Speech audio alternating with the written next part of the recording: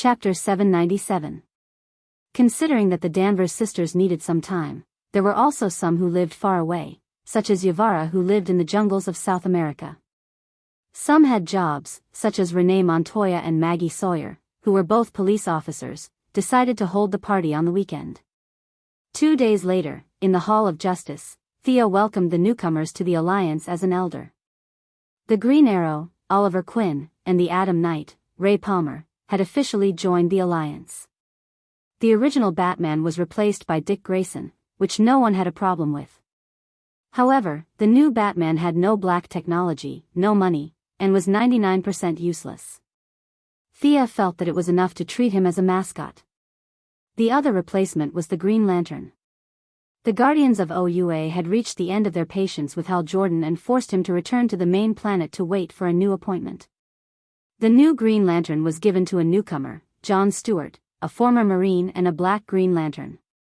"You don't look at me very kindly, young Green Lantern." Thea glanced around and saw the new Green Lantern looking at her angrily. "Did this guy not take his medicine today?" "You are the leader of the Yellow Lanterns, and the Yellow Lanterns are evil," the new black Green Lantern said, a little annoyed. "Ha ha." Thea smiled and stopped Diana and Oliver, indicating that she was fine. Her bell-like laughter echoed throughout the hall. "You must have been told by the Guardians of the Little Blue Men. They want you to replace Hal Jordan? Their political skills are still so stiff." Thea immediately put a big label on the black Green Lantern. Although Hal had a lot of bad habits, he got along well with the Alliance. Whether it was the Flash or the Green Arrow, they were all very good friends. Now that they heard that he was transferred away because of political strife, the few of them looked at John Stewart unkindly. The black Green Lantern did not realize that Thea was using Hal Jordan's popularity to isolate him. He was still talking about how evil the Yellow Lanterns were. "The Yellow Lanterns sacrificed a lot in the last war. They are not evil." Diana stood up immediately. If this newcomer didn't say anything, she would teach him a lesson. Thea pulled Diana back.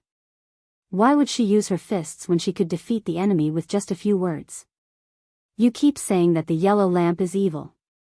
Do you know who built the yellow lamp? Don't try to quibble." "I know it's Sinisto." The green light thought that she was trying to shirk responsibility and felt that he had seen through her verbal trap. "Yes, you're absolutely right, evil Sinisto." "Is that what the Guardians say?" The black Green Lantern nodded, as if mentioning Sinisto's name tarnished his honor. Thea found it a little funny. "I'm afraid the Guardians didn't tell you that the powerful lamp ring on your hand was worn by evil Sinisto when he was in the Green Lantern Corps, right?" Haha. John Stewart's expression instantly turned interesting. At first, it was disbelief, then suspicion, and finally horror. However, his dark expression didn't make it obvious. "Why didn't you throw away such an evil thing? Buried? Destroyed?" She continued. "The Guardians that you think represent justice probably didn't tell you that they built a space peacekeeping force before the Green Lantern Corps, mechanical hunters. These mechanical hunters went out of control and slaughtered an entire sector of intelligent life. That's why they built the Green Lantern Corps. Mr. Stewart, do you know that the survivors of this sector built the Red Lantern Corps? Do you know that they want to take revenge on the Green Lanterns? Do you think these survivors are evil? 79 planets with nearly 150 billion intelligent life were slaughtered by the Guardians that you claim to be incomparably righteous. Mr. Stewart, as the honor guard of Planet O, as a law-abiding person, you must also think that these lives deserve to die, right?"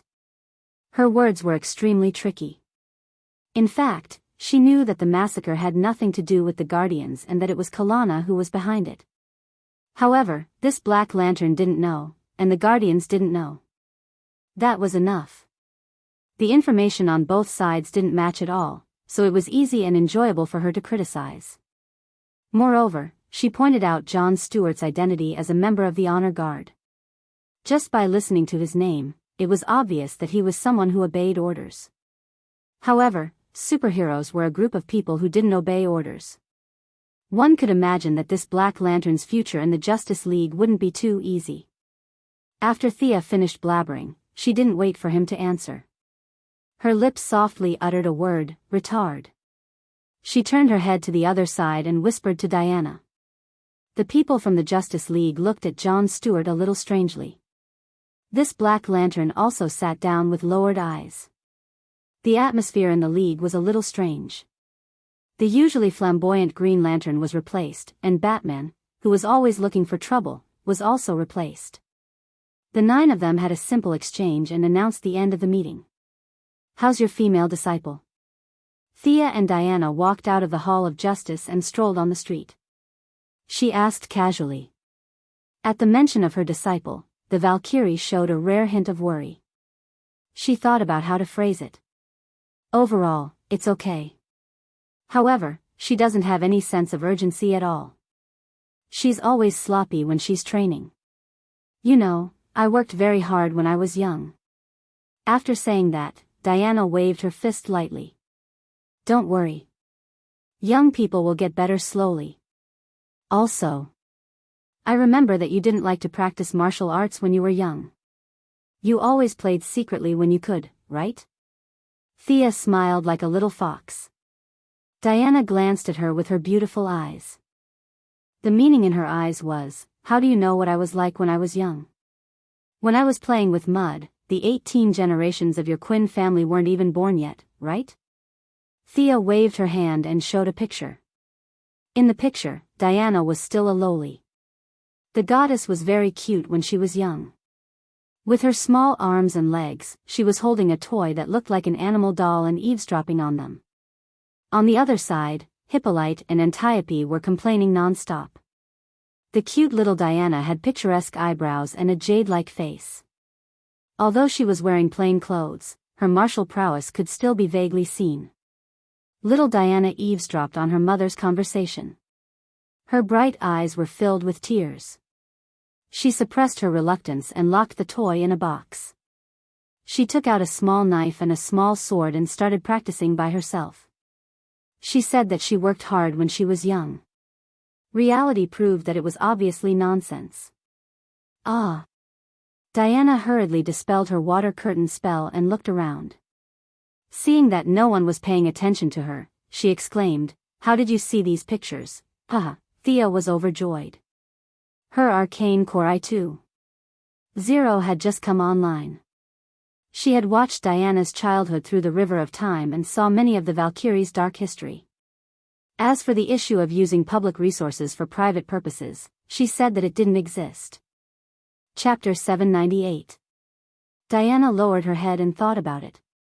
She was actually quite interested in seeing what it was like when she was young from today's perspective.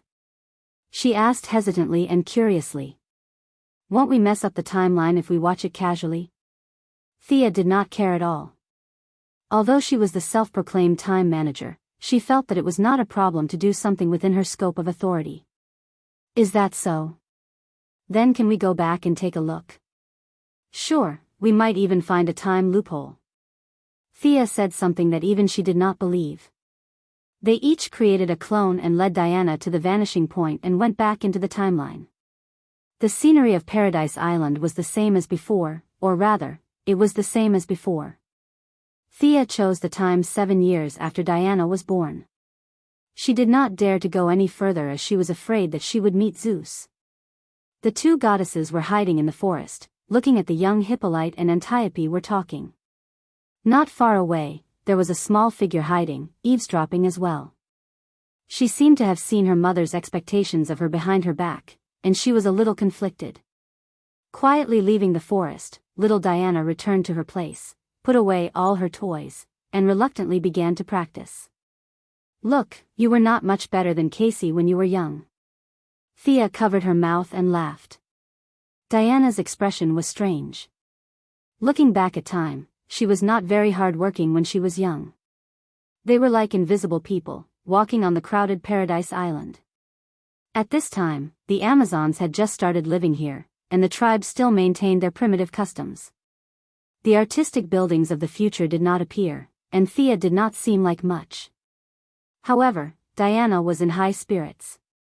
The sea breeze blew their hair from time to time. Looking at the mountains in the distance, holding her lover's hand, walking on the land where she was born and raised, she was so happy that she could fly. Looking at the many younger versions of her tribe members running around, building their homes, she felt a joy from the bottom of her heart. "Are you happy?" Thea asked as if she was showing off a treasure. "Happy," Diana replied sweetly. "Then come to my place tonight?"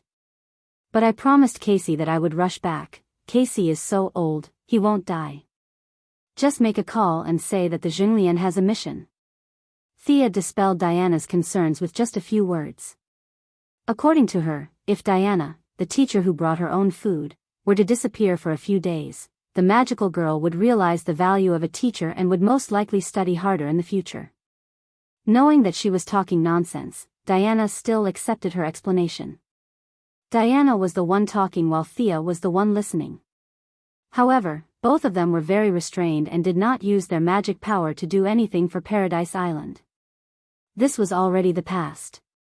It was fine to watch, but it was taboo to get involved. Diana was walking forward when Thea suddenly grabbed her arm. The Valkyrie was very vigilant. Her bright eyes scanned the crowd and saw a woman as bright as the moonlight. "He can see me." This was the first reaction of the three women who met by chance.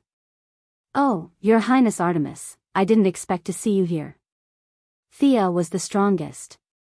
She instantly saw through the other party's true identity. Although her current level was higher than the other party, Thea still bowed slightly to the other party as a form of greeting. "Ah. Oh, hello." Diana was a little embarrassed. The moon goddess Artemis was her elder sister, but the relationship between the siblings of the Greek gods was really worrying. She just remembered that she had been blessed by Artemis when she was born, so she saluted. Moon God was shocked. She did not expect to run into two god spirits she had never seen before while she was out for a walk. Although they were all clones, she could tell many things from their characteristics. Diana gave her the feeling that she was like Apollo. She had a dignified aura and could not be looked at directly. Thea, on the other hand, could not see through her. She was a little like Hades, but she could not tell the difference. Realizing that she was a little rude, she hurriedly bowed to the two goddesses.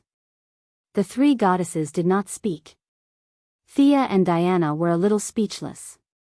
They did not expect to meet acquaintances on a trip. For a moment, they did not know what to say.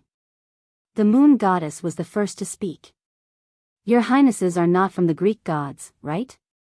Are you the gods of the Mesopotamia?" They had seen the Egyptian gods before.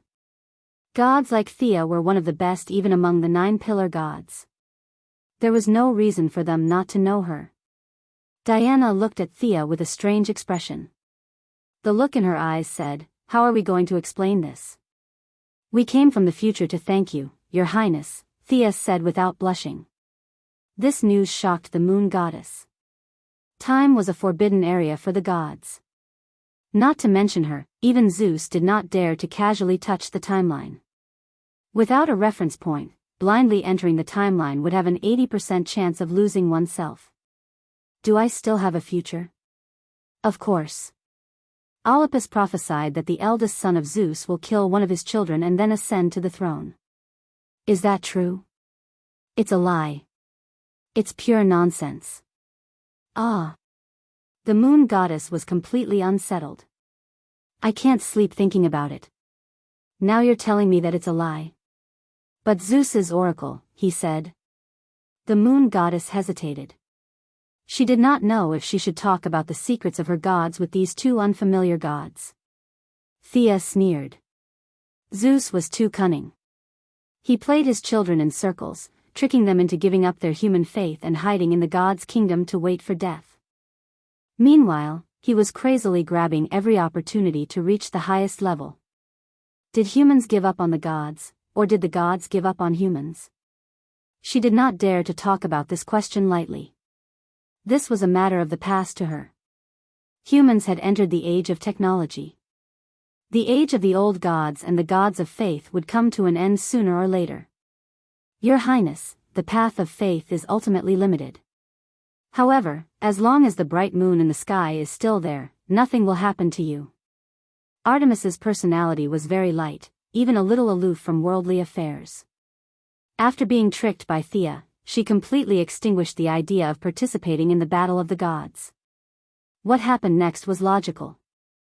Thea had always felt that the moon goddess was unreasonably good to her back then. Now that the truth was out, she realized that it was all because of her own knowledge that she had given up on. There was no discerning eye, no familiarity at first sight. The inside story was actually a deal. It was a fair deal. She did not let the moon goddess suffer a loss.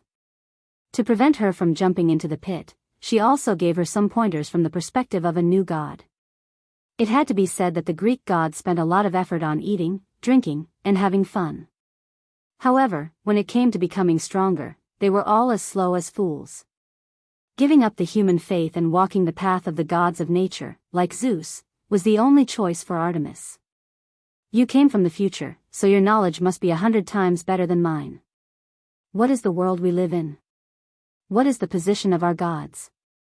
The moon goddess asked at the end of the conversation. Hearing this question, Diana's eyes flashed. In fact, she did not know either. However, her intuition told her that Thea most likely knew. It was just that she did not say it. Sending a signal to your lover that you must say it today, Diana puts her hands in her pockets and is ready to listen carefully. Thea scratched her head a little. After thinking about it, she decided to say a small part. The universe is very big. There are unknown parallel universes. The world under our feet is one of them. She did not show off the concept of 52 universes. The new gods were unique, but the old gods were different. There was no need to deliberately show off this point. In the universe, there is an immeasurable power that divides the universe into 8 regions, called the realm of gods. They correspond to each other. They are dream, heaven, new creation, and heaven. Nightmare, hell, apocalypse, and underworld. We come from new creation. Our enemy, dark side, is in apocalypse. Many holy lands, including Mount Olympus, are in heaven. The underworld of Hades and Osiris is in underworld. Of course, the angels are in heaven, and the demons are in hell. As for dream and nightmare, they are too mysterious. I don't know. She briefly explained the realm of gods, and the moon goddess breathed a sigh of relief. She had always thought that she was not doing well. Now that she analyzed it, it seemed to be okay. Some of the urgency in her expression disappeared, and her temperament slowly calmed down. Thank you for your kind words. I look forward to our next meeting.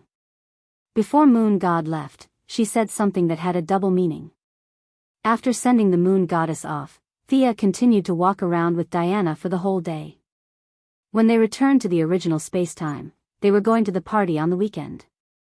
Chapter 799. It was the weekend in Gotham City. It was heaven in the day and hell at night. The storm caused by Batman's disappearance had gradually calmed down. Dick Grayson was working very hard. Everyone could see that, but he was not Bruce after all. Thea took advantage of this opportunity to make a move on both sides. A large number of criminals were loaded into spaceships and taken away. For example, Batman's old rival, Penguin Man, was now mining coal on a planet 5 light-years away from Earth. Many of the underworld families were swept up several times, and all the core elites were captured. The remaining small fries were also beaten up badly by the Raptor squad led by Barbara, the new Batman, Dick, and Damian, the Robin. It could be said that security in Gotham was at its best right now. A new wave of criminals would definitely stand up, redivide the territory, and confirm a new boss. But that was a matter for the future. Welcome, Thea, Diana. As Bruce's cousin, Batwoman Kate Kane was also from a wealthy family. Her villa was located in the wealthy district. Unlike Wayne's old mansion, which only had one old butler, she had many helpers. The waiter at the door helped to open the car door. Thea was wearing a checkered chiffon blouse, a camel-colored skirt, and stilettos. Diana was wearing a white dress and black pointy heels. The two of them walked out of the car hand in hand with smiles on their faces. Batwoman, who was standing at the door to greet them, was not wearing the red and black battle suit. She was also wearing a very casual dress, like a gorgeous young woman.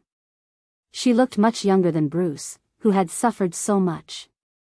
Thea and Diana hugged her gently and said jokingly, "Gotham's security has improved a lot. I was worried about a fight before I came. I'll leave Gotham to the young people from now on. I can retire." Batwoman laughed softly. They exchanged a few more pleasantries and walked into the venue together. The secretary and Poison Ivy had been there for a while. They greeted each other from afar and talked to each other. After a while, the Danvers sisters, Yavala, and Cassina entered the venue. Alex's lover, Maggie Sawyer, had a gentle smile that hid unquestionable faith. She was a very charming woman. As for Kane's lover, Renee Montoya, the future second-generation questioner, she didn't seem to speak much, but she had an unyielding bearing. These two were ordinary people. They were both police officers and had long announced that they had come out of the closet. They had a lot in common. She was wearing a tank top, revealing her smooth shoulders and arms. She was wearing a blue skirt and crystal high heels. She looked both ladylike and fashionable, much better than her usual rustic outfit. Needless to say, it was all thanks to Lena. Thea is amused to see her looking around and holding the expensive handbag as if it were a brick. "What are you afraid of? Will a Superman jump out of the bushes?" She turned around and patted Supergirl from behind. "Hi, Kara." The little girl hurriedly turned her head. From her expression, it was obvious that she had been startled. When she realized that it was Thea, she immediately relaxed. "How is it? Are you happy staying with Lena?" "Quite happy, but Lena is always controlling me." Kara pouted and complained. Thea smiled and patted her on the shoulder. This girl needed someone to control her. Otherwise, her days would definitely be muddled. Today's gathering was mainly for Carla, Alex and Lena, the three novices, to strengthen their confidence. As for the rest, they had nothing to say. As the host, Kane had a brief talk with them and then left the meeting to them. As a veteran of the superheroes, Thea had always treated Kara as her sister. She was prepared to say a few words. "Today, we are gathered here to give our blessings to a few loving couples. Love knows no boundaries or gender. It is full of kindness. When two hearts are together, it will bring us endless strength. Love is not a burden, it is a gift." After the young lady finished speaking, she snapped her fingers. Ripples appeared in the magnificent villa. Before they could understand what was going on, they were already in a magnificent city with technology far beyond their imagination. The tall buildings with a metallic texture, the constantly patrolling spaceships, and the statues in the city square all revealed that this was an extraterrestrial civilization. They were not fools. 90% of Thea's gathering this time was prepared for Kara. She was the only alien present. It was not difficult for the girls to guess that this was Krypton, especially when they saw Kara's stunned expression. Thea revealed the answer. "This is Krypton.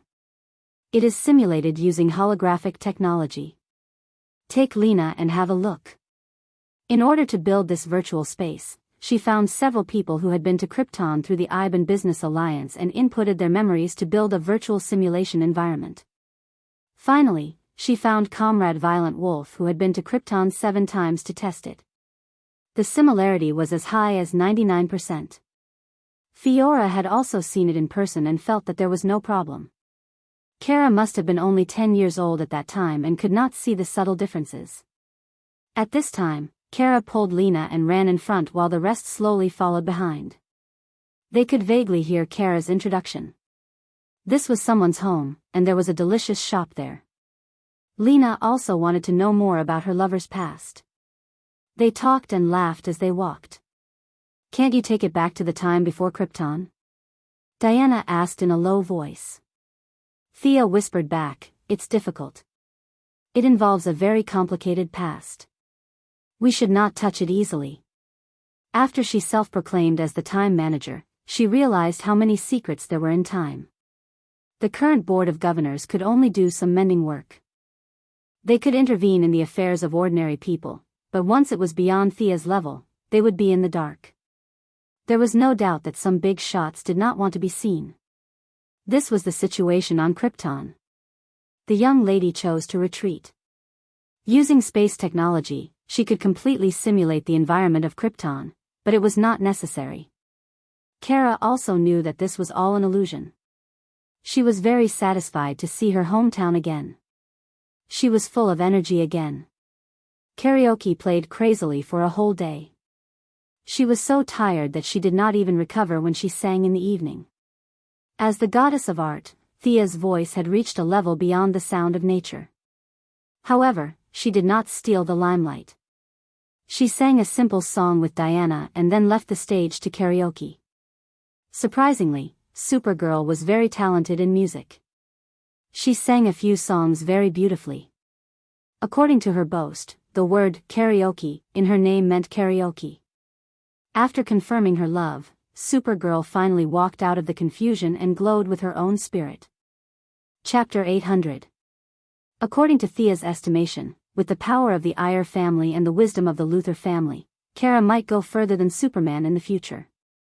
At the end of the party, Dionysus showed its power again. The heroines and policewomen were drunk and went back to their rooms to sleep. The group of women played around for a whole day. Diana went back to teach her apprentice, and Thea began to think about the future. The Guardians seemed to have replaced Hal Jordan because Hal had repeatedly disobeyed orders, but the truth was not that simple. According to the Yellow Lamp and the Green Lamp, the Green Lantern Corps had been on the move recently, which meant that they had begun to plot against the entire universe. There was only one enemy that could make the emotionless little blue man so anxious, and that was the imminent arrival of the Dark Knight. They were eliminating unstable factors. Hal Jordan was a troublemaker, and there was no doubt that they would take him down first. Thea had also thought about stopping this disaster, but unfortunately, this was the will of the universe. If there was life, there would be death. Everything was caused by the laws of nature. She could not stop it, nor could she stop it. The consciousness of this universe was much stronger than that of Earth too. Once she stood on the opposite side of it, Thea felt that some ghost stranger would jump out at her in the next second. In fact, there was a good way to deal with the Dark Knight once and for all, and that was to cremate the entire universe. If the bodies were burned, you would not be able to stand up even if you wanted to. But she also knew that this was unrealistic. According to incomplete statistics, 90% of the planets in the universe carried out burials. The few planets that Thea had been to all carried out burials. Nearly 1 million bodies of Green Lanterns were buried in the cemetery of the main planet of Ura. Many of these people were the greatest Green Lanterns, when they were alive. If Thea proposed to burn the bodies of these people, she might as well lead the yellow and green lamps to war with the green lamps. Not to mention the distant alien planets, she could not even deal with Earth. Except for a few countries in Asia that carried out cremation, most countries carried out burials. The resistance to this matter was so great that the power of the president could not be pushed through at all. She had to re-enter a monarchical society. If she forced it, she estimated that she would have to kill hundreds of millions of people. Furthermore, the deceased relatives of superheroes were all buried. Even Diana's Paradise Island was buried. Did they burn all their corpses? It was possible that she had killed more people than she did on the night of darkness. Did she have nothing better to do? Soon, she arrived at a secret base of the Heaven's Eye Society. Diana had talked to her before she left. Clown Girl didn't seem to have done anything wrong. It was inhumane for Amanda to put a bomb in her neck and risk her life for her. Moreover, the ugly girl had performed meritorious deeds during Darkseid's invasion. Was it possible to release her on that basis? Thea also felt that the clown girl was slowly getting better. She was a little crazy, but not to the point where she was unscrupulous. She decided to fish her out and observe her for a while. She went straight to the Heavenly Eye Society and told Amanda that she wanted to take the ugly girl away. Can you tell me your reasons? Black Panther didn't look too good. She felt a little embarrassed when Lin Fan came to ask for her in such a blatant way. What reason do you want? Government approval? A special pardon? A thank you letter signed by the Justice League? You can think of anything. I can find it for you, Thea said, amused. She was very confident in facing the Heavenly Eye Society now. No one in the system could beat her. Amanda sighed. You can take the ugly girl away, but, no buts, Thea answered calmly. She was in a different position. She had no right to talk about conditions. The two quickly completed the procedures. I can go now? Clown Girl, who was practicing gymnastics in her cell, was a little surprised when the bomb was taken out. Amanda didn't look too good. She slammed the door and left. Clown Girl looked around in confusion. After a while, she realized something. Oh, little Thea, are you here to save me? Thea ignored her. Jim, guard? Then I'll be leaving? Huh. The guard looked at her blankly. Lawton, I'm leaving. Death Archer's eyes almost popped out when he saw Clown Girl waving at him from outside the cell. Can I stay by your side forever? Until death. Why did you run away when those words were still ringing in my ears? Don't send me off. I'm leaving. I'll come back to see you guys later. Clown Girl was still yelling at the prison door. Her voice was full of energy. It was obvious that she was very happy. Thea quickly pulled this troublemaker into the car. If she continued to taunt, half of the people in the prison would come out and beat her up. Thea didn't dare to throw this crazy person into society. She locked her up in the administrative committee and let Bao Lang watch her for a few days to see what would happen. After dealing with Clown Girl, she returned to the vanishing point in less than 10 minutes. Ballistics and extreme speed, the two extreme speed. She had to check on their results. This is a magician from the 64th century. Extreme speed pulled over a middle-aged man with white hair. His eyes were unfocused and his words were frivolous. Thea opened the records of Arcane Core's eye and looked at it carefully. The number of crimes this magician committed was shocking. In his eyes, all humans were like NPCs in a game. It was not uncommon for him to kill people. Not only did he commit crimes in the parallel universe, but he also did many bad things in Thea's original universe. The Heaven's Eye Society even planned several capture operations, but unfortunately, he used future technology to evade them. Don't look at me like that. Future person, do you think you're better than others? As far as I know, in the 30th century, the Superhero Legion has already issued an iron law forbidding time travel. Your era is 3,000 years later than theirs. How dare you ignore the human agreement? You're unforgivable. Magician's eyes were full of contempt. Even if he became a prisoner, he still didn't think he would be in trouble. In his opinion, even if these people from the 21st century could travel through time, their knowledge was no different from prehistoric humans. Thea reached out and tapped his forehead. A bright light flashed and her finger was blown away by an explosion. Both of them were surprised. Nanobody structure? You're not even human now, right? Thea looked like she saw a new toy. This guy had modified his body to a terrifying level. Magician was also shocked. Even with the power suppression handcuffs, he still didn't think anyone could kill him. In this primitive era, any weapon should stop in front of the crystallization of future technology. This was also the reason why he dared to do whatever he wanted. But just now, Thea's casual move made his heart palpitate. Don't look at me. I don't have any psychological burden if I kill you.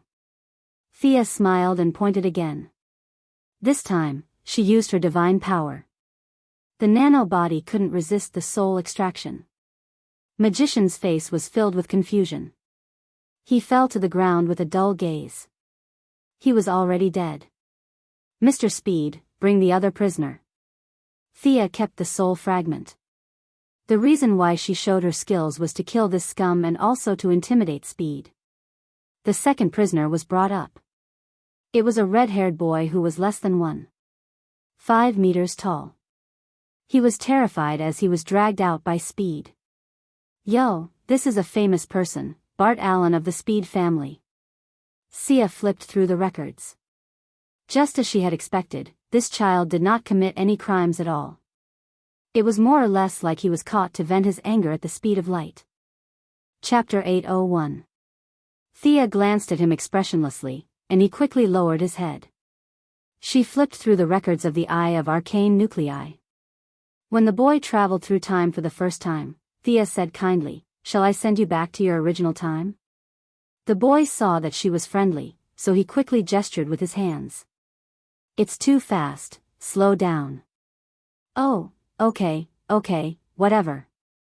The boy couldn't control his speed at all. He gestured with his hands and spoke too fast. If not for Thea's super speed, she would have only seen a blur in front of her. The English of the future was very different from the present. Fortunately, she had the divine trait of being proficient in languages, or else she would have been confused. The boy saw that she could keep up with his speed, so he gestured even more enthusiastically. "Oh, you're here to find your grandfather? It must be hard on you, this journey is long." "Okay, I'll take you there."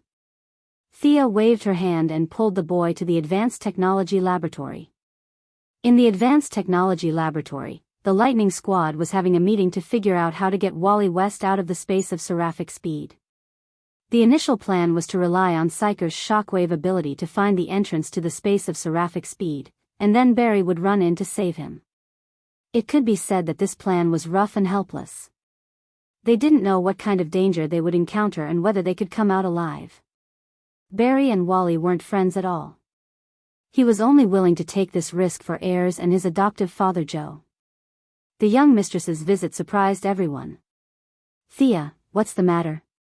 Barry had just opened his mouth when he saw the half-grown child beside Thea run to his side, hugging his waist and calling out affectionately. "Grandpa, I finally found you." The boy shouted excitedly. In order for him to be able to shout this sentence normally so that the ordinary people could hear him clearly, the young mistress even cast a deceleration spell on him. At the same time, she also taught him modern English again, hiss. Thea thought she heard a loud gasp. She covered her mouth and snickered. She didn't treat herself as an outsider at all. She found a chair and sat down, ready to watch the show. Barry was stunned. His neck stiffened as he turned to look at Ayers, only to see the black girl's face turning green. What was the meaning of this? This old lady hasn't been killed by Savita yet, and your grandson has already run out?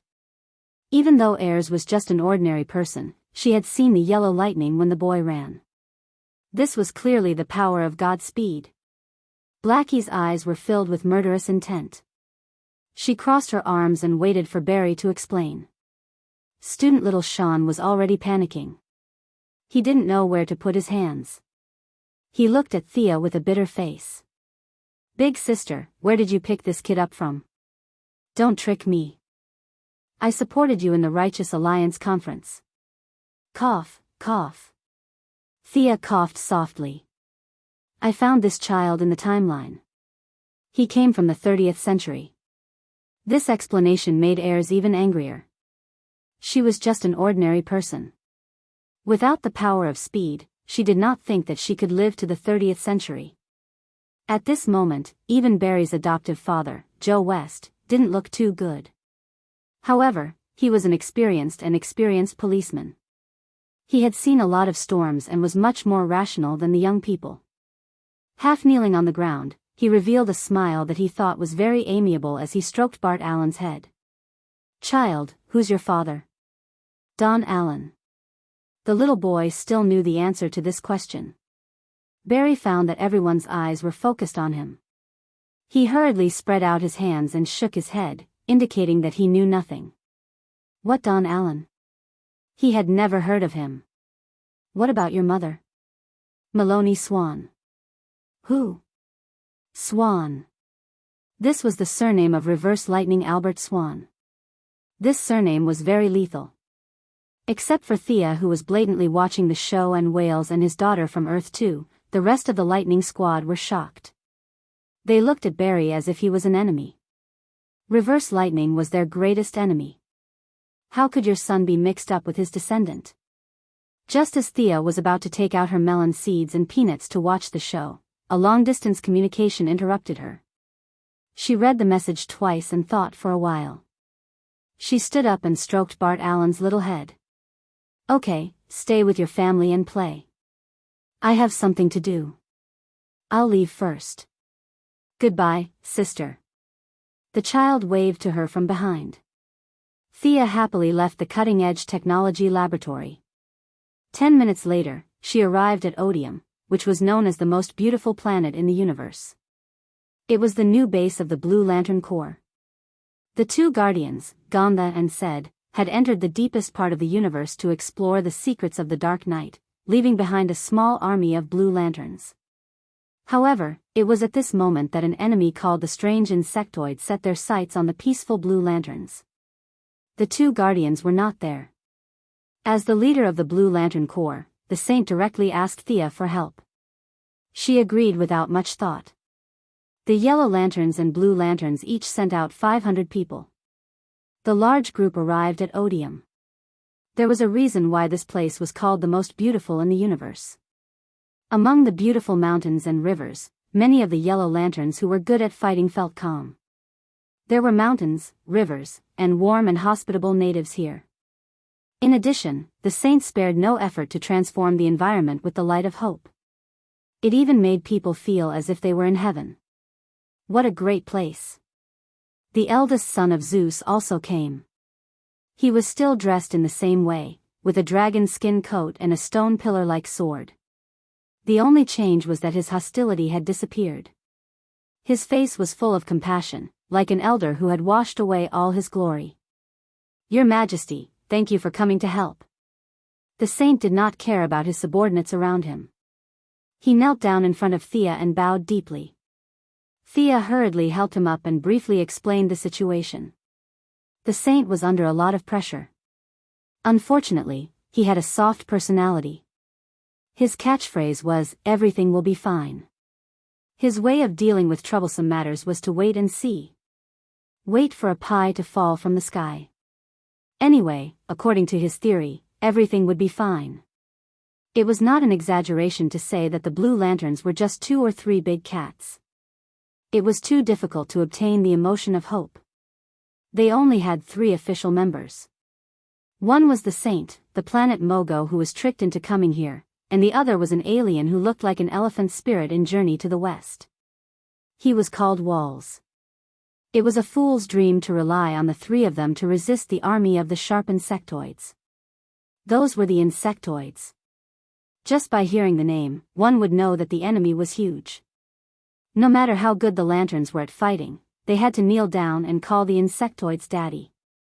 Now, with the strong support of the yellow lanterns and blue lanterns, the situation was much better. Especially with Thea, the eldest son, who was especially good at fighting and was not limited by the energy of the lantern ring. The saint finally let out a sigh of relief. Your Majesty, today we have a new brother joining the blue lanterns. Sure enough, everything is better. Are you interested in coming and taking a look? The saint suggested excitedly. Chapter 802. Thea had no objections. She ordered her subordinates to set up camp while she brought eldest son, Qing Nu, and Akiro to watch the fun. She first greeted Mogo, who was like a satellite in the orbit of Odium from more than 300,000 kilometers away. The will of the baby planet was very happy, and the emotions it transmitted were all joy, excitement, and the like. Then she saw the 3rd member of the Blue Lamp, Walls. He was like the elephant spirit of Lion Camel Ridge. He had an elephant head, a long nose, and big ears. He floated in the air with his hands opening and closing, as if he was practicing some kind of spell. Thea's identity as a yellow lamp did not attract much attention from the elephant spirit, but her identity as a true god made him prostrate himself in admiration. Did you practice to this level by yourself? Thea took a closer look. This was really amazing. The saint obtained the blue lamp because of her cheat. Mogo was the will of the planet. Intelligent life forms were dregs in front of the will of the planet, but this elephant head was different. He had practiced to this level alive, and always maintained hope and persevered. Even Thea was a little moved. She thought for a moment, reached out, and a ray of light entered Walls's forehead. Countless illusions flashed through the eyes of the third blue lamp, and then he solemnly bowed to Thea. Thea accepted it calmly. She had given out many theories of Earth's eminent monks. She was not suitable for these things, but the one in front of her was very suitable. After that, they visited the Blue Lamp's training ground. The official members were few, but the number of reserve members was barely acceptable. Thea looked around. There were more than 200 members who used temporary light rings, and everyone's face was full of happiness and happiness. To be honest, any one of these people was more positive than her. But the feeling of hope came and went quickly. It was only a step away from despair, and it was very difficult to maintain this feeling at all times. Is that your new member? Thea pointed to an alien sitting cross-legged in the middle of the square. This alien had a big orange head and 2 eyes like a goldfish. His eyes were watery, as if he had suffered a lot and suffered a lot. His sitting posture was similar to the elephant spirit, Wall's. It was most likely the elephant spirit's private training method. One of his hands was raised in front of his chest, and his 4 fingers were as thin as chopsticks. This man's face was bitter, and his body was as thin as a stick. Just by looking at his appearance, one could tell that he was the type that was easy to bully. Thea face-bombed. How could the Blue Lanterns be any weaker? Everything will be fine. Just by relying on these guys? You should at least find someone who can fight. Yes, this is Sean. He just reached the level of an official Blue Lamp yesterday. The saint usually spoke slowly and in a soft voice. Add one more. I'll find one for you. Thea's gaze searched through the remaining Blue Lanterns. The battle is imminent, so I'll form a small team of 5 for you. At first glance, it was shocking. There was no one like the yellow lamp instructor, Akilo, who weighed more than 500 kilograms, had arms that could run horses, and thighs that could drive cars. She didn't know if this feeling of hope was biased towards people with small bodies, or if the saint had a problem with his eyesight. These 200-plus reserves all looked thin and withered. Thea lowered her standards again and again. Finally, she picked a tall female alien. She should be the one. A blue light flashed, and her feeling of hope was raised to the standard of an official Blue Lamp. With a new member, the saint was overjoyed. After a little arrangement, the woman named Circe also became an official Blue Lamp worker. The day of fear, the night of pain, the raging fire retreats coldly.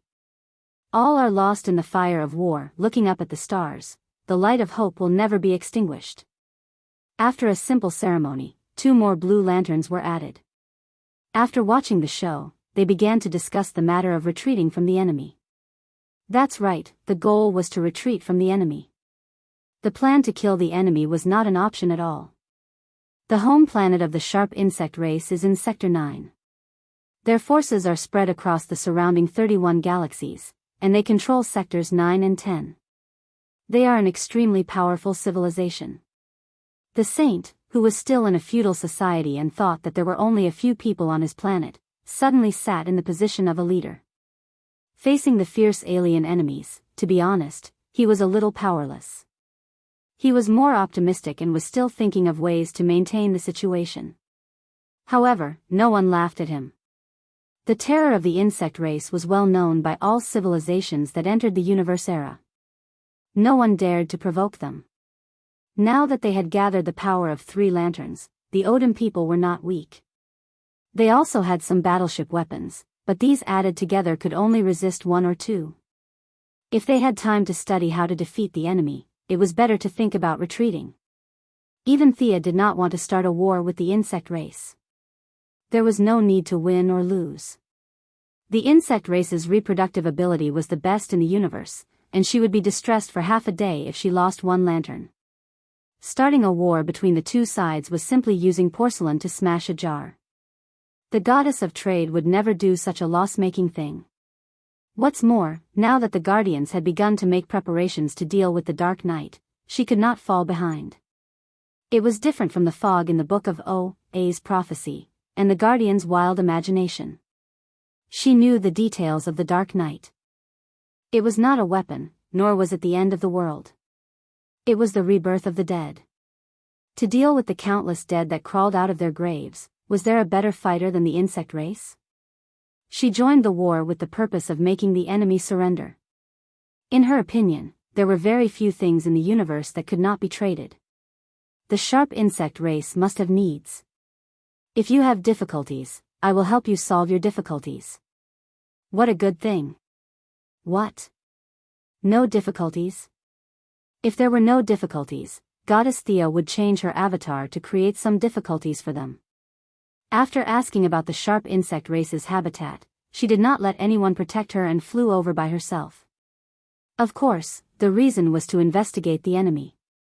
In a few breaths, she crossed several sectors and arrived at the sharp insect race's main planet. It was a bit of a stretch to call it the main planet. The sharp insect race was very small at first, and they were not the rulers of the mother planet. However, after continuous reproduction and evolution, they finally took the planet from the hands of intelligent life and began to expand wildly. The original main planet quickly became a desert. The Cortex Prime could not move, so they plundered planets with beautiful scenery and resources from the universe and used biological means to connect the newly conquered planets to the already barren mother planet. The sharp insect race that Thea saw was now an irregular celestial body. It was like a huge arthropod lying in the universe. The original planet was in the middle, and there were 7 or 8 planets outside that were grabbed together by tentacles that covered the sky. The nature of plundering seemed to be engraved in the genes of this race. The appearance of the planet conveyed a belief to intelligent life. We will not compromise, we will not admit defeat, and we will fight to the last soldier. Chapter 803. Interesting. Thea was bold because of her skill. She watched for a long time. The strange insectoids were not incompetent either. In less than a minute, 7 strangely shaped, half biological, half mechanical battleships came out aggressively. They did not waste any time and opened fire as soon as they entered the range. At the same time, the energy shield was activated and the main cannon began to charge. The young lady was not stupid enough to take the bombardment of the main cannon head-on. She felt that she was here to do business, so she did not fight the battleships head-on. Her drifting figure moved left and right, passing through the many cannon fire. She flew through the gaps between the battleships and landed on the planet's surface far away. Boom! She had just entered the atmosphere when 2 white lasers came at her. Thea did not even look at them. She waved her hand and deflected the 2 lasers, returning them to their original owners. In the 2 explosions, she landed on the ground.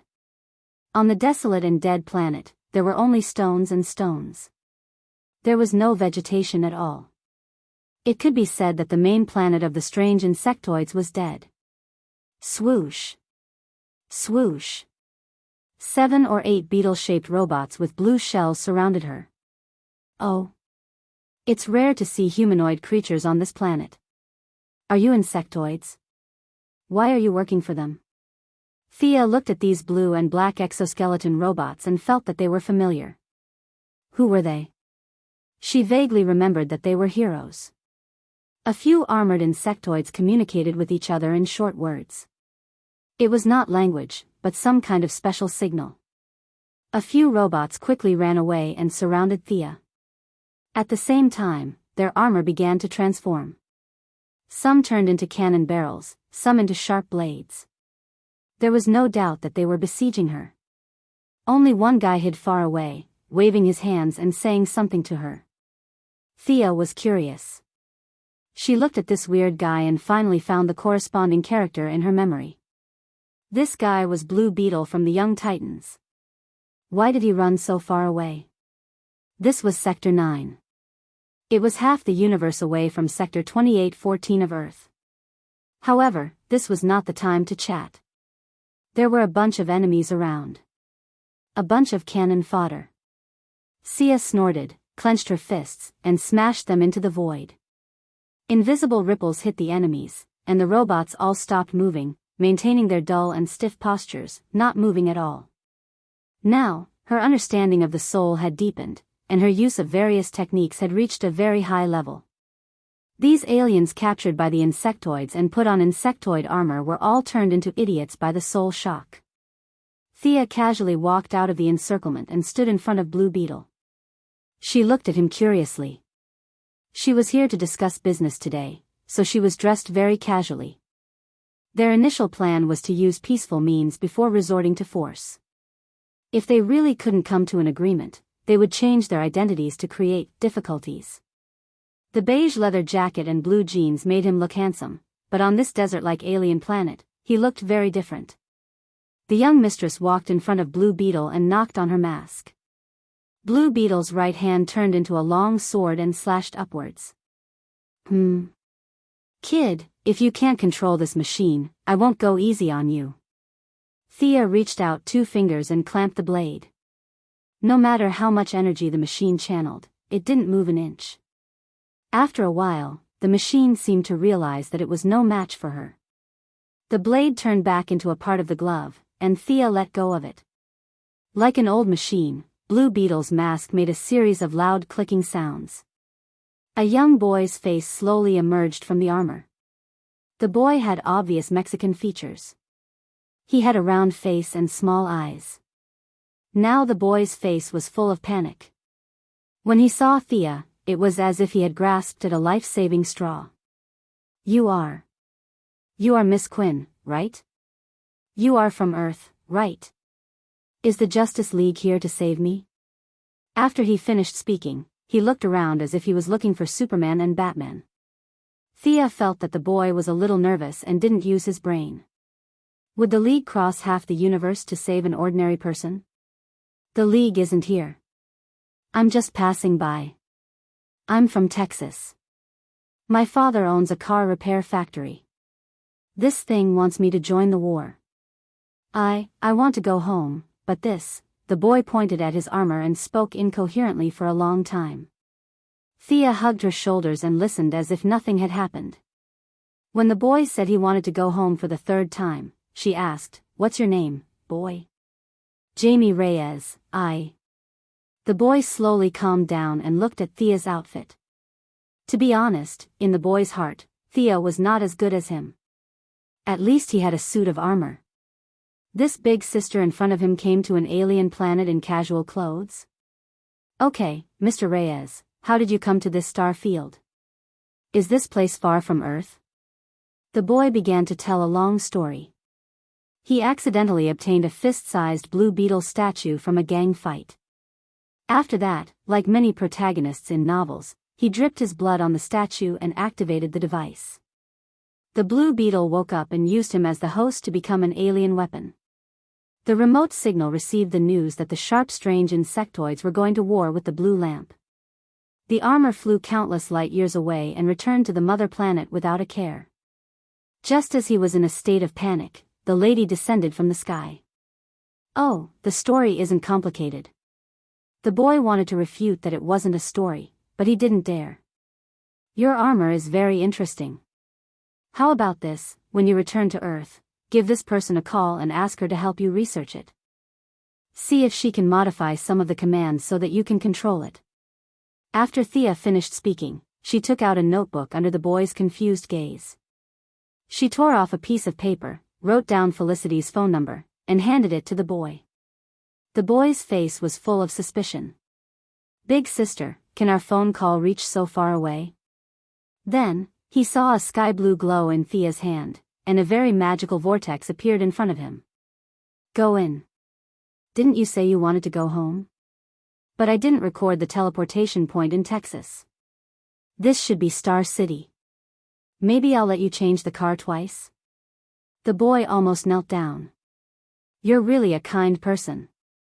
Not to mention Star City, as long as he could return to Earth or the South Pole, he would be happy. Gritting his teeth, he closed his eyes and rushed into the portal. After the small interlude, Thea activated her supervision. She wanted to find the boss here and ask if it had any difficulties. The insectoids that came out of the ground were killed with a slap. Those that could turn invisible were burned into fireballs. Those that could spray acid were greeted with lightning magic. In short, Thea walked neither fast nor slow in order to show off her strength. She also wanted to take the opportunity to see if this insectoid had the ability to do business with her. Chapter 804. A single Zerg was not strong. Even an ordinary person on Earth could fight them one-on-one with weapons. In a horror movie, a group of ordinary people could kill them with fire axes. However, once the Zerg reached a large scale, they would be terrifying. Boom! With a loud explosion, a wall of fire more than 10 meters high and 100 meters long was created out of thin air. She pushed it towards the oncoming sea of Zerg. In the high temperature of over 1,000 degrees, less than 1 in 1,000 survived. Thea stomped on the ground with her left foot and used a large earthquake spell to bury the remaining Zerg. Almost no soul. That's really bad. She sighed as she walked in. Large-scale soul magic had little effect on the Zerg. They did not have souls. Even if the little soul in their bodies was extracted, it would not affect them much. The Zerg were driven by their instincts. No matter how deep her understanding of souls was, it would be useless. This caused Thea's earth-shattering strength to be reduced by more than half. This problem could not be ignored. The Zerg did not have many souls. The corpses that were resurrected in the night of darkness did not have any souls. There was no need to talk about wealth and trade. They were all dead. No matter how much wealth she had, it would be useless. Souls, wealth, trade, literature. The corpses could be said to be immune to the 4 divine positions in her hands. If they really fought, Miss Thea would not be as useful as Diana. This was also the main reason why she came to help the sharp Zerg. When she reached a canyon, she could not walk anymore. Zerg filled her vision. There were all kinds of Zerg that she had seen before and never seen before. There were Zerg that looked like combat-type Zerg. They bared their teeth and were ready to fight to the death. There were also Zerg with big bellies. They looked like Zerg that specialized in reproduction. They filled the entire space. The Cortex Prime seemed to be confused. Thea could not help but think. The Cortex Prime was completely frightened by her direct attack. Now that it had sent out all its forces, it seemed like it would rather die than live in dishonor. Her clear and bright laughter rang through the entire valley. She moved her shoulders. She had killed at least 1 million Zerg along the way. The Zerg's technological capabilities were not low. Many of them were half machine and half living creatures. They had good fighting abilities and perfect cooperation. It took a lot of effort to kill them. She was really tired. Hey! The guy inside, I'm here to do business with you. I don't believe you. The insectoid mastermind did not believe it at all. You've killed your way to my doorstep, saying that you're here for business? Are you kidding me? You can buy anything and sell anything. Have you heard the slogan of our anything you want? Thea put a white hand to her mouth and shouted into the valley. Is this whatever house very famous? The insectoid mastermind expressed that it did not understand. However, it wasn't a kind soul either.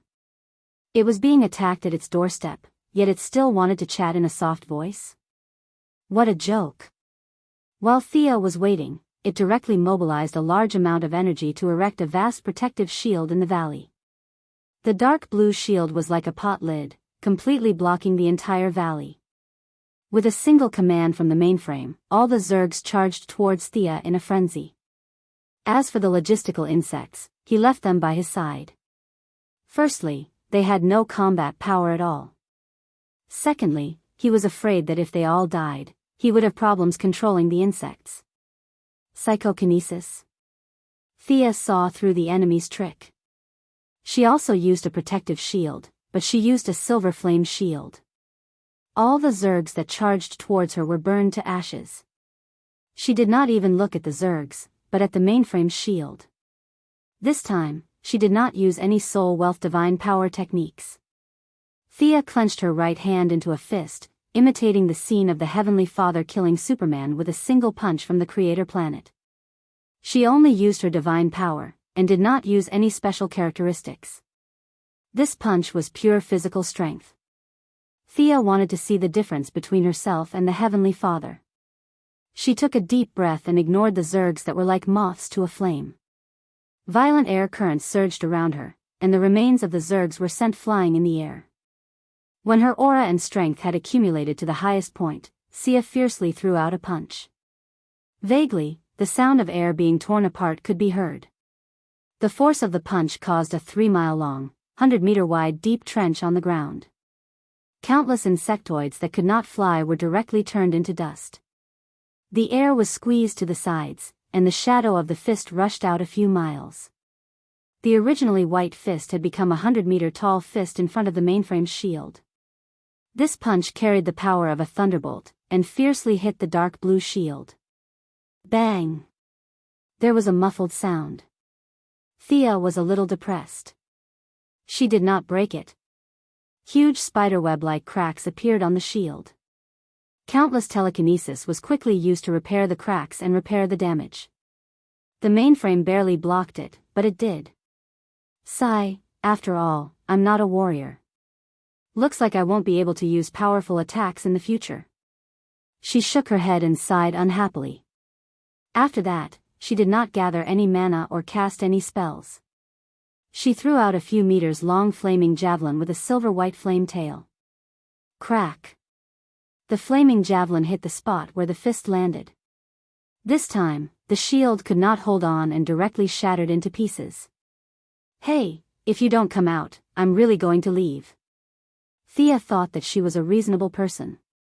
She was not going to walk up to the mainframe and talk nonsense. According to her understanding, this mainframe had no combat power, no defense, and no mobility. It was a person without the three. If a human nuclear bomb like her walked in front of it, it would not be able to resist at all. The principle of a transaction was that both sides should be equal. She was not going to go overboard. She waited for 10 seconds. The air above the valley changed rapidly, and was finally squeezed into a slightly ugly face by telekinesis. The mainframe was forced to show itself. In fact, it was helpless. It could not tell whether a strong person like Thea was just passing by or was here to seek revenge. No matter what, it had to take it. The strong were respected. This was especially obvious in this kind of universe. It could not figure out Thea's goal, and did not know where her people were or if they had any weaknesses. If she came to visit every 2 or 3 days, it would not be able to stop her or fight her. That would be the end of it. So it had to come out no matter what, or at least ask the other party's intentions. Using telekinesis, the somewhat human-like face sized up Thea. Which strong person in the universe are you? Why have you come to the sharp insect tribe? Sia laughed and said something that even she didn't believe. I'm here with friendship. It must be very difficult for you to live in this bitter and cold place. Do you need anything? The mainframe wanted to say, we don't need anything. If we need anything, we can get it ourselves. We don't need anything from you. But the mainframe that had gathered all of the insect tribe's intelligence still had some instincts to avoid harm. It did not dare to retort. It definitely had not heard of the saying, I'm a fish on the chopping block, but the logic was the same. The Cortex Prime was speechless at the fact that this great god had come to its bandit lair to force a sale. Its plan was that no matter what he was selling, it would grit its teeth and buy it, as long as he left in a good mood. You. What do you think we need? The mainframe's heart was bleeding. It had already prepared to spend a lot of money and wanted to send her away quickly. Thea's eyes were as bright as the stars. For a moment it was so bright that even the mainframe's avatar was a little unstable. She finally stopped. I am the Lord of Souls. You don't have souls. I can sell you some blank souls. Do you want them? Thea gave herself a new avatar. Ah. Suddenly hearing such shocking news, the mainframe's telekinesis face dissipated into gas. It hurriedly reformed again. Is what you said true? Souls can be traded? How much do you need to pay? Thea was laughing in her heart. As expected, selling what you needed to the person who needed it was the way to go. Seeing the other party so eager, she prepared to ask for an exorbitant price. She pretended to be very serious. I am the Lord of Souls. My words are the law. Souls can be created and destroyed. Naturally, they can be traded. I want the sharp insect tribe to fight for me. Her words were ambiguous, and in the insectoid mastermind's interpretation, she was fighting for herself. Could this be a newly risen powerhouse? She did not have any subordinates, so she set her sights on the sharp insect tribe. Chapter 805. The division of power in the universe had long been clear. The Green Lantern Corps' so-called maintenance of peace in the universe was more of a maintenance of the situation. There were many areas they couldn't manage and didn't dare to manage. The Kryptonians of the past, Mungo and his son, and the current strange insectoids, they couldn't manage them. In the insectoid mastermind's view, Thea was here to recruit them. After all, the barbaric way the insectoids grew was rejected by all intelligent life. They were currently the only force in the universe that didn't have a leader. However, the mastermind didn't hastily give the order. It couldn't bow down to her right away. At the very least, it had to see how much change this Soul King could bring to the strange insectoids. Honorable Sovereign, the strange insectoids are willing to accept your glory. Please respond to our humble request. The mastermind lowered its stance, but the meaning behind its words was that it wouldn't act until it saw a rabbit. Thea stretched out a finger. I have a pure soul in my finger. It has no memories and no past. I know you can't see it. But you can find a member of your race and I'll demonstrate it to you. She originally wanted to treat it as a business deal, but for some reason, the mastermind seemed to have misunderstood something. The mistress didn't mention anything about the deal anymore. In the mastermind's view, this was only natural. This was the Soul King. What a grand name. No lightning struck her when she shouted out such a grand name. This meant that the will of the universe recognized her. Why would such a big shot want to do business with them? Zhang Xian pondered for a moment, and with a thought, a winged tribesman flew over. The siren had recently obtained a lot of souls. After repeated research, Thea now had the ability to stuff souls into her body. One had to know that she had always been the type of person who didn't care about burying. It was difficult to stuff a living person's soul into her body. The various mental, physical, and memory problems were very complicated. She didn't have a good solution. However, the insectoids were different. Their souls were naturally thin. Thea had taken a look at the insectoid's internal structure. The insectoid's body structure was for evolution. They had countless advantages, but the rapid evolution of their bodies and the constant replacement of their genetic chains also affected their souls to a certain extent. To be honest, they were too casual. For a long time, many insectoids lived in a muddle-headed state and could only rely on the mastermind to coordinate their work. Having a soul, having memories, and being able to think independently, this was the symbol of intelligent life. If the sharp insectoids obtained a soul, then they might be called them. This was the most important thing in history. Thea did not use the soul fragments of Earthlings. Due to the existence of spirits, the essence of life on Earth was much higher than that of aliens. Be it from an emotional or practical point of view, even the souls of some bad guys were not suitable for the insectoids.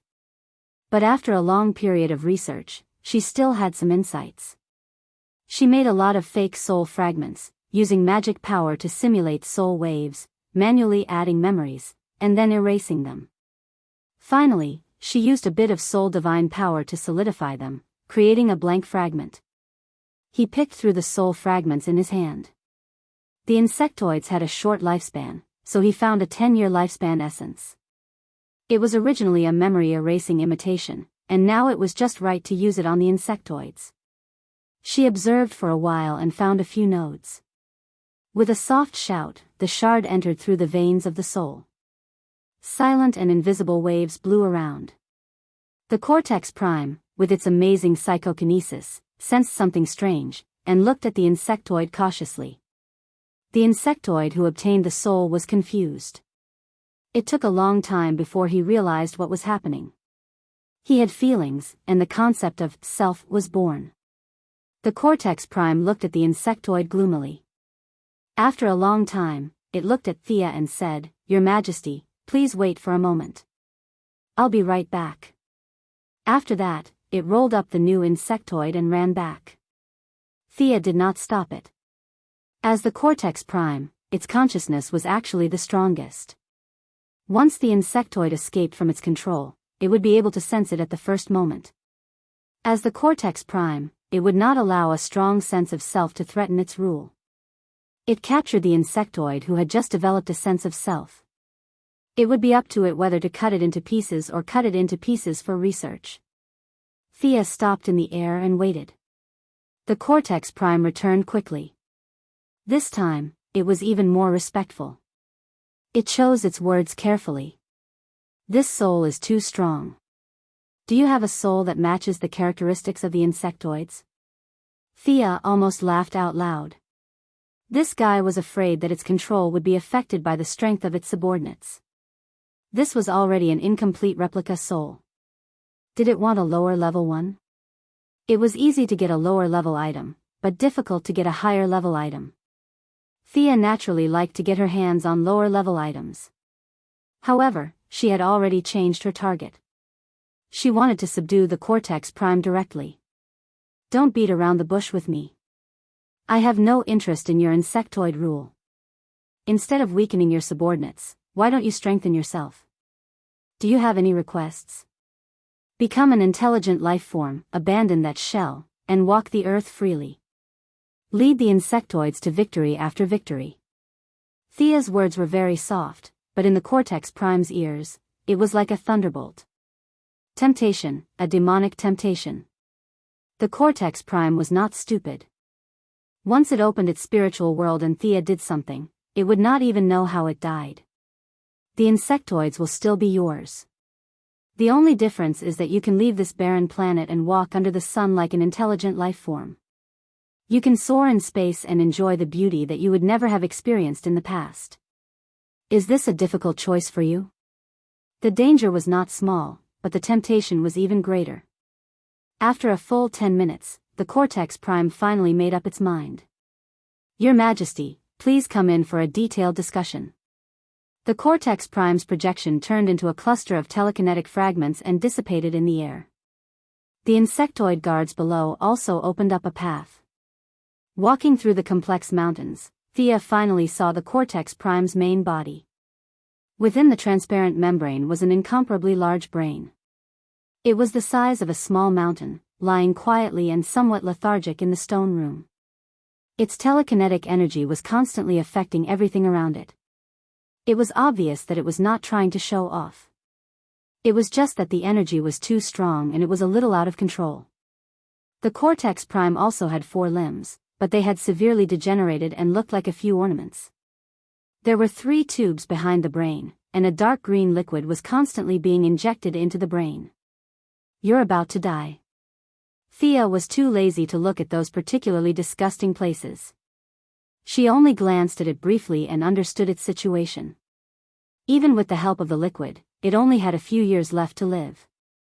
Of course, this was under the premise that its soul was not swapped out. Its original soul was too weak to carry such a huge amount of brain power. Silent death. The insectoids fought bravely until a new overmind was born. It would inherit everything that it had devoured. This was the iron law that they had lived by for tens of thousands of years. Originally, it was waiting for death, but today, it met with a turn of events. The threat of death made it not speak nonsense. It opened up its spiritual world and chose to surrender. Chapter 806. Sia directly left a mark in the deepest part of the mind of the mastermind. Once the other party became her enemy, they would die a very miserable death. Sia was not polite at all. She left a mark on the mastermind. It was a strange fate. Originally, she wanted to do business, but now, she had to take the entire Zerg with her.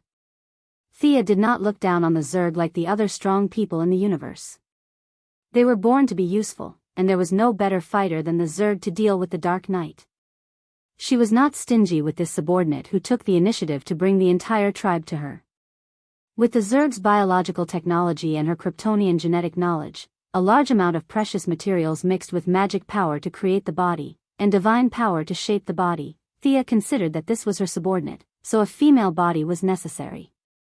At the same time, to make it more human-like and closer to the people on Earth, Thea used an authentic 30-year-old soul essence. Transfer your spiritual power into the new body. The cortex prime opened a gap in the lobe, and a pure, silver-white light jumped out and rushed into the new body. The insectoids outside the cave instantly lost control. Their simple minds did not know what was going on. Some of them began to kill their own kind, while others rushed into the cave in a panic. The few blue beetles that Sia had knocked down earlier had also awakened their consciousness, and they ran out in a panic. Thea did not care about them. If they wanted to run, then run. One more would not make a difference. The blue beetle's biological armor could not be popularized. Why should the Zerg take the elite route? Numbers were the king. She waved her hand and closed the cave entrance. Her eyes were as bright as the stars, and she began to transfer the soul into the new body. The Cortex Prime spiritual power was a mixture of a new soul and a new body, and the requirements for matching in all aspects were extraordinarily high. Sia, who could already call herself the Lord of Souls, busied herself for an entire day before she managed to mix the three together. When the Cortex Prime's consciousness entered the originally normal human body, it was unavoidable that some special changes would occur. The arms became thinner, and the elbow joints grew barbs like the limbs of insects. The Cortex Prime wore a strange armor made of keratin, and a pair of large bone wings extended from the back. The hair seemed to have a life of its own, dancing in the wind. The powerful telekinesis was completely restrained. Dark green lines covered the corners of the eyes, and the purple eyes slowly opened, flashing with an evil light. It looks pretty good. As an intelligent being, you should have a name. The sharp insectoid mastermind is a thing of the past, Kerrigan. This is your new name. Thea swore to the heavens that Kerrigan had grown up naturally and had nothing to do with her. Since they looked so similar, she probably wouldn't mind if she stole the Queen of Blades' name. The former mainframe, the current Kerrigan, stood up and stretched her limbs. It had been so long since she had last moved her body that she had forgotten how many years ago it had been. His thoughts became even more active. The accumulated psychokinesis of several generations of the mainframe was now like a small bug under his control. She was relaxed and happy. She now had emotions. She was no longer a link in the chain of insectoid war machines but an independent individual. She found it hard to control her emotions and wanted to roar. Hey, subdue your people first. Without the insectoids, you're useless to me, Thea said coldly. Kerrigan was shocked. Only then did she realize that the insectoids had gone out of control. She also knew where her value lay. She hurriedly used the insectoid special wave band to gain control of her subordinates. The Lord level, Commander level, elite troops, main troops, and miscellaneous troops were all under control. After a day of chaos, the sharp insectoids were once again under her control. As for how many insectoids had died in the day, she didn't care. Thea didn't care either. Without needing Thea's orders, she began to gather the insectoids scattered across 2 sectors and over 100 planets back to the mother planet. In the process, her psychic power was damaged. She needed to re-establish her control system. Send out your scouting troops. I want to know the movements of the Green Lantern Corps on the main planet of OUA. Also, don't let Zamalon off. Also, have your subordinates multiply. I want an army that can cover the entire universe. Thea was very confident in the insectoid scouting troops' reproductive abilities. However, in Kerrigan's ears, these words had a different meaning. Oh. Boss wants to attack the main planet of OUA and Zamalon? How cool. As for the multiplication, it was naturally to prepare for the invasion of the Green Lantern Corps. Kerrigan thought she understood Boss's intentions and began to give orders to her subordinates. With the sharp insectoids retreating, the crisis of the Blue Lantern Corps was resolved. From the results, it was indeed as the Saint's mantra said, everything will be fine. Thea returned to the main planet of the Blue Lantern Corps. She didn't say much to the Saint, who was waiting optimistically. She only said that her scouting results showed that the insectoids were retreating rapidly. Then, she ordered the Yellow and Green Lantern Corps to return to their stations. She didn't follow the main group. Instead, she flew alone in another direction of the universe. The universe sector was awesome. That's right, this place was awesome. Just like how she scolded Jon Stewart in the main alliance, this was the sector where the Green Lantern Corps' predecessor, the Space Hunter, massacred. The intelligent life in the entire sector was massacred until only 5 people survived. One of them was the leader of the Red Lantern Corps. Thea wasn't here to mourn the dead today. The dead had been dead for countless years and weren't worth her time. No matter what happened in the future, the night was coming. She wanted to see it for herself. She only remembered that the future dark night originated from here. As for which planet it originated from, she would have to find it carefully. The Guardians had completely erased the records of this area. Thea couldn't find any relevant written records. The entire sector was like an indescribable piece of trash, casually thrown into a trash bin. No one remembered what happened here, and no one came here again. Facts became stories, and stories became legends. The souls here wandered endlessly. Some were destroyed, while others were still immersed in the moment before they were killed. Their resentment was accelerating the birth of something. Walking on the surface of the planet, this place was far away from the stars. The sky and the land were pitch black. Faint red lightning flashed in the atmosphere. Hurricanes passed by the ground from time to time, accompanied by a thick smell of blood. Even after countless years, the smell didn't fade at all. Innumerable corpses were piled up on the road. The deathly aura that seemed to have materialized reduced the flesh and blood here to nothingness, but the corpses of intelligent life remained. They seemed to be roaring at the sky, at the universe. They couldn't accept it. They couldn't understand why they had to suffer this. Chapter 807. A Peaceful Death? Thea used her heart to experience the mysterious realm. Walking on a barren planet, the mood here was not what she wanted. This kind of death was very high-end, and the concept of death had been deduced to the extreme. However, Thea did not like it. This kind of death was not what she wanted. She even felt that it did not explain the true meaning of death. She walked past 12 planets in a row, but the trip on a whim was fruitless. If she remembered correctly, the Red Light Corps was also in this area. They were a group of lunatics who were completely unreasonable. She was ready to go home. She had just opened a portal when she saw an orange light coming at her from a tricky angle. She reached out and slapped the orange light away. Immediately after, 7 or 8 light beams came flying at her. There were flames, sharp blades, and gas. Without exception, they were all orange. Thea released the aura of a god, shattering the various attacks. Only then did she look back. She saw a tall, thin alien with dry skin and an orange light all over his body squatting at the top of the mountain. 2 dim eyes were staring at her without blinking. The strange alien had the head of a wolf dog. His face was very long, and other than the teeth in his jaw, there were 3 sharp teeth on each side of his mouth. His body was stooped, like a large kobold. Thea saw that he was holding a very European-style rechargeable lantern in his hand and asked tentatively, "Orange lantern? You're that guy called Lafus?" The dog-headed alien screamed sharply, "I'm Lafles, the greatest Lafles." "Wealth, you have a lot of wealth on you." "This is Lafles, and only Lafles." The alien looked at Thea as if he was looking at a moving pile of gold. The greed in his eyes could be seen even by an ordinary person. Thea was too lazy to think about whether the other party was here to ambush her or just happened to pass by. She flew into the air and asked condescendingly, "Do you know how to write the word death?"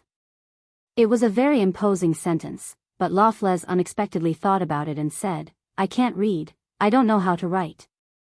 His answer almost made Thea laugh. This was a lucky idiot. An idiot who accidentally obtained an orange lamp ring. Treasures, countless treasures, they're all mine, they're all Lafles. The dog-headed man was lost in his own dreams as he spoke incoherently.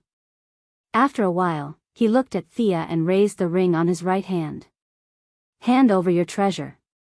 Endless energy gushed out from his ring, and the images of the aliens were summoned by his lamp ring. These aliens were once enemies of the orange lamp, but they were all defeated without exception. The greedy orange lamp even stole their identities and made them fight for the orange lamp like the ghosts of the lamp ring. If it weren't for Laflay's low IQ, the damage he could cause wouldn't be inferior to Black Lamp. Interesting. Thea whistled, and the sound pierced through the air, fiercely entangling the enemy at the front. This enemy was like a big bug, with 3 densely packed mouths on its abdomen.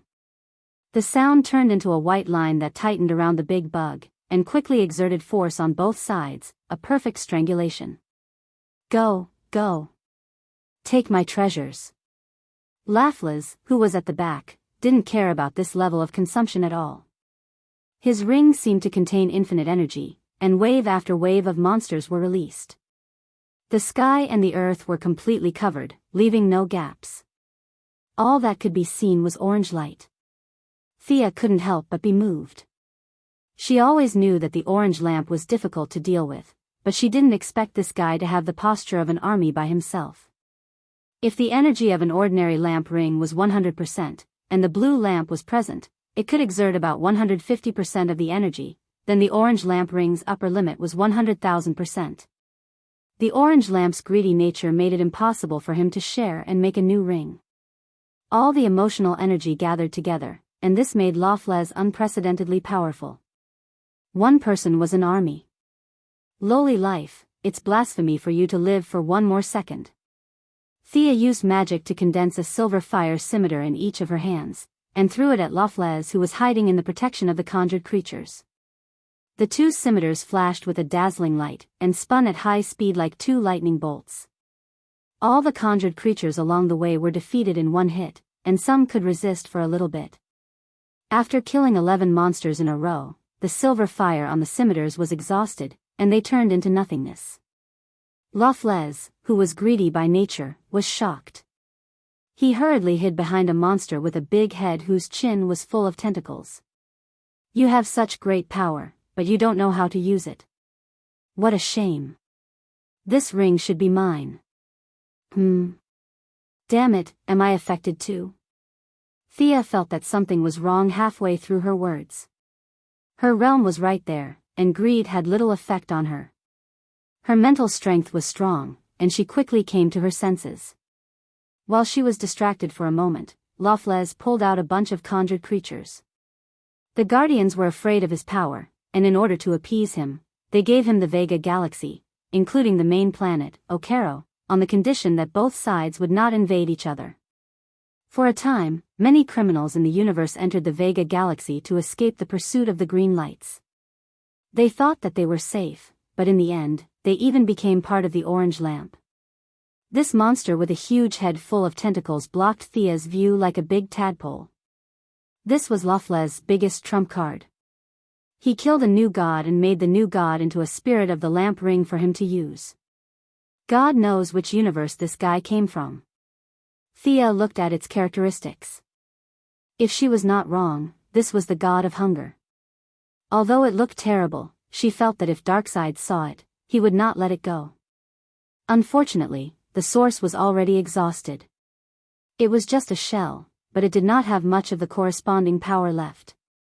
This god of hunger was just a toy whose body was controlled by the lamp ring. Thea pulled out her holy sword.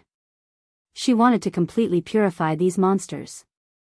Her anger, which was only a small success, was now stimulated by greed, and suddenly increased by a lot. Thea's eyes were filled with murderous intent. She wanted to cut off Laflays' head. The lucky ones should act like the lucky ones.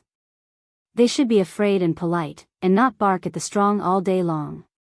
Laflays, who was a little slow, continued to increase the number of troops. He thought that he could kill Thea with numbers. If 10 were not enough, then 100. If 100 were not enough, then 1,000. In fact, he had been doing this for so many years. He occupied an entire galaxy, and there were countless criminals for the lamp ring to devour. Unlike Hal Jordan, who focused on technique and reasonable energy distribution, the lamp ring had 100,000% of the energy for him to squander. Chapter 808. Swoosh. A dazzling light flashed past. Laflas, who was trying his best to summon his troops, turned his head and looked over. He saw that one of his subordinates, who looked like a bison, was split into two halves. The lamp ring's instantiation recovered very quickly. Initially, he didn't care much about it, but this bison monster's body that was split into two started burning with raging flames. In less than 3 seconds, it was burned to ashes. No matter how much greed energy was injected, it couldn't be saved. This sword, I want this sword. Get it for me quickly. He didn't realize the danger at all and was still ordering his subordinates to get it. His instantiation was completely different from the instantiations of other lamp rings. It had life and consciousness, but it was also under the absolute control of the lamp ring. Many of the instantiations could more or less use some of their abilities when they were alive. In an instant, all kinds of energy, weapons, and cold weapons attacked Thea. Thea wasn't afraid at all. She hadn't used the holy sword for a while. Most of the enemies could be dealt with without the holy sword, but a small number of enemies couldn't be defeated with the holy sword. Even though she was surrounded, she still heard the other party's unique voice. It was sharp and harsh, revealing endless possessiveness. This bastard has his eyes on my holy sword? The young mistress' anger had broken through the limits of reason. She had never been so angry before. Today, she felt as if a ball of fire had ignited in her heart. If she didn't kill to her heart's content, she wouldn't be able to vent the anger in her heart. The monsters that looked like meat worms were split into two halves from head to toe. The monsters with eyeballs directly reached out and pulled out their eyeballs. Those with more tongues had their tongues cut off, and those with more limbs cut off their limbs. The violent and high temperature accompanied the lamp ring's spirits that were turned into ashes. Countless enemies fell under the sword. She followed her heart. Her sword was unstoppable. No monster could resist her anger. Unfortunately, the instantiations of the lamp ring were all illusions. Fighting bloody battles among the enemies didn't vent much of her anger. Instead, she became angrier. The holy sword was blood red. Soon, she killed her way through the 3 layers of encirclement. The desert-like planet was plowed by the aftershock of the sword energy. Countless rocks were smashed into powder. After that, they were swept into the cyclone again. The planet that was already full of holes became even more dilapidated. You bastard, I'm going to chop off your dog head today.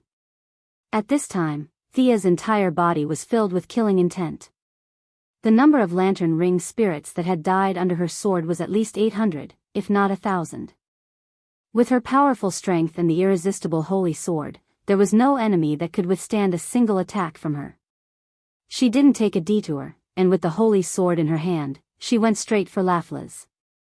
In her eyes, Laflas saw a kind of contempt on the level of life.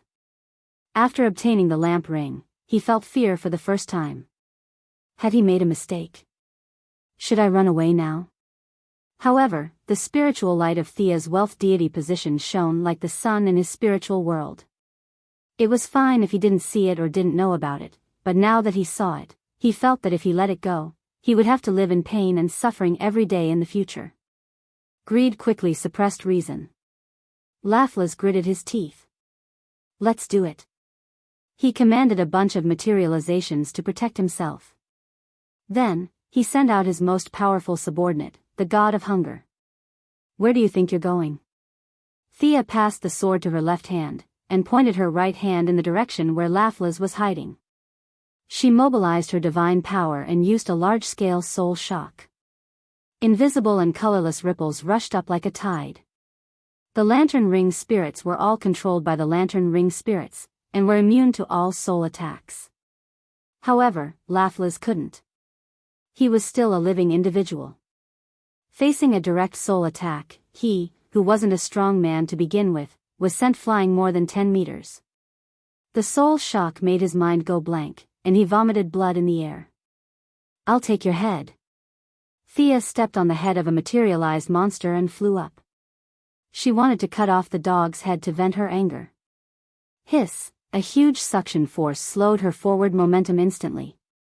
When she stabilized her body, the big-headed god of hunger had already flown to her side. The 10-meter-wide mouth opened to the maximum, and the irresistible suction force made Thea stop and counterattack. With this delay, Lafla's subordinates had already surrounded her, and 7 or 8 types of energy shields were set up just to prevent her strange soul attack. Haha. A bunch of ants, it was the guardians of OUA who told you about my whereabouts, you bastards. Thea wasn't surprised. The guardians had lived for hundreds of millions of years, and it wasn't strange for them to have some detection devices in their hands. Provoking the orange lamp to fight with her didn't cause them any losses at all. Consider yourself unlucky. No one can save you today. Anger rolled in her heart, and Thea's green eyes seemed to contain a ball of fire. 2 rays of light flew towards Lafla's. The green rays were mixed with a little red anger, and the light was a little more gorgeous than before. It bypassed the materialized ghosts that wanted to block the attack, and the target was still straight at Lafla's. Ah!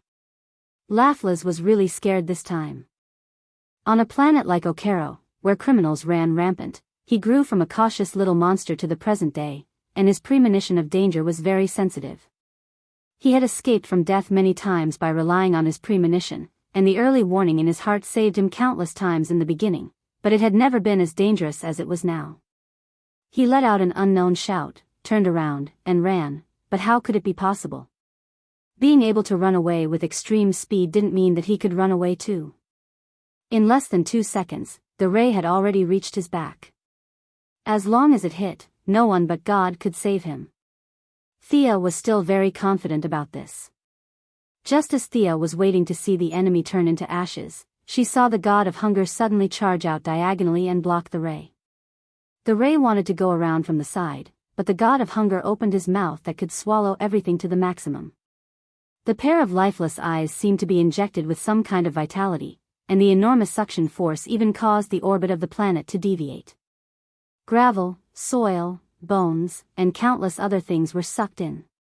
Under the effect of the suction force, the ray's angle was visibly deflected, and finally hit the mouth of the god of hunger. The ray disappeared into the big mouth, and the god of hunger seemed to have obtained a rare satisfaction and relief. The big mouth slowly cracked from the center to the surroundings, and the cracks became bigger and bigger, and finally turned into a pile of dust. Ouch! Thea felt that her head was stuffed with an iron rod, and her vision turned black. On the other hand, the god of hunger, a new god who didn't leave his name in the original time and space, was completely obliterated by her.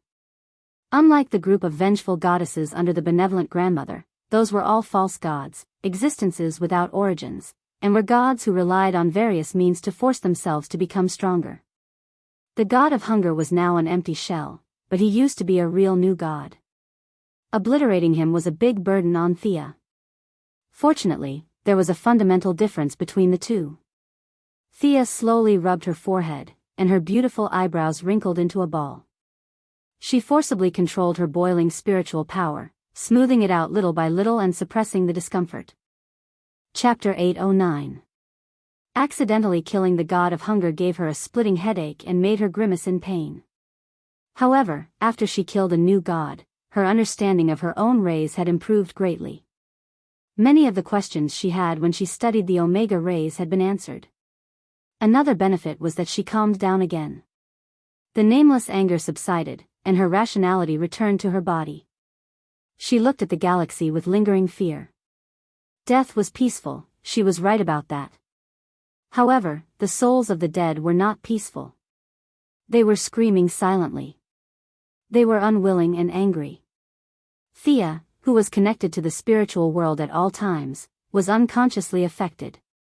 The Rainbow Bandit's rage was nothing compared to the rage of all the creatures in the sector. Fortunately, the rage had finally reached a point where it could be controlled freely after going through so many ups and downs. Where do you think you're going, you bastard? She took 2 deep breaths. Seeing that Laflies was about to turn around and run, she endured the headache and sent another soul shock. Laflies, who had no defense, was sent flying again. This time, he could not even stand up. The exhaustion of his spiritual power caused many of his manifestations to turn into smoke and dissipate in the air. The orange light did not materialize, and the earth returned to darkness. Laughlies could feel the murderous intent not far behind him. He had not given up on escaping. He was mumbling something that no one could understand. His hands grabbed the ground and his legs weakly. He was covered in blood and tried to crawl away. Even if he could only delay for one more second, he wanted to hide as far away as possible. There were no more manifestations to save him. Thea took 2 breaths and looked at Laughlies, who was injured by her. She pointed the holy sword at his ugly head. "Don't you want my holy sword? Come and get it. All the wealth is Laughlies. That's what you said before. If you dare to extend your filthy claws to the goddess of wealth, this day next year will be yours." A message entered her spiritual world. She, who had regained her rationality, heard a call from the distant earth. It was an emergency call gem that only a few of her family members had. Which one of her family members was in trouble? Thea's mind was filled with various thoughts. At her current level, divination was not difficult. The other party was generous and did not hide anything. She quickly figured out the various relationships and causes. She pondered for a few seconds, then sneered and pointed at Laughlies. "You dog, with your narrow vision, I'm afraid you never thought that a supreme existence would use such a method to make me spare your life. Consider yourself lucky. If you dare to appear in front of me again, I'll chop off your dog head." Thea was very unhappy. She didn't even look at Laughlies. She turned around and stepped out, teleporting to the distant earth. Not to mention the orange lamp controller who was scared silly, Thea continuously teleported several times and arrived in front of Salisbury Stonehenge in Wiltshire, England. The sky was clear and cloudless, and the whole world was filled with peace and stability. At the end of the line of sight, there were a few young people playing soccer. Stonehenge was a world-class tourist attraction. Many people took photos and played here. However, contrary to the harmonious melody of the whole world, this place was not harmonious. Ordinary people did not feel it. They did not know that in the interlayer space of the real world, a tall man in a blue trench coat and a top hat was standing in the center, and a petite girl in a dark black robe was continuously retreating. "Raven, stand behind me." Thea slightly shook her shoulders and squeezed into the space. She waved her hand and released a magic barrier, wanting to stop the man in the top hat. However, as soon as the magic was released, she realized that the magic here was abnormal. It was like a completely different magic law. She hurriedly used her divine power to block the enemy. When the big loli saw her appear, she secretly breathed a sigh of relief. She hurriedly ran to her side and coldly looked at the man in the top hat. "Sister, be careful. This guy tricked me to come here. There must be a conspiracy. The magic reaction here is so messy. Is it connected to hell?" Thea slightly sensed and asked with uncertainty. "Yes, this is the place where he was summoned." Raven's eyes were filled with pain. The he she was talking about was the 3-palace demon clone that was sealed back then. It could also be said that he was her father. "Oh, if that's the case, phantom stranger, if I didn't see wrongly, you wanted to hand Raven over to her father in hell? Since when did you work for hell?" The stranger was expressionless. He passed through the barrier as if it was nothing. This move made Thea's eyes narrow. This guy's strength was indeed impressive. "New God, I have nothing to do with hell. It was the great existence that asked me to do this. You should move aside. In front of the great power, you are just an ant." Behind the phantom stranger was God. Thea wouldn't dare to talk to him about this even if she had nothing better to do. So what if she was an ant? At least she knew her place. She also vaguely understood the Supreme's thoughts. Being called an ant, she was not angry because even if he was a watcher, the Heavenly Father was also an ant in her eyes. Through the Laughlies incident, she understood the cause and effect. There were coincidences, but it should not happen to them or those of a higher level. She felt that she could roughly guess the Supreme's thoughts. He wanted to watch the show, the various conflicts of interest, and the bonds between people. Otherwise, he would be so bored as to create the world and create humans. He would have the time to sleep, all right? Thea avoided talking about the great power because there was nothing to talk about. She avoided the main topic and prepared to talk to the stranger about himself. You know that I am the goddess of wealth, right? Looking at your expression, you should know. But do you know that the 30 silver coins hanging around your neck are also under my jurisdiction? Although it is covered by your cloak, the smell of wealth is not hidden at all, right? The sinner who betrayed Jesus for 30 silver coins, Judas. That was your name in the past, right? Thea was not lying. She did feel the smell of wealth. It was very little, but this money was related to God. According to the East, it was karma, and the biggest kind of karma. The spear of Longinus turned from an ordinary spear into a holy spear. Although it was an extremely despicable and ugly crime, the 30 silver coins were equivalent to Jesus' life. It was also worthy of being called a holy weapon. Thea stole a few more glances and felt that it was a pity. The stranger had a super big boss by his side. No matter how she thought about it, it was useless. She could not snatch it directly, but it was not a problem to stop him in the middle. As long as she did not cross the line and did not interfere, the big boss would just watch the show happily. The big boss was like Buddha, the stranger was like the monk who traveled to the west, and she was like a troublemaker on the road. Thea thought about it and felt that there was nothing wrong with it. There was still a lot of room for manipulation. Chapter 8:10. I used to be Judas. Countless people know this. There's no need to hide it. My mission today is to send her in. The stranger still had a poker face as he pointed at Raven. Thea couldn't tell him that the big shot created a conflict here because she wanted to kill Lafleets. She pulled Raven and was about to teleport. As long as they left this place, the stranger wouldn't chase after them. He followed the principle of secrecy and couldn't fight with Thea on the streets of New York. A colorless and transparent ripple blocked the two. Keep her here.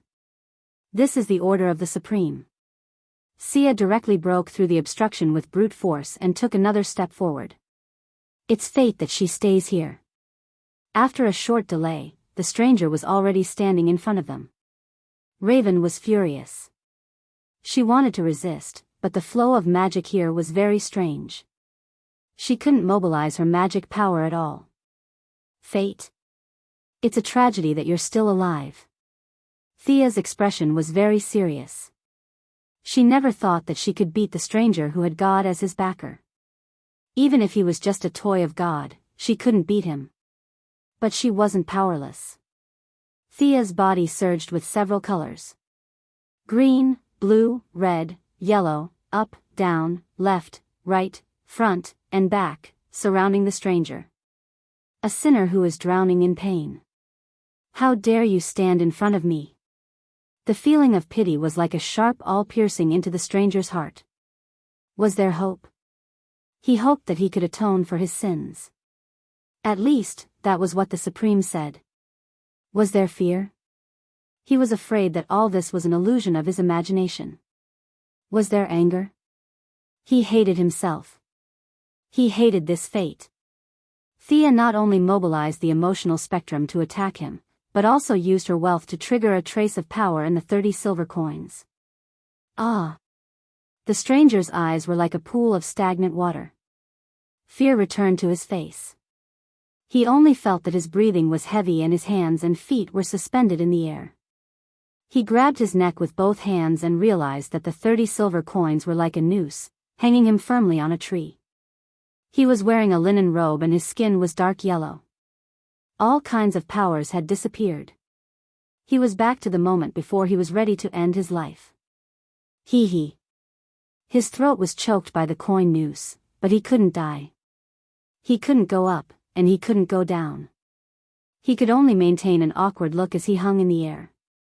Just as he was anxiously trying to come up with a solution, he realized that many ordinary people had gathered around him. They were a group of barefoot farmers dressed in coarse clothing. Some of them looked familiar to him. The crowd pointed at him one after another. Some felt pity for him, some felt disdain for him, and some felt disgusted for him. They can see me? Wasn't this an illusion? At first, the stranger thought that it was an illusion. He had seen too many magic spells and didn't think much of it. However, the villagers' discussion made him completely confused. He wanted to explain himself, but he didn't know where to start. In this seemingly real and yet not real place, he was strangled to prevent him from speaking. The light red sunset slowly disappeared into the horizon. The villagers cursed for the whole afternoon and went home satisfied, leaving the poor people still hanging on the tree. The crowd gradually dispersed, and the graceful young lady finally revealed herself. You? How could the stranger not know that this was all her doing? Unfortunately, he couldn't get out of this situation. What about me? Did you feel bad when you heard the villagers' discussion? Did you really choose to hang yourself to atone for your sins? I'm afraid it was because of these words that everyone said you were guilty. You automatically thought that you were guilty and went to atone for your sins. You don't even know what your sins are. For 30 silver coins, you chose to betray yourself. For some rumors, you chose to end your life. Your fate was never in your own hands. You are like duckweed in the river, floating from one side to the other. It's ridiculous that you are still thinking about atoning for your sins. What sins did Raven have? You want to push her back to the side of the 3 palaces. A kind and righteous soul has been abandoned by you again. Is this how you atone for your sins? Tell me loudly. Thea got angrier as she spoke. Damn it. Are you retarded? The stranger felt the noose around his neck loosen, but he was speechless. You. Thea wanted to continue, but she found herself back in front of the giant stone array. The stranger was still standing in front of her, and Raven was holding her hand with a nervous expression. Everything around them had lost its original color. Their surroundings were neither black nor white. Instead, there were colors that Sia could not name. In this bizarre world, there was a dirty schnauzer standing there, looking at the 3 of them curiously. You have finally appeared. This is the biggest boss I have ever seen. Thea almost jumped up, but she hid her emotions well. Confusion, fear, and a little confusion. Previously, when the silver coins didn't reject her use, Thea knew that God, or rather, God Smuff, was happy to see her succeed. He didn't object to her playing the stranger, and he even had the intention of sharing his experience with her. It was impossible for her to bow down to him. After all, she was an actor in this movie, and Raven was at most an extra.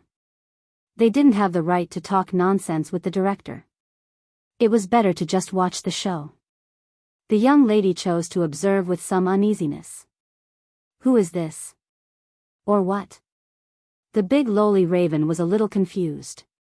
The little dog on the ground looked ordinary, but when she felt it carefully, she felt like she was facing the entire universe.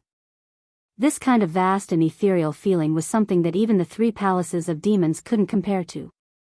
Thea pulled her back, indicating that she should be on guard and not speak. The boss didn't even look at them. He turned to the stranger and said, I'm afraid you still don't understand. The world doesn't need you to save it. The one you need to save is yourself. The stranger returned to his poker face. He pulled open his cape, revealing the 30 silver coins hanging around his neck. You said that as long as these silver coins are all removed, my redemption will be complete? You. He wanted to say, why didn't you keep your words, but he didn't dare. The boss looked at the 3 silently, making Thea's hair stand on end. Your journey has just begun. I'm looking forward to the next part. The Scherzuna in front of them suddenly became tall and big. Thea stared at him without blinking. His every movement seemed to contain countless truths. Huh. In an instant it was as if she saw the alternation of the sun, the moon, and the stars, and the replacement of races and civilizations.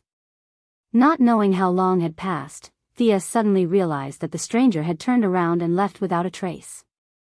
When she regained her senses, she found that she was in a vast wilderness. The sky was dark, the ground was red, and there was a strong smell of sulfur in the air. It made her sneeze twice. Not far away, there were countless souls wandering around. Chapter 8:11. Welcome to Hell, New God. The stranger's tone was unfriendly. She was probably still brooding over the previous illusion. Thea didn't need her to remind her. Hell was on the same level as the new creation star and the apocalypse star. They were all higher than the parallel universe she was in before. She noticed it immediately. Trust me, I'll definitely find a way home. Raven was trembling from the aura here. Thea patted her shoulder. I'll first seal the characteristics of your magic power. Bear with it. With that, she drew a magic circle on each of Raven's limbs. The evil magic power unique to the three-palace demon was finally retracted. Raven now looked like an ordinary girl who knew some magic. However, time was short, and there were many problems with her seals. She might be able to hide the characteristics of her magic power, but she couldn't hide her bloodline. They could only pray that this place was far away from the three-palace demon's main body. You should be more concerned about yourself. Your divine power is as dazzling as a torch. You're not welcome here. The stranger continued to speak coldly. Thea rolled her eyes. Nonsense, do you think I don't know this? She had already tried. The mother box was directly blocked. She couldn't use the teleportation spell because of the different rules. As for the lantern ring, it was even worse. Her several escape methods were all blocked by the schnauzer. Sorry, I'm afraid I'll have to disappoint you. She rummaged through her wealth space and finally took out a long robe. This was a semi-divine tool. It was a grayish-white tattered robe with the characteristics of absorbing souls. It was originally an inconspicuous equipment in Hades' treasury. Thea didn't pay much attention to it when she got it. Now, it was of great use. She draped the robe over her body, and many of the dead souls wandering outside the gates of hell pounced on her as if they had seen a delicacy. With the help of the many dead souls and the support of his soul divine position, she was now filled with a gloomy aura, a proper necromancer. You! The stranger was so shocked that he was speechless when he saw that she had transformed into a living person. Thea's beautiful nose snorted. She looked at the stranger. Are you dumbfounded? I don't need too many aliases. In order to deal with all kinds of unexpected situations, these were all prepared in advance. Can we follow the original route? Raven asked Sia in a low voice. She was referring to the path in Nandarbat that Sia had created when she sealed the three palaces. Do you know the terrain around here? How far is it from your original activity area? Thea was a little excited. If she could find her old way back, it would be a lot easier.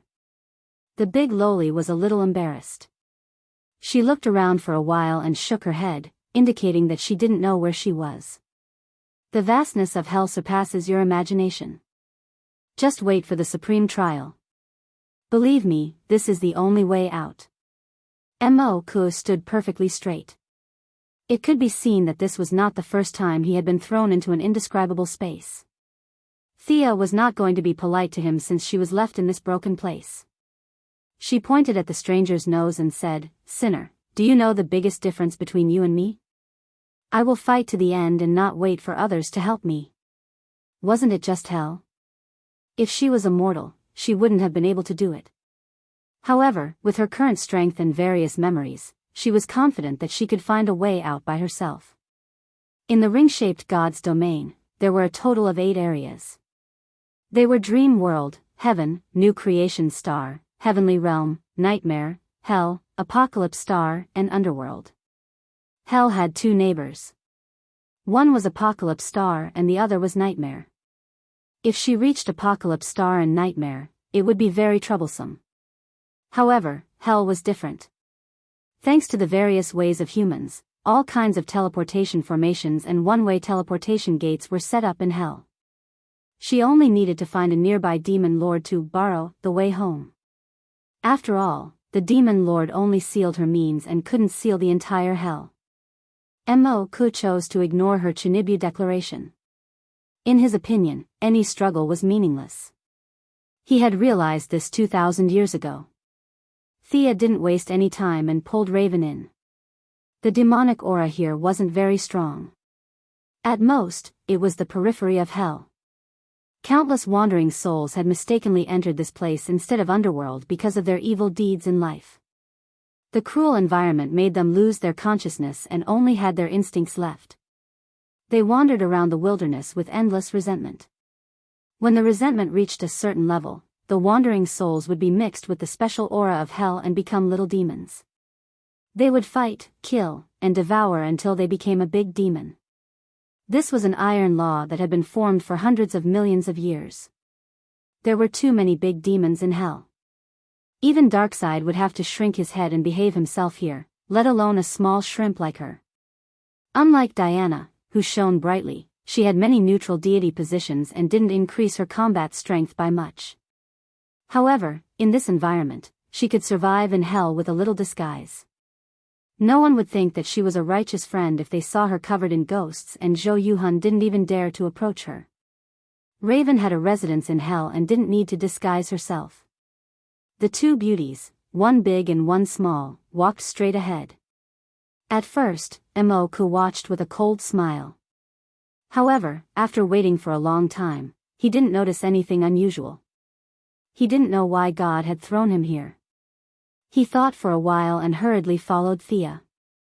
However, Thea had the deity position of soul. The wandering souls would die if they touched her. No matter how low their intelligence was, they wouldn't dare to provoke her. Mo-ku didn't. He betrayed Jesus. It wasn't an exaggeration to say that he was the #1 sinner in this world. Many wandering souls smelled the scent on him.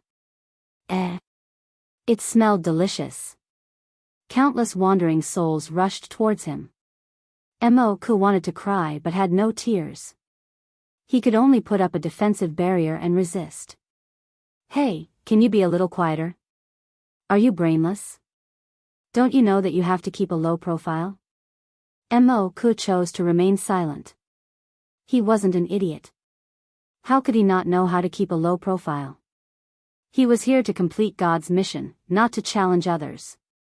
Being so arrogant at the gates of hell would attract the attention of the big shots. The only outcome was death. Seeing how pitiful you are, I'll be magnanimous and help you. Thea gave Mo-ku a strand of soul power. It was impossible for him to disguise himself, but it wasn't a problem for him to intimidate some wandering souls. The environment at the periphery of hell was harsh. Flying demons patrolled the sky from time to time. The two beauties didn't know the situation nearby and didn't dare to fly. After walking in the wilderness for more than 3 hours, they vaguely saw the outline of a small town. Hey, stop right there. Thea stopped a demon who was passing by. Previously, there were a few demons who were hunting and collecting supplies. They saw her undead aura from afar and chose to take a detour without exception. Now, the demon she stopped seemed to be doing better than the previous ones. This was because he was wearing a half-body leather armor and was riding a hell warhorse with fiery eyes. Chapter 8:12. Thea's body was surrounded by spiritual light transformed from wandering souls, scaring the demon. Hell wasn't far from the underworld, so it was normal for a few necromancers to come here. Tell me, who's the Lord nearby? Thea didn't ask for directions directly. In her opinion, most demon lords had a direct route to Earth. She just needed to pick a less powerful one. It's Lord Nibiros, the demon said, trembling. This demon was 7 meters tall, had red skin, no wings, and no spell-like abilities. In short, he was weak, but he could ride a horse in hell, so he was at least at the level of an elite. Thea looked at him a few times, but there was nothing special about him. He was just a little stronger than an ordinary person. He could tell from the soldiers that this Nebaroth was not much stronger than the leader. She remembered that the demon fighting the Blue Devil was called Nibiros. This stupid name was awkward and tongue-twisting, so Thea wasn't sure. From now on, you're my servant. The demon was a little dissatisfied, but Thea threw him a piece of fine gold the size of a fingernail. His dissatisfaction immediately turned into joy, and he hurriedly nodded in agreement. As a servant, he couldn't ride a horse, so he let his master walk. The demon named Tuss handed over the horse, and Thea started riding with Raven in her arms. As for Mr. Phantom Stranger, you can continue with the 11th route. After accepting a servant, Thea asked about the current situation in Hell. Tuss didn't know how the great demons fought with each other, but Hell was severely lacking in basic resources. He kept complaining, and it was shown to Thea. The lack of resources was to the point of being severely lacking. Thea was also stunned. How did this happen? It can't be that God knows I'm rich, so he sent me to Hell to help the economy and stimulate domestic demand, right? She originally wanted to find a portal and leave, but Hell's current situation made her think deeply. She had money.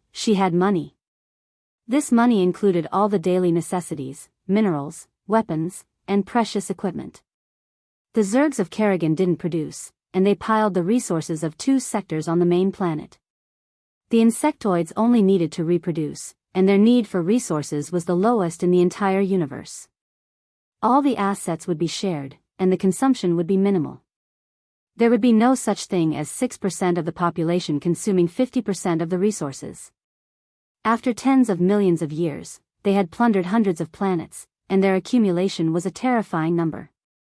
To show his sincerity, Kerrigan handed over 70% of his race's wealth. Now, Thea's inventory space was filled to the brim. It was almost full. The amount of refined gold and mithril in her hands could be measured in thousands of tons. It was simply too much. As if to prove her conjecture, money paved the way for her. She had already recruited more than 300 demons and 12 hell steeds when she arrived at a small town. Although the old Phantom Stranger said that he wasn't willing, his body honestly took over the reins. A few pieces of metal and a few sharp Zerg claws were all that was needed for the deal. Of course, her act of flaunting her wealth and showing off her wealth also attracted a lot of malice. However, she had extracted the souls of all the attackers and turned them into zombies. Now, they were following behind the army mechanically. Tuz symbolically threw 2 coins, and the group entered the town. Paying the entrance tax meant that they acknowledged the rule of the local lord. They could enter the market and do some repair work. If they didn't pay, they could continue to wander in the wilderness. Along the way, there were quite a few groups like them. There was order in the chaos. Thea defeated 2 waves of attacks in a row. The 2 leading demons were killed directly. With a little money, the opposing army became her army. The total number of people exceeded 1,000. The winner had everything. The demons naturally submitted to her, as if they had always been her subordinates. Following that, there were slaves. Slaves of intelligent life, slaves of humans. Men and women with stooped bodies, wrapped in rags, followed the demon soldiers with numb faces and walked to her side. You can't save them. They're already dead. The stranger was afraid that her righteous heart would explode, and she would kill them all. Thea felt that he was overthinking. How many good people were there among the humans who had fallen to hell? These people were greedy when they were alive and couldn't wait to sign a bunch of agreements. Naturally, they had to pay the price after death. This was in line with the rules of the trade. She changed the topic. Why are you still following me? Didn't your supreme give you a mission? The stranger was depressed when this question was brought up. He didn't even receive a notification. He shook his head and didn't say anything. What's the name of the being you serve? Voice of Heaven. I didn't serve him. Let me give you a piece of advice. Don't judge him with the standards of your new gods. Thea chuckled. What's there to be proud of? If not for your boss being super fierce, would have killed you long ago. That Nibiros lives in the castle in the northwest. I'm going to take him down and see if there's a way back. If you don't receive a mission notification, you can come and find me. Thea finished speaking and led the large group into a small castle. This was the base of the demons that had attacked her before. Now, it was successfully taken over. Spears and armor were distributed. Regardless of the actual combat strength of the demons under Thea, they looked quite impressive from afar now that they were armed. The stranger was speechless. You came to hell to snatch territory, right? You didn't even say anything and directly started fighting for supremacy. He felt that he couldn't understand Thea at all. What exactly was she after? Puzzled, he waved goodbye to them. The stranger felt that the voice of heaven would only give him a hint after leaving this group of people. Leaving the young lady who was preparing to play the game of supremacy, the stranger and the master, God, had a tacit understanding. Just 5 minutes after leaving the large group, he heard a voice that was as vast as the sky.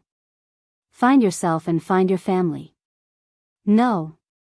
My family is innocent. You can't drag them into this. The stranger's expression changed drastically. It was as if the string in the deepest part of his heart had been touched. He roared at the sky agitatedly. Unfortunately, hell was still the same as before. The blood-red sky seemed to be announcing his tragic fate. They're innocent. They're ordinary people. They don't know my identity. I beg you to let them go. The stranger kept crying. The surroundings were silent. Time and space were still. He could see the malicious gazes of the demons around him. He could see Thea's large group entering the castle, but no one noticed him. He was thrown into the gap between time and space. Okay, I'll look for them. I'll go look for them now. After some time, the stranger calmed down. The surrounding time automatically returned to normal. He searched around like a madman. Not here. These people weren't. After passing through one demon city after another, he finally saw 3 familiar figures after an unknown period of time. Chapter 8:13. Ellie, Tim, Elena. I'm here to save you. After wandering around hell for so many days without Sia's help, Stranger's physical strength and magic power had long been overdrawn by killing demons all day long. Now, a surge of power came out of nowhere, allowing him to send the demon guard flying with a single punch. Only the 3 figures remained in his vision. They were his family in the modern world, or rather, the family he had formed in the past 20 years. He loved his wife and his 2 children, but he never thought that he would drag them into hell. An ordinary woman with 2 ordinary children. They were not Thea, who could fight Darkseid for half an hour. They did not have the wealth of 2 sectors, nor did they have the ability to survive in hell. Time flowed differently, and Stranger did not know how long they had wandered in hell. Heartbroken, Stranger found his wife with her back facing him, lowering her head and gnawing on rotten meat. The light in his 2 children's eyes had long disappeared, and they were numbly following the group. I'm going to kill you all. Stranger raised his arm, wanting to kill these demons. He could not even use a 10,000th of God's power, but that little bit was enough for him to not fear any enemy. The scene of demon corpses littering the ground did not appear. Before he could vent his anger, he was stopped by a demon with a burning head. His unparalleled power was continuously absorbed by the other party. Stranger did not understand how this ordinary-looking demon could absorb supreme power. Stranger, are you surprised? I am you. Do you still recognize me? I'm afraid you have long forgotten me. You stole my name, my family, my originally happy family, my wife, my children. Everything in front of you was caused by you, the demon said with overflowing hatred. The stranger was shocked. Philip? The original Philip? The demon laughed cruelly. That's right, it's me. Look at what you have done. You stole my identity and lived with my family, while I fell into hell. Now, our family is reunited. The demon hugged the 3 pitiful people and laughed mockingly. Seeing that his beloved wife was only left with her instincts to survive, Stranger was so sad that he couldn't control himself. All the sins are mine. Let them go.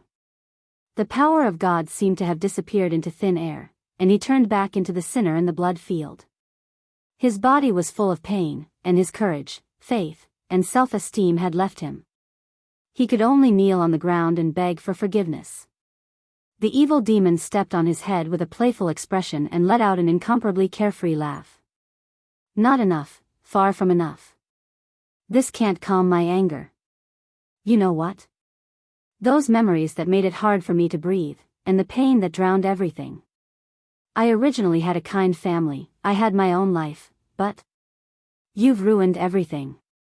The demon crushed the stranger's head with his foot. You have to pay the price. In their place, I am a sinner who has betrayed Jesus, the Son of God, the most wicked man in history. Let them go and lock me up. It is the only thing I can do for them. Please. Following stranger's words, the devil pondered for a moment before nodding. Many sinners let out an unknown howl, and the wandering souls in the wilderness also let out mournful cries that reached straight to their souls. The entire hell seemed to be dizzy because of this. The world's greatest sinner had voluntarily entered hell. The will of hell seemed to be cheering, celebrating its great victory. The originally indestructible cape was snatched away by the little demons and was casually torn into a pile of rags. Stranger became Judas once again. This time, it wasn't Thea's illusion, but he voluntarily abandoned the identity bestowed upon him by the Supreme and became immortal again. They are yours. Hee, if you can walk out of hell alive. Let's go. You are already my slave. Demon Philip didn't hold back as he lashed his whip on stranger's hunched back. Becoming immortal again, he took a lash from the whip. Fresh blood instantly flowed from his shoulder to his back, but he didn't care. He carried his unconscious wife and children and staggered along with the group. The weight of the three people made it hard for him to breathe, but he felt that this was what he deserved. Along the way, he endured the ridicule, insults, and beatings of the demons. He wanted to complete this journey of atonement by himself. He didn't know how long he had walked or how far he had walked. His daily schedule was numb and mechanical. Time had lost its effect and his memories were a little blurry. The demons were also a little tired of his meekness and gradually stopped tormenting him. Instead, they found new toys. In order to help his wife and children regain their consciousness, he subconsciously gathered around some humans. The humans in the group changed frequently. Some escaped, some were killed. Everyone was in trouble and no one paid attention to his identity as Judas. Hey, big guy, why do you have so many chances? Why don't you run away? A woman who looked quite pretty asked him. Whaley wasn't here, so he didn't know what crime this woman had committed. However, looking at her frivolous expression and the way she hooked up with many humans, he knew that she wasn't a good person. At this moment, Stranger wasn't in the mood to care about other people's business. He answered woodenly, I'm atoning for my sins. The foxy woman didn't want to let him go. Looking at the patrolling demons, she whispered, I heard that a necromancer from the underworld is gathering troops to attack the demon lord. The conditions are frighteningly good. Let's run away together. You're so big, it'll be easy for you to perform meritorious deeds on the battlefield. After that, you can take the money and go home. Hearing that he was going home, Stranger's expression softened a little. He quickly shook his head. I want to atone for my sins. I won't run away, I won't retreat. The foxy woman was a little strange. In the end, she softly said, Idiot. Stranger didn't care about these external matters. He only heard that the foxy woman had brought a few human slaves and escaped in the night. No one knew where they went. This group of demons was like a chaotic hell. Some joined, some left. The only one who didn't change was the demon Philip who had been tormenting Stranger.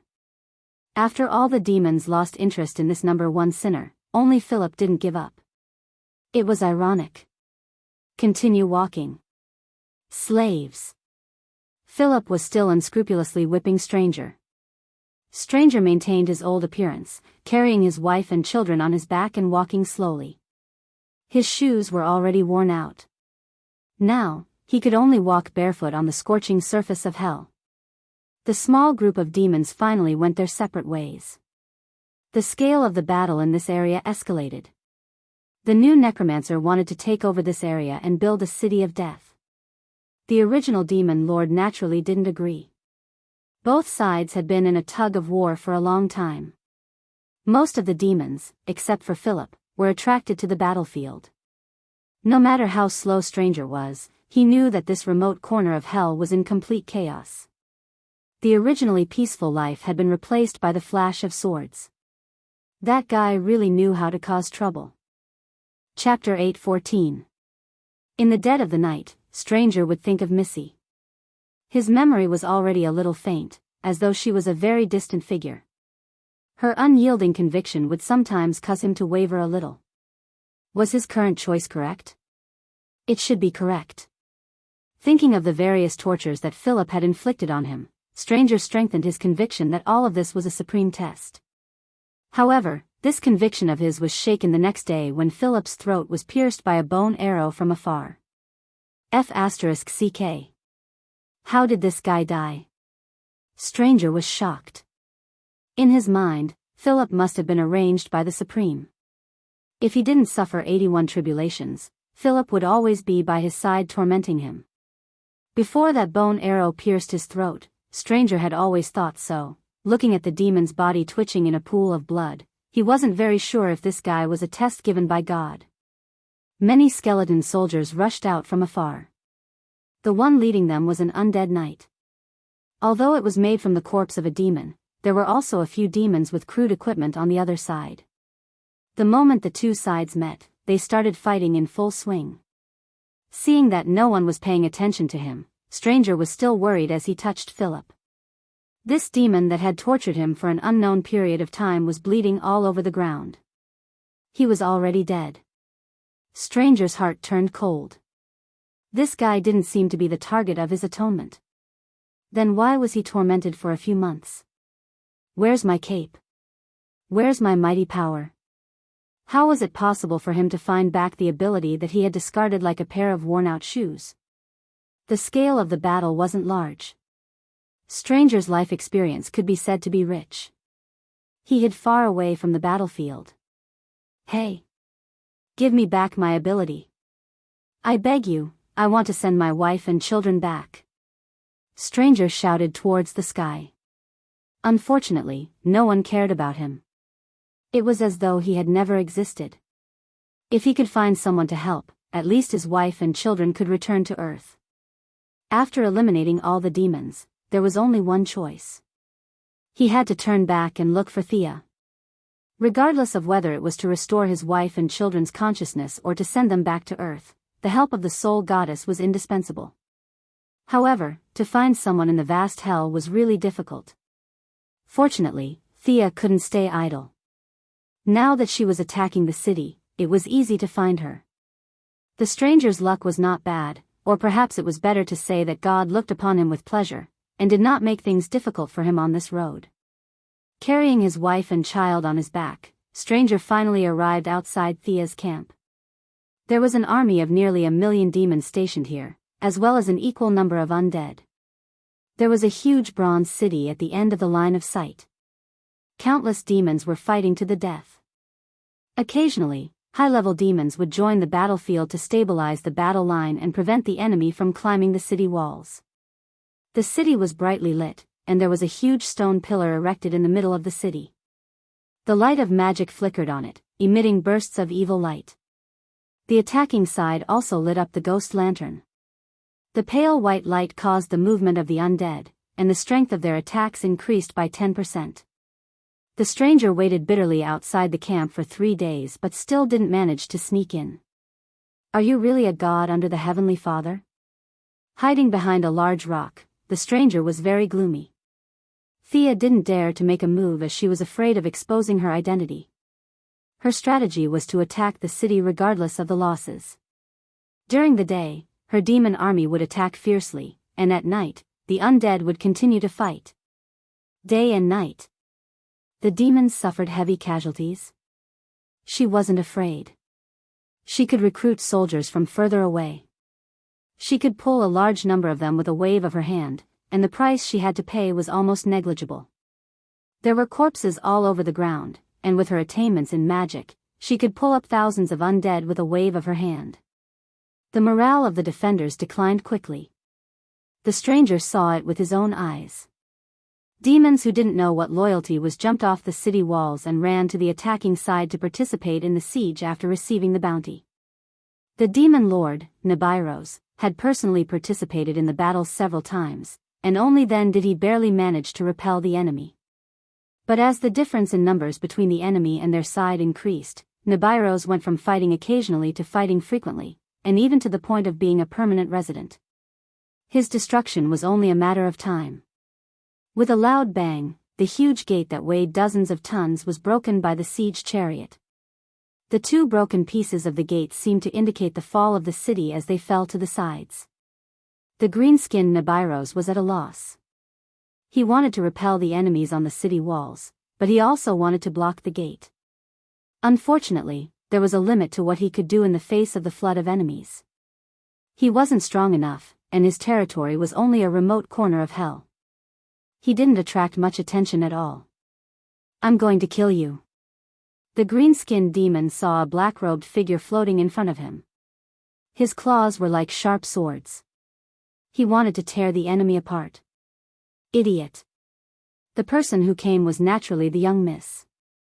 Neither Raven nor she could use too much strength. Otherwise, she could take on 10 of these demons with one hand. She pointed a finger, and a large amount of magic power with a trace of soul divine power appeared. Like a drill, it spun at high speed and broke through the demon's mental world, blasting a hole in it. "From today onwards, you are a skeleton guard." The demon's flesh and blood quickly melted, turning into the spiritual fire necessary for undead creatures. The originally tall and sturdy bone armor let out crisp cracking sounds. Under the guidance of the soul, the former demon and current skeletal guard Nibiru slowly stood up. The rest of the battle had no suspense. The demon lord had turned into a ghost, so the remaining demons naturally wouldn't fight for him. When they heard that there was a reward, they all put down their weapons happily. All the demons stood together happily like a family. "Tuz, gather the undead army. I want you to sweep the city from east to west. Kill all those who don't obey." Wearing full armor, with evil spirit in his eyes, and faintly surrounded by ghosts, this was the first subordinate Thea received in hell. At that time, he was also the one who told the young miss about the shortage of resources in hell. However, this guy was too weak. Even if he was given good equipment, he still died in a previous battle. The young miss was bored, so she pulled him up to continue fighting. She didn't expect him to have some talent as an undead knight. He gradually became one of her generals. It could only be said that the world was unpredictable. The remaining demons were very mixed. She found a few leaders and ordered them to divide their territories. She didn't care about the trivial matters. "Sister Thea, when are we going back?" The big lowly raven was bored. In the first few days, she was unbearably worried, afraid that the 3 demons would come to kill her. She slowly relaxed after a while. "Hee, we can't leave until we find that guy." At first, Thea only recruited a few servants to make herself more comfortable. Later, she slowly understood. She was just a background in this movie, used to set off strangers' misery. The better she was, the more she hurt stranger, and the happier that Supreme would be. Chapter 8:15. After carefully probing a few times, she realized that hell did not care about her taking over a piece of land, and God did not care either. Hence, she began to play this game happily. Raven was not an idiot. On the contrary, the black-bellied lowly was frighteningly smart. Seeing Thea's strange expression and the mention of him, she immediately understood half of it. It was that person's order to let you enter hell. No one can resist, so you have to come. No matter what, you have to do something in hell. Thea was careful with her words.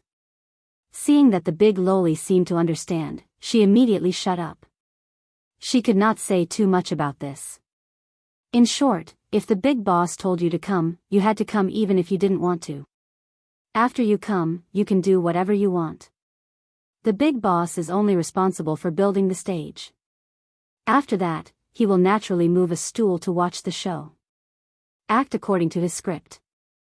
If he is happy, even if it is slightly different, it will be a surprise. Thea did not know if her guess was right. She seemed to have a plan, but in fact, every step she took was like walking on thin ice. Fortunately, she had tested it a few times. This script was very loose, and she had a lot of space to act freely. She completed the mission with trepidation. Unexpectedly, the will of hell was also very satisfied.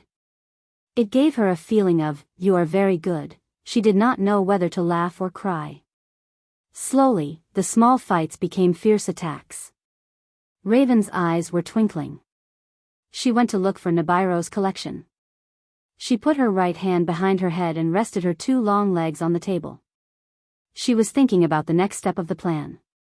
After some time, she realized that she had fallen asleep and Raven was shaking her. She quickly put on the necromancer's vest, tied up her hair, and put on the hood. "Oh, we found him." Raven felt that this big sister had overslept. "There are no outsiders here, so you don't have to pretend." Thea rolled her eyes with a stern face. "I am being cautious, do you understand?" She carried the rack and walked out of the inner room. "Master." An unusually coquettish female demon knelt down on one knee. "Oh, Mekanset, you have done well this time. Go and rest." The coquettish female demon was full of joy and left immediately. Only then did Thea take off her hood and look at the stranger who was brought in after finally meeting someone she knew. "Yo, sir stranger, what are you doing?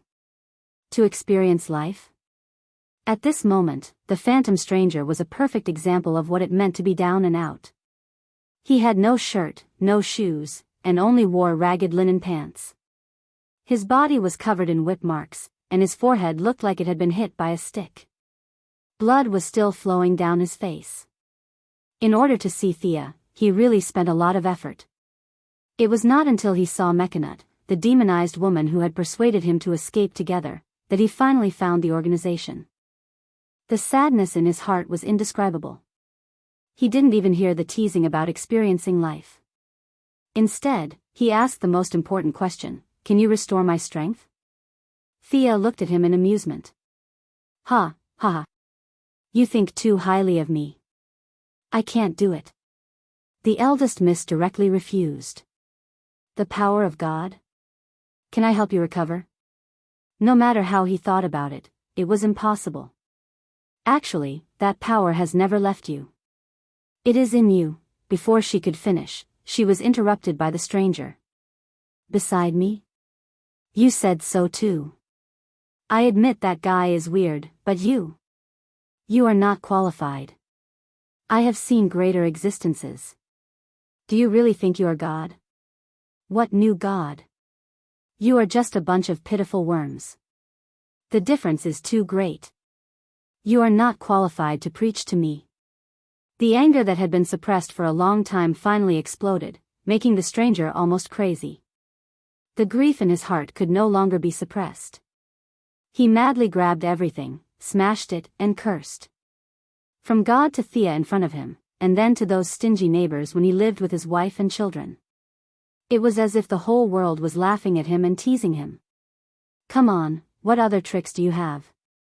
Come at me. I don't want to guess anymore. Either kill me or tell me the answer." The stranger was like a madman. His eyes were bloodshot, and the veins on his forehead were popping. "You are crazy." Raven waved a black flame. It was a demonic flame that belonged to hell. Only a few people could use it. Raven wanted to knock down this maniac. If not for the stranger trying to trick her into hell, none of this would have happened. "Don't worry, it is not time yet." Thea stretched out her hand to stop her. This made Raven a little surprised. In her impression, Thea was not a person with a big heart. She had never seen such a scene where she was scolding someone in front of them. Raven humphed gloomily. The two beauties, one big and one small, sat steadily and watched the stranger lose his temper. Not long after, the wife and children who had been carried on the stranger's back and were now on the ground let out a cry. The stranger, who had fallen into the spiritual world, felt as if he was struck by lightning. He scrambled to the side of his wife and children, tears falling down his cheeks. "I beg you, save them. They are only mortals. You must have a way, right?" Sia closed her eyes and savored the taste for 5 minutes like a charlatan. A hint of a smile appeared on her lips. "Phantom stranger, or Judas, you interrupted me just now. You have paid the price for your recklessness once again. The stranger thought that Thea was unwilling to help. His expression was as cold as death. Then, as if he had seen a ghost, he looked at the ordinary silver coin between Thea's fingers. Me? My silver coin? The appearance of the 30 silver coins had long been engraved in the deepest part of his soul. He hurriedly touched his neck. There was nothing there. The silver coin in Thea's hand seemed to have appeared out of thin air. Thea wanted to look up to the sky and laugh. One of the 30 silver coins was in her hand. The material of this silver coin was ordinary, but the power it contained was enough to restart the multiverse. It was not like the Flash's timeline, which could be restarted in a few days or a few years.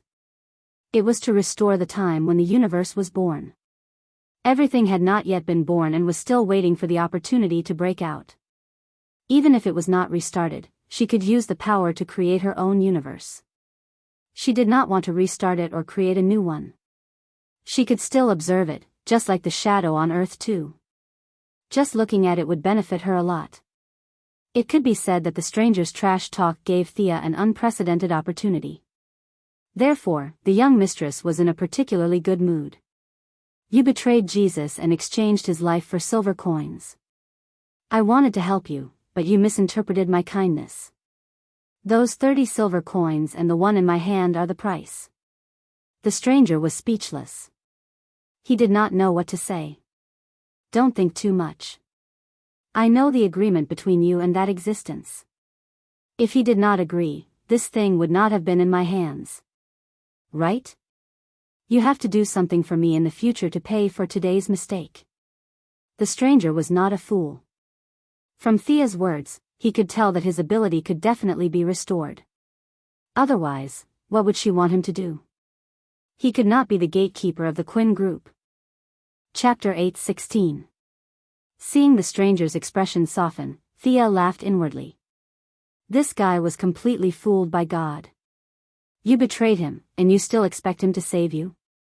Just look at how the Supreme threw the stranger's wife and children into hell without any burden. Human values couldn't restrain him. Toying, watching the stranger toss and turn in the sea of bitterness, this was the Supreme's attitude. Your family is very happy. I'll throw you into hell. You want to be saved? I'll give 1 silver coin to Thea. I'll make you wish you were dead, unable to go up or down.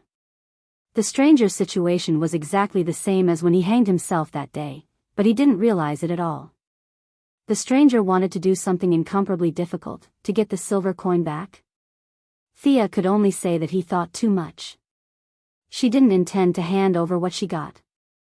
Until the end of the world, his journey to atone for his sins wouldn't end. Although she had become a tool for the Supreme to torture the stranger, Thea didn't mind. She cleared her throat. You interrupted me just now. What I meant was, the power is by your side, right, Your Highness? After saying that, she looked at the air to the stranger's left. Who's by my side? The stranger looked left and right, but he couldn't find any clues. However, he had an intuition that he was a big step closer to the truth. You shouldn't have called out my identity. A person with a pair of huge wings on his back walked out of the void, accompanied by countless hymns and the roar of the will of hell. An angel. Raven was shocked, and then hurriedly covered her mouth. Greetings, I'm Thea Quinn of the New Creation Star. May the holy light of heaven shine on the mortal world. I'm the eagle angel Zorier of heaven. Thea and the angel greeted each other. The angel's strength was slightly lower than hers, and he seemed to be on par with Diana. This angel spoke as if he was singing. Thea got the benefits and directly handed the stage to him. The rest of the matter, you can settle it yourselves. The stranger looked at Thea, and then at the angel. This matter revealed a sense of strangeness. Have you been by my side all this time? He asked tentatively. Thea coughed and interrupted him. If I'm not mistaken, he was already by your side when you were still Judas. Hearing that there was a fellow by his side who had been following him for 2,000 years, stranger could no longer remain calm. In these 2,000 years, he had formed countless families. Could it be that this fellow had always been by his side? How is this possible? He loves the world. Even if you are as sinful as you are still his people. Angels protect everyone. Everyone has an angel by their side, Zal continued in his unique aria. Raven glanced at Sia suspiciously. Everyone has one, she thought. Do I have one? Thea rolled her eyes expressionlessly. What nonsense are you talking about? One for each person? You angels have trillions of them. With this number, they would have already flattened hell. This angel business was very familiar, but the rhetoric used was too crude. From the moment you were born and landed on the ground, I have always been by your side, phantom stranger. The gay tone in the angel's words made Thea shiver. In her memory, this angel died and was reborn as a woman. She couldn't afford to offend him. Where is my power? The angel took out Stranger's blue robe. He will always be there waiting for you, as long as you understand the meaning of your existence. Thea looked at Stranger, who couldn't wait to put on the robe again. She knew that he probably still didn't understand, but that had nothing to do with her. Stranger waved his hand. The familiar energy came from the robe and from the depths of his soul. His wife and children's eyes were filled with vigor. Their dull skin regained its texture. They were alive from the bottom of their hearts. What's going on? They are not in the right state. Stranger was shocked. His wife and children were his sore point. Anything could be discussed. He turned to Thea and the angel. They can no longer be revived. What you have recovered is their souls. At least, that's what I think. Thea checked carefully. Angel Zorier was much more perfunctory than her. He said casually, take them to heaven. They will welcome a new life there. Stranger's expression changed. He knew too well what a new life meant. It would be a brand new life. His memories of the past would all disappear. His wife and children would be lost forever. He would never be able to find them again. Help me save them, and I will give you another silver coin, he said with some hope. Oh. Thea's spirit was immediately lifted. If she could get another silver coin, she could choose to create the world directly. Observing the various changes, her realm would instantly rise to an unimaginable level. However, she quickly cut off her greed. Going too far was as bad as falling short. This was Stranger's test, but he didn't say that it wasn't hers. Heaven wanted Stranger to give up his wife and children. Why did she have to interfere? After a mental journey, her heart finally regained clarity.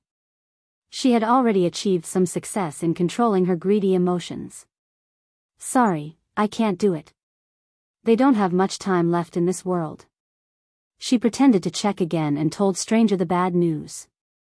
She didn't say anything else. The very gay angel gave her a kind smile and brought Stranger's wife and children to heaven to be reincarnated. After that, he continued to stay together with Stranger contentedly. Before he left, he invited Thea, but she directly rejected him. She had to borrow a path to heaven, so she might as well go through hell. Moreover, heaven's environment wasn't suitable for her. If she put up a sign in heaven, can buy anything, sell anything? The big boss would teach her a lesson. Seeing Stranger and the angel leave, Thea heaved a sigh of relief. The main actors were gone. This drama was over.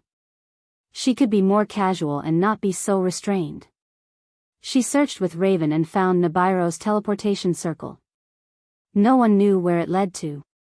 After Nibiru's occupied this place, he was so poor that he didn't even use it.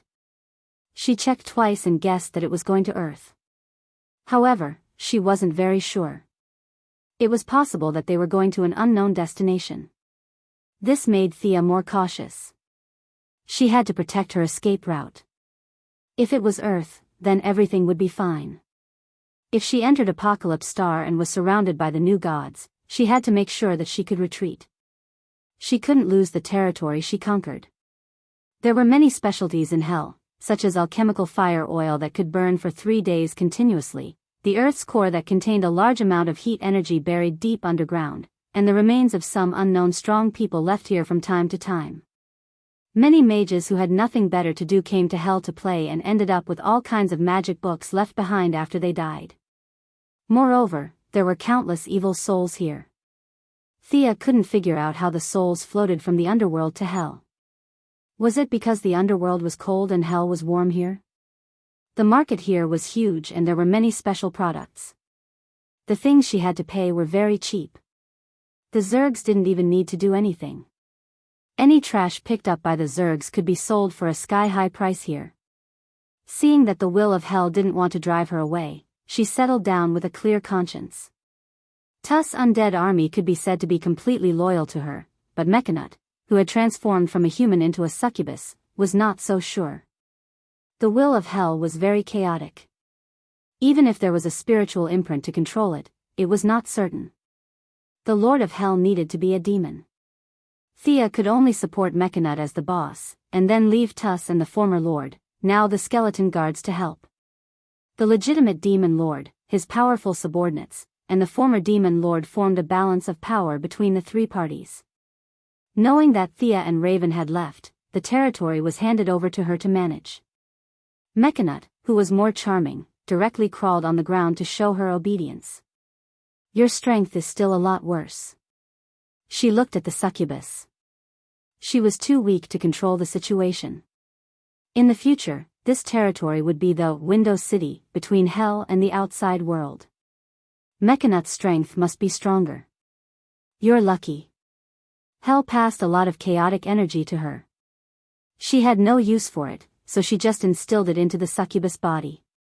After half an hour of body transformation, when the succubus came out, she was wearing a very revealing red silk robe, a studded belt, a white and smooth back, huge wings and a slender demon tail.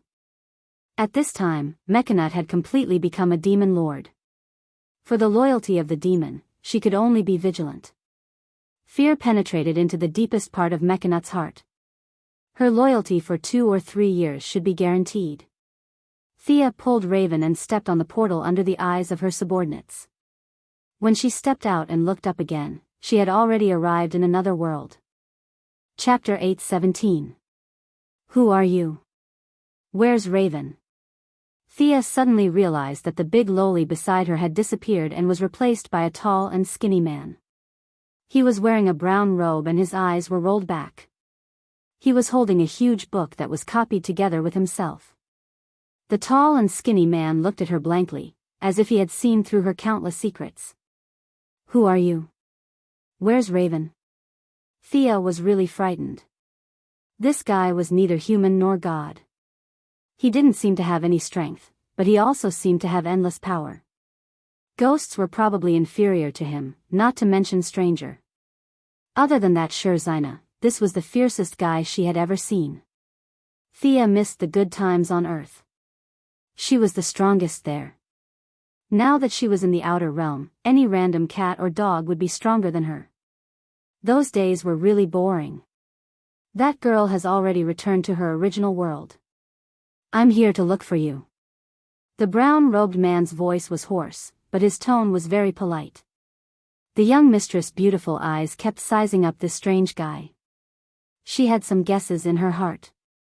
There were many big shots in this world, but there were only a few who were so strong that they didn't have any friends. Looking at his appearance, there was only one left. As expected, the brown-robed man seemed to have seen through her thoughts. I'm a member of the Endless family. I'm Fate. Fate? Thea was really shocked. This was a super big shot, the boss of the Endless family. It was said that he was on the same level as Lucifer, the son of God. Lucifer was said to have 50% of God's strength. This was a big shot that surpassed the Heavenly Father, Uncle Da, as well as the Watchers and Anti-Watchers. Sia bitterly smiled and made a dumbfounded expression, waiting for the big boss to continue. The meaning of the Endless family isn't control. It's transcendence. It's a higher level of sublimation. Fate is freedom. Death is life. Dreams are reality. Destruction is creation. Desire is hatred. Despair is hope. Fanaticism is rationality. When Fate's boss mentioned that fate is freedom, he glanced at Sia with a meaningful look. His next words struck her like a bolt of lightning. Your desire for freedom has freed you from the shackles of your original destiny. Thea's face turned pale. Before she could even cover it up, the other party's next sentence made her so excited that she almost jumped up. You have the qualifications to become a member of the Endless Clan. Fate, death, sleep, destruction, desire, despair, fanaticism. These were the family members of the Endless Clan. Which avatar would he be using? Thea's imagination ran wild. In front of the Limitless Clan, the new deity was nothing. Just as she was wondering if she should submit to fate, fate spoke again.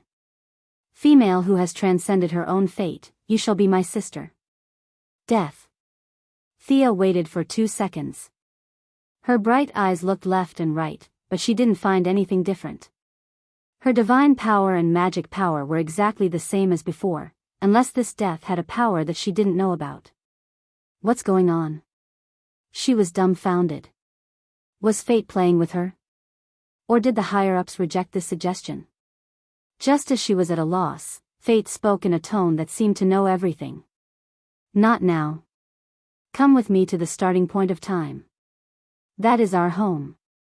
You still need to know many things. Thea's vision blurred. She felt an indescribable discomfort. After experiencing time travel a few times, she knew that she must have jumped a step on the timeline, or rather, jumped to the starting point. She gently rubbed her forehead.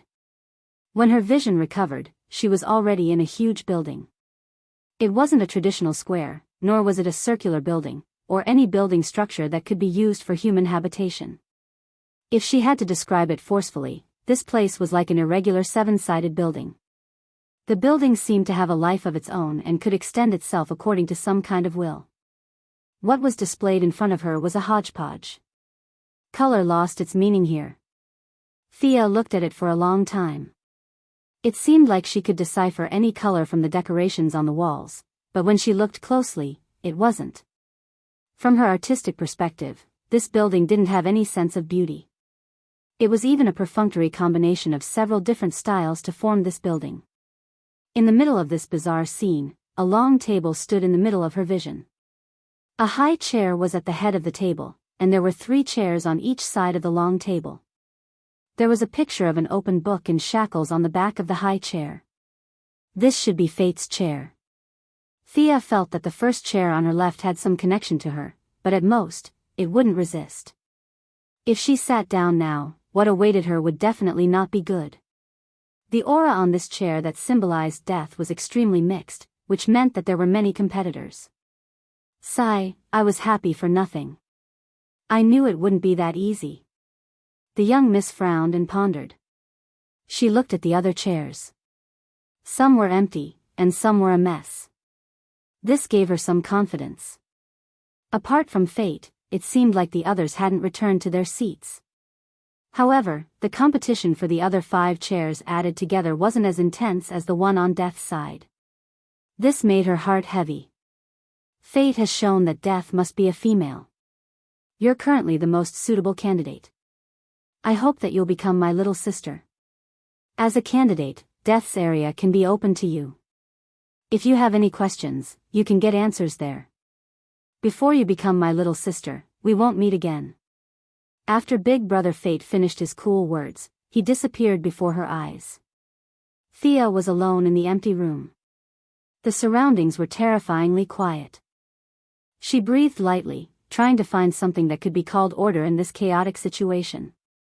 Where was Death's area? She looked around for a long time, but there was definitely no road sign. She didn't know who to ask for directions. Could she really become the second sister of the Endless family? Death's setting was too high in her memory. It was omnipotent and wasn't restricted by any rules. Anyone, God, or anything could die. From this perspective, it was already the ultimate power of this world.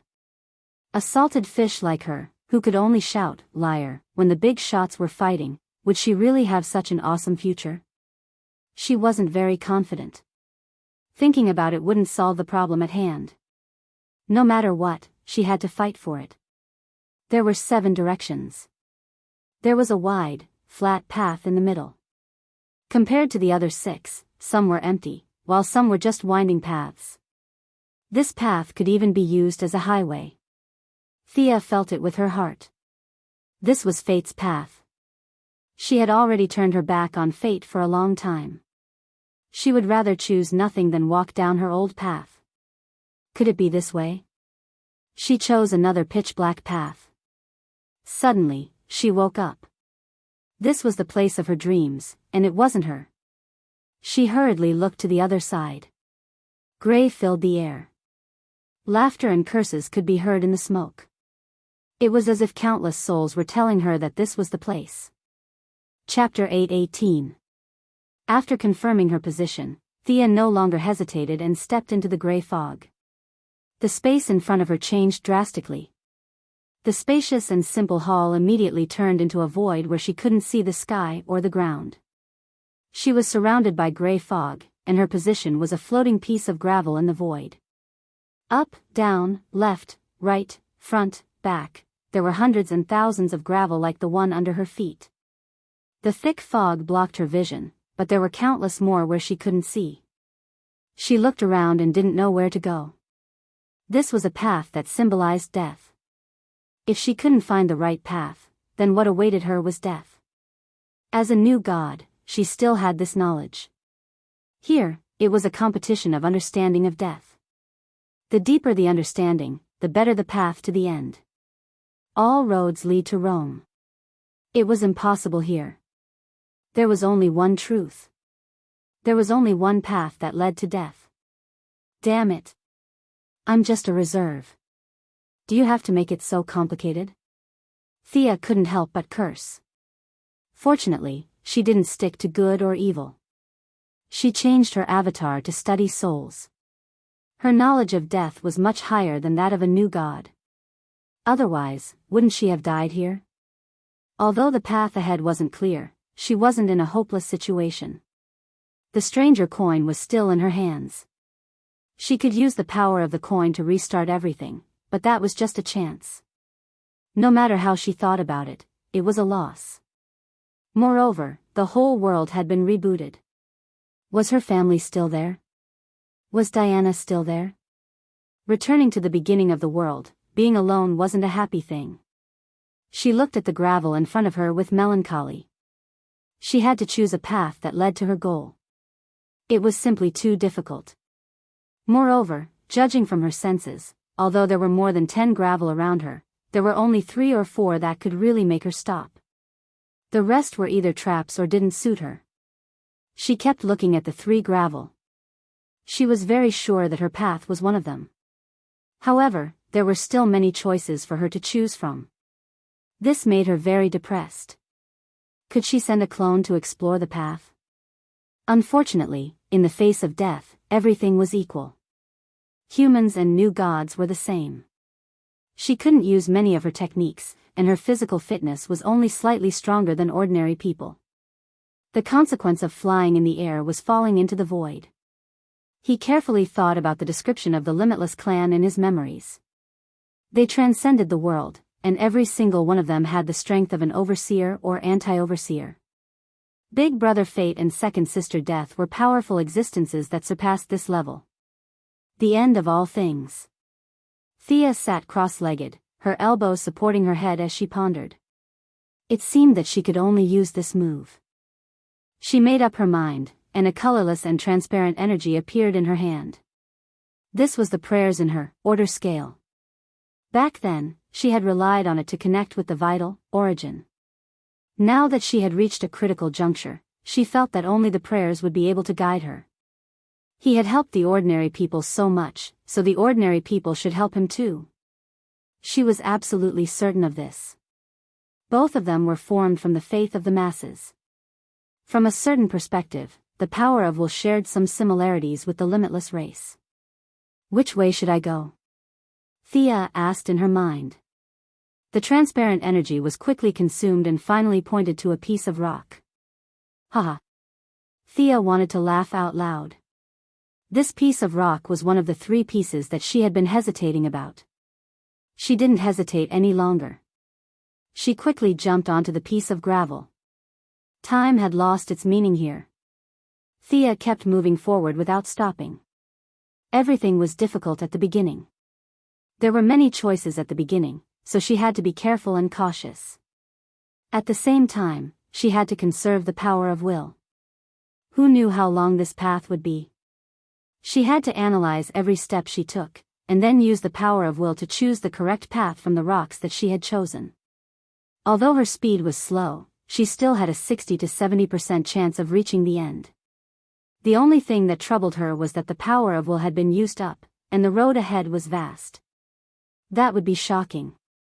She didn't know if it was because God was satisfied with her as an actress, or if Big Brother Fate was going easy on her, but when 2/3 of the power of will had been used up, she finally walked out of the void and stepped onto flat ground. The young mistress relaxed and lay on the ground with her arms and legs spread out. She muttered a few words of thanks to God. After a long time, she regained her strength. She stood up and looked around. The space wasn't small, but other than a lonely house, there was only a large stone tablet. Compared to the big house from before, the house in front of her wasn't even as big as a bathroom. Out of caution, she first looked at the stone tablet. It was as if it had been standing there since the beginning of the universe. It was a black stone made of unknown material, and there were some words on it. When she looked at the stone tablet, she didn't know if she had become smaller or the stone tablet had become bigger. The stone tablet, which was originally only 10 meters tall, suddenly became more than 10,000 meters tall. Fortunately, she had recovered all of her abilities after leaving the void-shattered area. Sia flew to the top and looked down from above. The first place was undoubtedly empty. Second place, third place. The young mistress was speechless as she looked down. Finally, she found her name at the 78th place. Her shining name appeared on the stone tablet. She was actually a little excited, but this ranking was a pain in the ass. Before Thea could make a face, a message was transmitted from the stone tablet. The message wasn't complicated. It was describing the selection criteria. As for why they hid the selection criteria in their house and didn't disclose it to the outside world or provide any explanation, Thea felt that she could understand. This was because she was the one who benefited from it. This rule made sense to her, and it made a lot of sense. There were tens of thousands of names on the stone tablet, but she was ranked 78th. Everyone else's names were black, but only her name was shining. She knew how fishy this was. For example, her and Diana's old friend, Hades, was ranked 4,119. Death God Hypnos was ranked beyond 8,000. The Black Death Emperor, who she had never seen before, was ranked 105. Darkseid was ranked 319. There was also the King of Tears, who died when he saw her face, and Doomsday, who could create death, were ranked around 1,000. This ranking didn't mean that their understanding of death was inferior to that of the young mistress. Uncle Da aside, the Black Death Emperor's understanding of death was much better than Thea's. However, the reason he was ranked lower was that they didn't know the selection criteria. The first one, which Thea felt was the most important, was the one that made her stand out. When Big Brother Fate first revealed the veil of all the worlds, he had already stipulated that the death of his second sister would be his second sister. In other words, the candidate for this position must be female. Female. Female. Important things must be repeated 3 times. Uncle Da, the Black Death Emperor, and the others were eliminated from the beginning. It was useless no matter how deep their understanding of death was. Chapter 8:19. In terms of understanding of death, Thea estimated that no one could surpass the Black Death Emperor. After all, he existed at the beginning of life. The death of the Black Death Emperor was the death of all life before it was born. The second sister that Thea wanted to fight for represented the death at the beginning of the universe. The death of the Black Death Emperor could not affect the stone because the stone had no life. However, the second sister could, and the stone could also die. There was a huge gap between the two. Even so, the Black Death Emperor's understanding of death had reached the extreme, and she could not even scratch the surface of it. Without this female restriction, Thea would not have anything to do with the stone tablet and the small house. It could be said that Big Brother Fate was very cunning. He not only looked at the realm, but also set a lot of conditions. For example, the rule that the god of death must be a female eliminated 90% of the gods of death. Uncle Da, for example, had worked hard for hundreds of millions of years to figure out the rules of death. In the end, he made up his mind and let the Flash and the Black Runner kill him. He walked the path of life again, abandoned his cultivation, and washed away all the troubles. In the end, it was useless and he did not learn anything. This was a typical case of the god of death who was tortured by the dark rules. Who knew that there was a gender requirement for the position? There were many conditions for the god of death's second sister. In addition to the gender requirement, she could not hurt her family. This rule eliminated all the gods who had fought with each other. Hades, for example, was not weak. The reason why he was ranked so low was that he had too many relatives in his household register, which was more than 1 meter thick, and he had killed them too ruthlessly. In the end, Big Brother Fate decided that the partner of the second sister could not be immortal. This rule eliminated a lot of gods who liked to play around in the human world. In short, under these messy rules, Thea's ranking broke through the top 100. If she got the first place, she would automatically succeed the position. The stone tablet explained it very clearly. The only thing that limited her now was the realm. If she got the position of the new god of death, she felt that she could enter the top 20. After that, she could integrate her understanding and use it. She would most likely be higher than that. But the god of death position was not easy to obtain. It was of a higher level than the god of soul position. In the new god system, it could be considered a top god position. She didn't dwell too much on the rankings and chose to focus on what was in front of her. Looking away from the stone tablet, the whole world seemed to return to normal. The stone tablet returned to its original height of 10 meters, standing there quietly, waiting for the next time to look at it. Thea was slightly on guard. She pushed the door open and walked into the house. A dressing mirror, a bed, and nothing else. After she entered the room, a set of clothes appeared beside the bed. Divine artifact? She picked it up and looked at it. It seemed to be ordinary clothes, and there was nothing special about it. Halter top, black ripped jeans, a wide belt, leather gloves, and leather boots. An amulet appeared on the dressing table. It was in the shape of an Egyptian cross, symbolizing life. Death carries a talisman that symbolizes life? Eldest Miss felt a little dizzy, but she followed his advice and put it on obediently. She looked at herself in the mirror. Her belly button and arms were exposed. She was dressed in a punk style, which was completely different from her usual style. She was a little speechless. It still seems a little out of place. Oh, right, the hair. When she realized the problem, she saw that her blonde hair had turned black. Her eyes were still emerald green, but there was a lot of black eyeshadow. Her lips had also turned bright black. Oh my! How unconventional. She closed her eyes for a moment, and when she opened them again, she had returned to her original appearance. This set of clothes was more like an exclusive set. She could change into it with a thought, and revert back to normal when she didn't want to. The only thing that couldn't be changed was the Anka amulet. Thea searched the house for a long time. There were no secret martial arts manuals, no cultivation notes, no words on the wall, and no divine artifact under the bed. She could only walk out of the house slowly. When she looked at the stone tablet again, she found that her ranking had risen by 1 place, to 77th. It was not hard to guess that it had something to do with the amulet. If there were 3 or 4 competitors, this amulet would have to fight for a while. Now, she had benefited from it. Death, but wearing the amulet that symbolized life. These two seemingly contradictory things were now combined. The amulet had given her a big hint. Finding death from life would be her mission for a long time in the future. This idea did not come from Thea's thinking. It suddenly appeared in her mind, as if she had known it for a long time.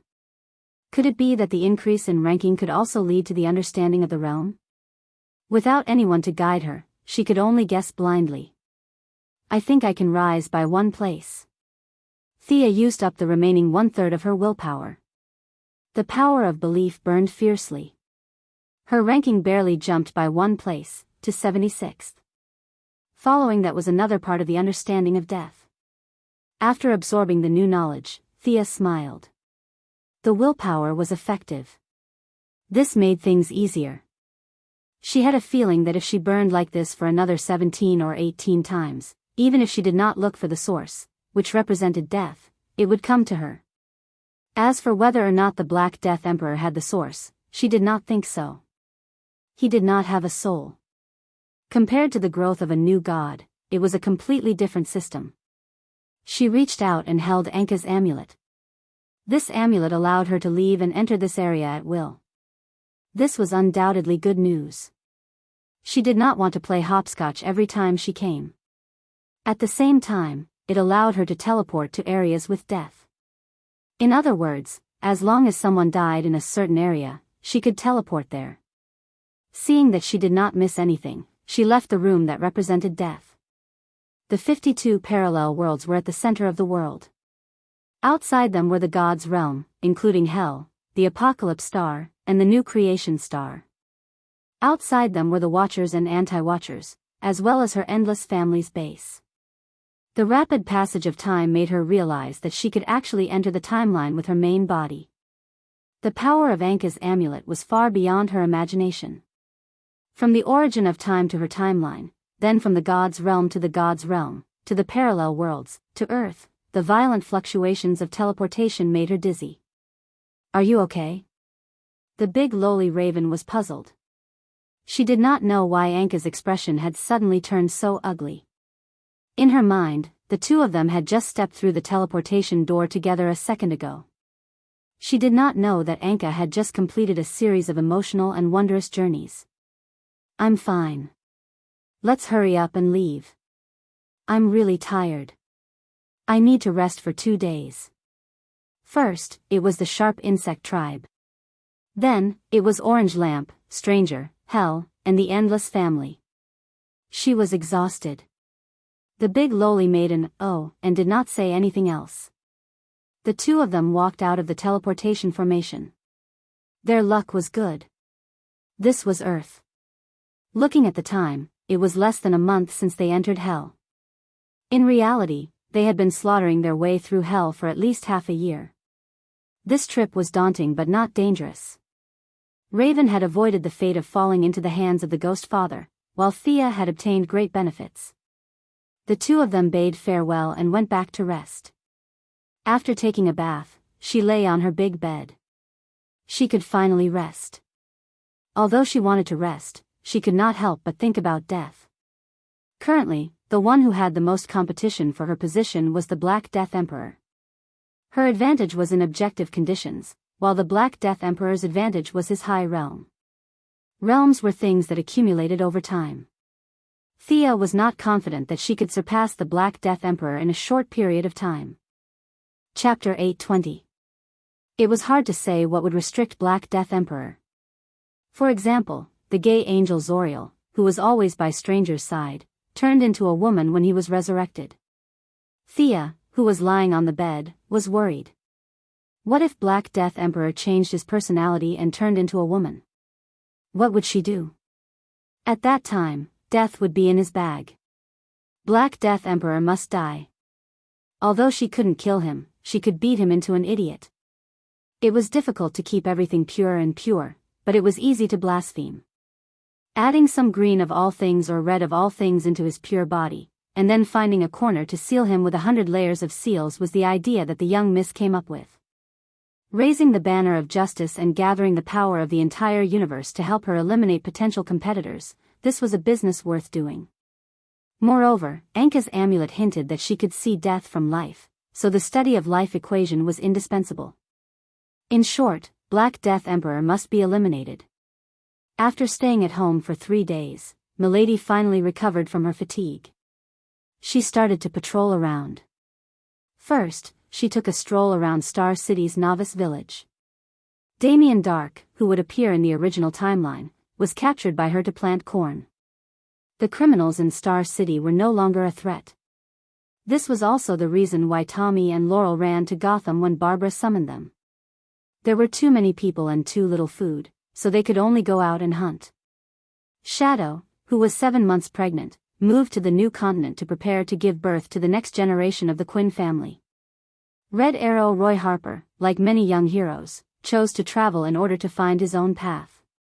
The pitiful Green Arrow had run to Central City to help Barry beat up Savitar these past few days. Thea was given the cold shoulder, so she could only go to work obediently. On the way, she received a call from Louise Ryan. She was surprised. The two agreed to meet at a coffee shop. After a simple greeting, Louise talked about the main topic of the day. She had a fight with Clark. Clark is too stubborn. The Daily Planet was acquired, so he changed his policy and leaned toward the online media. What's wrong with that? After giving birth, Louise wasn't as fierce as she was when she was young. Her words were very appropriate. Stubborn old man, he's like an old man in his 70s or 80s, clinging to the old ways of the print media. I can't even explain it to him. Does Krypton still have the habit of buying newspapers? Louise complained indignantly. Sia sipped her coffee leisurely and finally figured out the connection between the two. This was indeed a tragedy. The decline of print media was inevitable. Young people and even old people had begun to abandon print media. They had chosen online media, which allowed them to obtain information faster. It didn't involve the issue of justice or evil. It was a complete change of concept. No matter how powerful one's strength was or how powerful one's magic was, it was useless. The Daily Planet, a newspaper established in 1826, was now faltering. It had reached the end of its life. In order to take care of Superman's emotions, whether it was her Quinn Corporation, Wayne Corporation, or even a few rich superheroes, everyone tacitly avoided the Daily Planet. Today, they had all avoided it, and the result was neither good nor bad. The Daily Planet was acquired by a neutral financial group. The new boss wasn't good, but he wasn't bad either. Student Clark, who was unhappy, found out that the new boss had evaded taxes. He loudly questioned Louise, who wanted to compromise, whether her conscience or money was more important.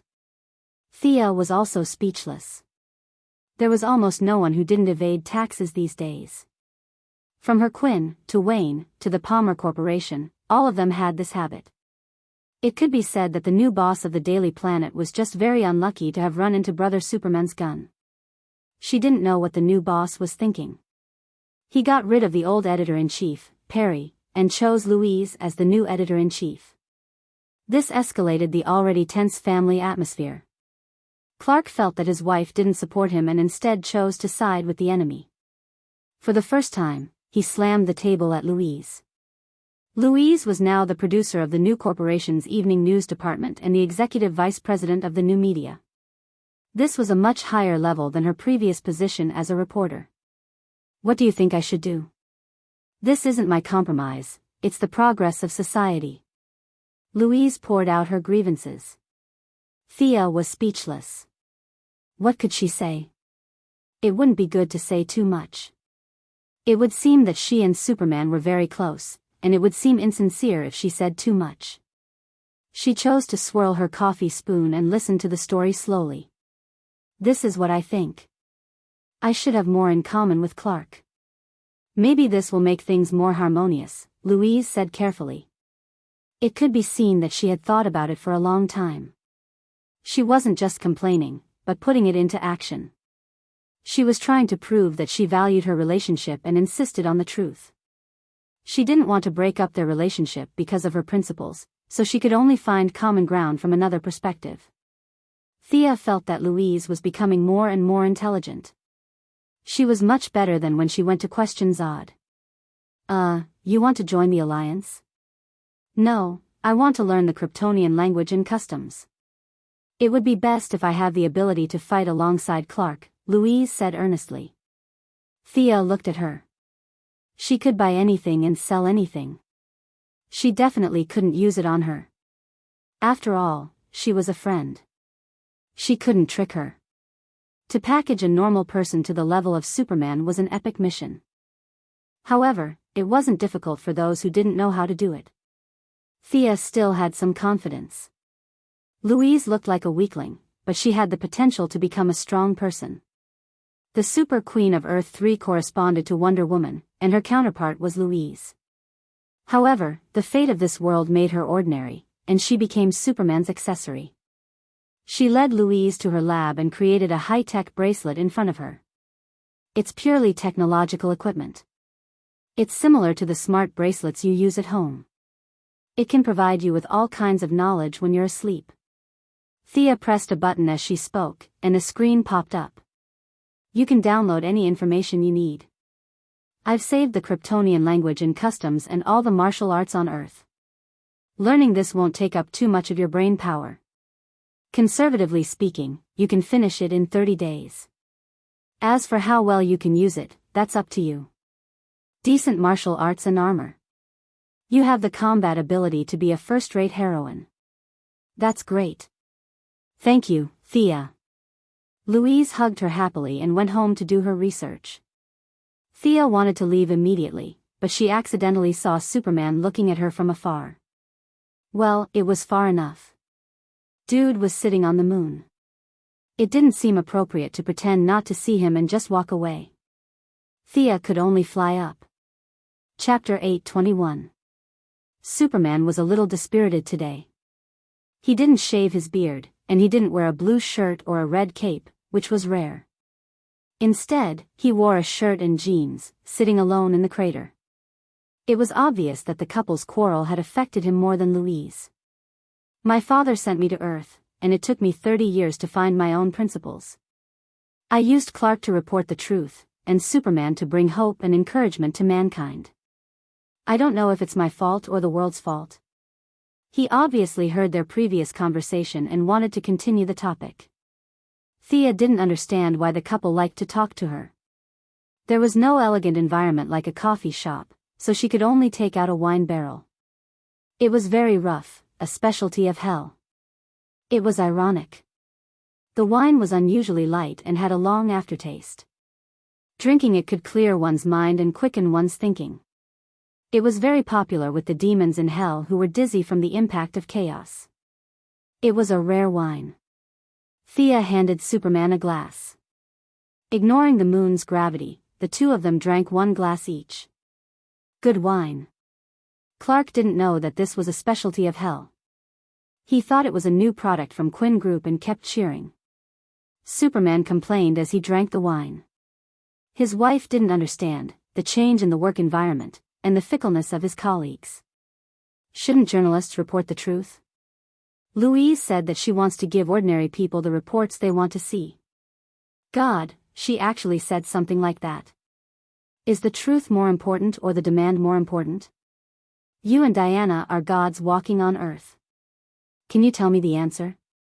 Being called the god of the human world, the eldest miss is still very happy. She chooses her words carefully and says, in the past, believers thought that they were priests and shepherds, while ordinary people were a flock of sheep. They naturally placed themselves in a high position. Superman frowned. Now it's equal. Everyone has the right to pursue their interests. That's right. The monopoly of knowledge has been broken. People have the right to choose, so. She dragged her voice.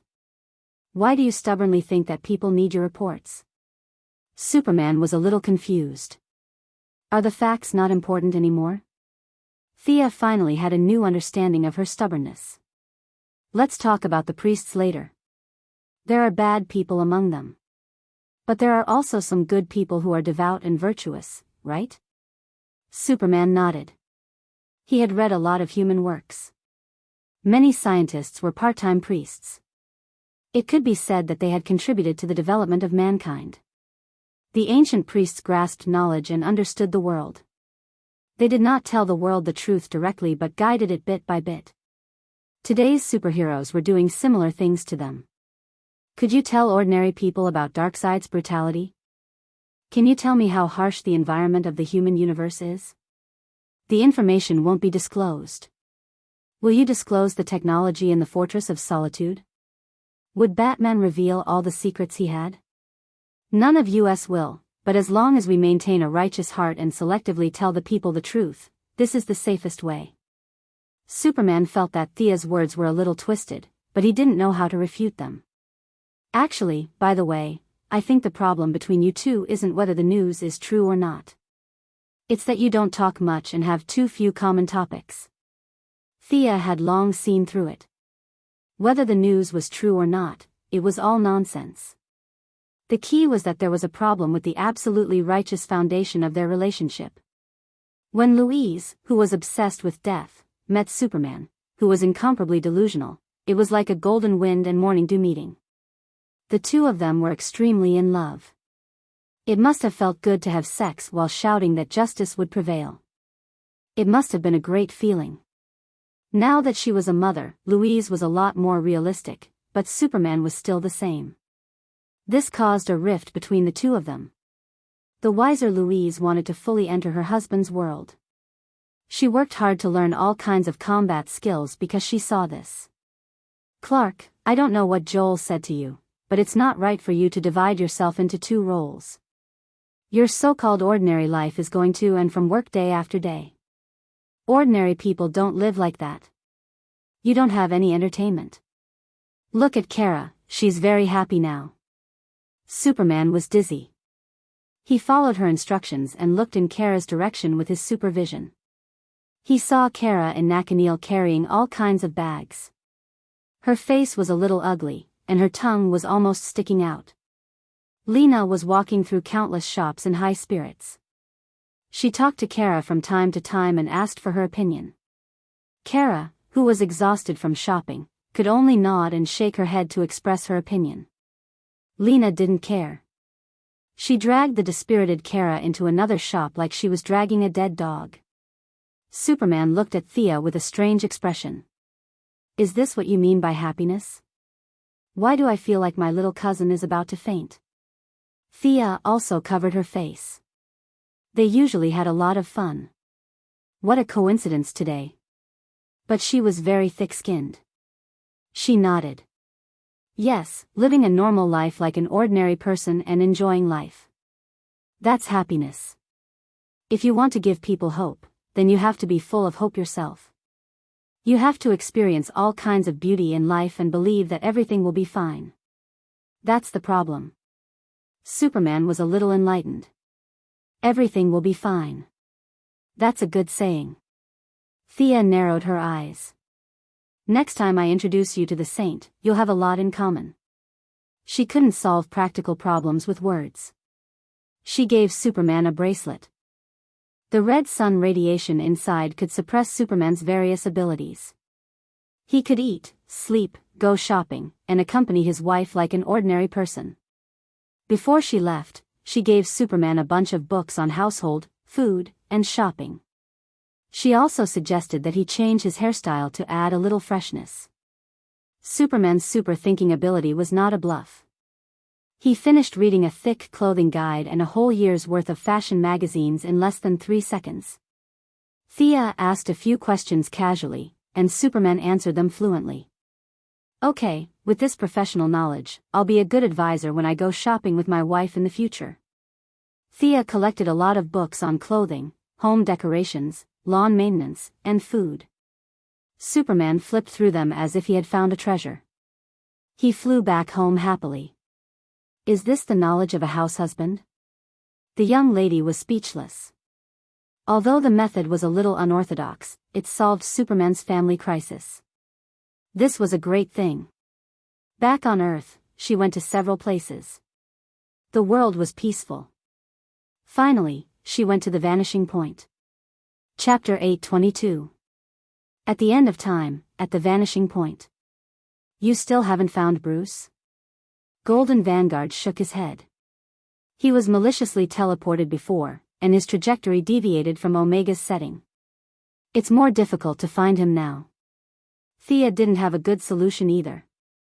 From regular teleportation to irregular teleportation, Golden Vanguard led a group of old soldiers to fix the time error behind him. As for when it would end, Golden Vanguard, who had a great sense of honor, expressed that he didn't know. Dealing with various matters at the vanishing point, they tried to find out Bruce's trajectory. Unfortunately, they didn't find anything. Today, in the self-proclaimed Time Master Council, there were more than 100 old bureaucrats, 5 spaceships, and their comprehensive technological level was only 20 years more advanced than Earth's. There were less than 10 young people who could fight, and their weapons were also counterfeit energy guns. They were too lazy to fight the nameless ones, and they couldn't beat the famous ones. In short, it was a very awkward organization. The work of the 2 speedsters was quite effective. Those who randomly teleported in the timeline were now almost extinct. Back on Earth, her brother Oliver found her and told her his purpose for coming. Barry's actions are very fast. Wally was rescued, and Savitar is Barry? So you want to hide from him and find a way to deal with Savitar? After her brother, who had brought his own food to Central City to fight monsters, finished telling the story, Sia searched her wealth and threw a green grenade to her brother. What is this? Oliver didn't know whether to laugh or cry. Needless to say, this color was very similar to his fighting style. According to the inert grenade made by the Turtleman's cells, after the explosion, it will create a strong deceleration zone with a diameter of about 500 meters. After Savitar decelerates, you guys go together and shoot him to death. She said indifferently. The reality was more or less the same as what she estimated. The Flash Barry, Lightning Kid Wally West, Pulse Bart Allen, and Savitar, the 4 speedsters ran madly in the center of the city. In the end, Green Arrow used the grenade given by her sister to create a deceleration zone at the meeting point. It was impossible to shoot him to death. The speedsters were all decelerated to the level of a normal person, and the bullets were almost stationary in the zone. At this moment, it was time for Green Arrow to perform. She calculated the direction the enemy could dodge in and calculated the time in advance. As the number 1 archery master in the world, Oliver did not stop and shot out 20 arrows in one breath. Even though the arrows were almost stationary, they sealed off all directions. Savitar was finally defeated. The naturally kind-hearted Barry was like him in the future, choosing to banish Savitar to the seraphic space. It could be said that history had taken an astonishing turn to the right path. Savitar's fate seemed to be to stay in the seraphic space. Miraculous fate. Thea didn't alarm anyone as she watched from the sky by herself. Savitar's calculations had turned into nothing in the end. The fetters of fate were not so easy to break away from. For the next half a month, she kept moving between Earth and other planets. In order to get rid of the Black Death King, she planned to use a more active attitude to deal with the Dark Knight. After the Dark Knight, it was the White Death King. At her current level of power, the White Death King seemed a bit ridiculous. It was just the descent of the Black Death King, a little bit of death chi had polluted the will of Earth, causing the green of all things and red of all things to go berserk. That little bit of death chi could not even be compared to the surface. She directly bypassed the tree parliament and used the hidden lines on the swamp monsters to enter the green of all things.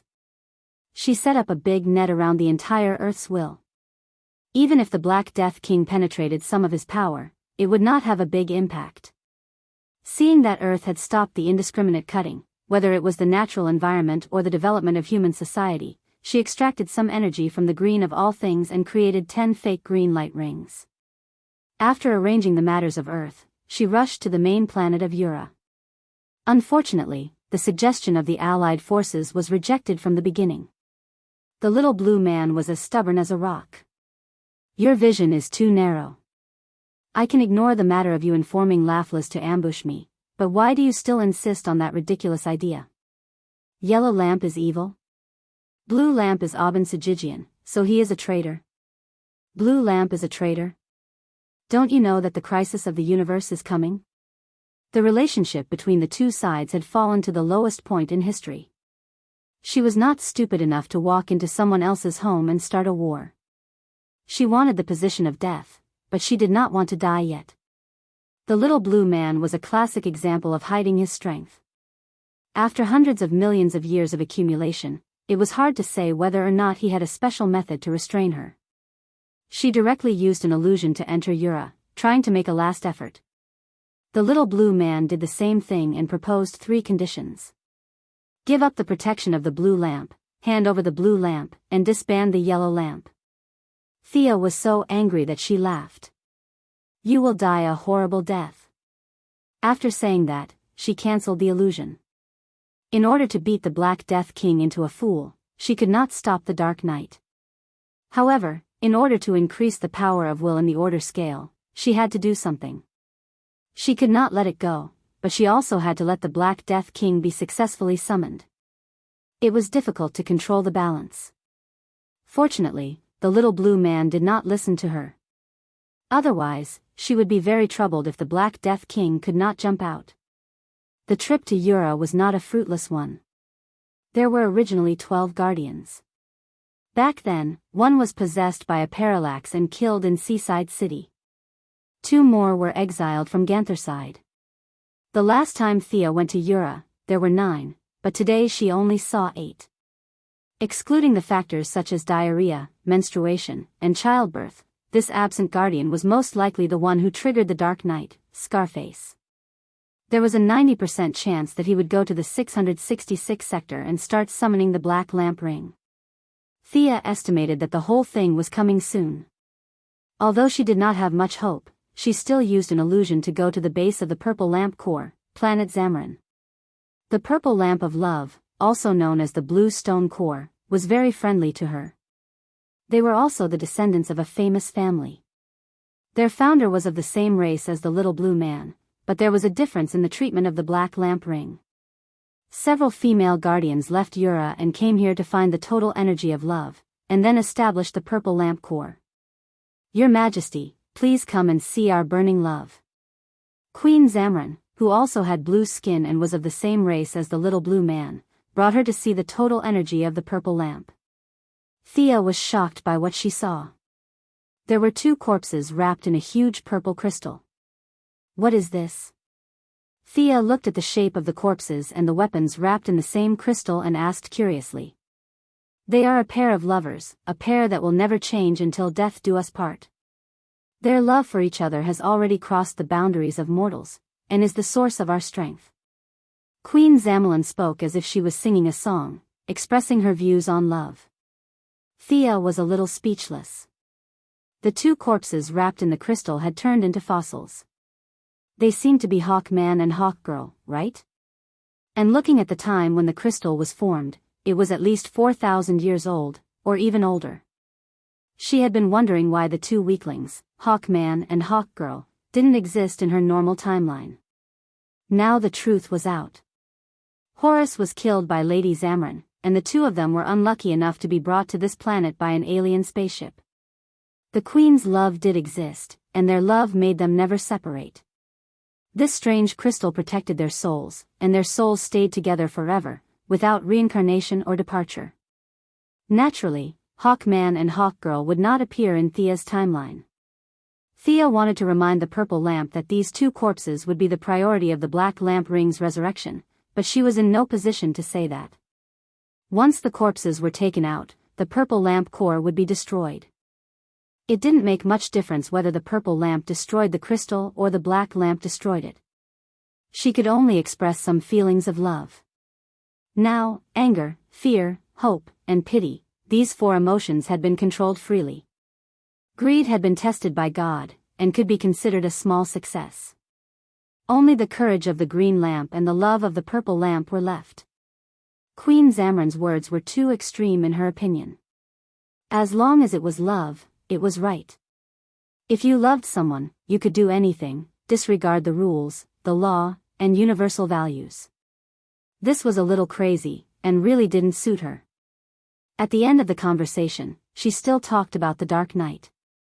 The Queen's optimism surprised her. In her understanding, this level of crisis happened a few times in the universe every 100 years. It was not a big deal.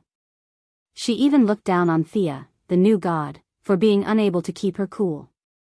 Thea chuckled and didn't say anything more. Just like the saint said, everything will be fine. She was happy to see it happen. Since you are not afraid, why should I be? Let's just sit and wait. Chapter 8:23. 3 days later, Thea was in a secret base in the metropolis. Her hands were behind her head and her long legs were propped up on the table as she stared intently at the surveillance screen. On the screen, a pale-skinned man was cleaning up a corpse. The man was agitated and mumbling to himself as if he was on a pilgrimage. Is this necrophiliac really worth our attention? Death Knell, who was tall and burly like a brown bear, was puzzled. Why did Thea care so much about this person? He was just a normal psychopath who killed his entire family and cleaned up the corpses. Lord Death Knell could kill 3 of these scumbags with a single slash. Io? This is a psychopath. Just as Death Knell finished his sentence, the man smiled unusually happily and adjusted his collar in front of the mirror. He then took out a technological device and aimed it at his head before pressing the switch. A flame flashed and the man lay in a pool of blood with a creepy smile on his face. He lay where the blood of his entire family gathered. Death Knell was dumbfounded. He had killed many people, even if it wasn't 1,000, it was at least 800. Of course, he had seen people who committed suicide in desperation, but it was the first time he had seen someone commit suicide so happily. This person who committed suicide was no ordinary person. This was the intuition that he had honed after years of being a mercenary.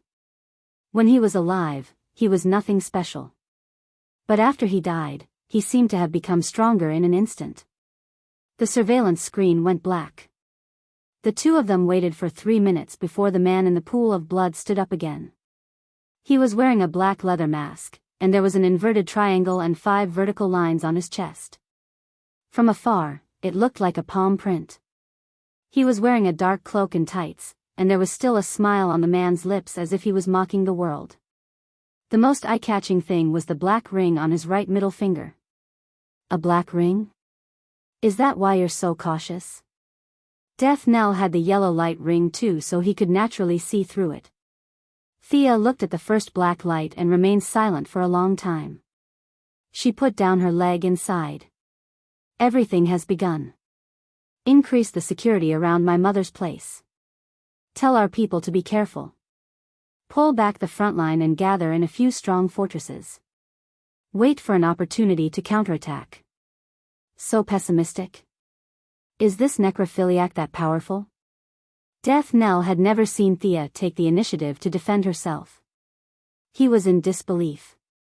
According to the prophecy, it's very powerful.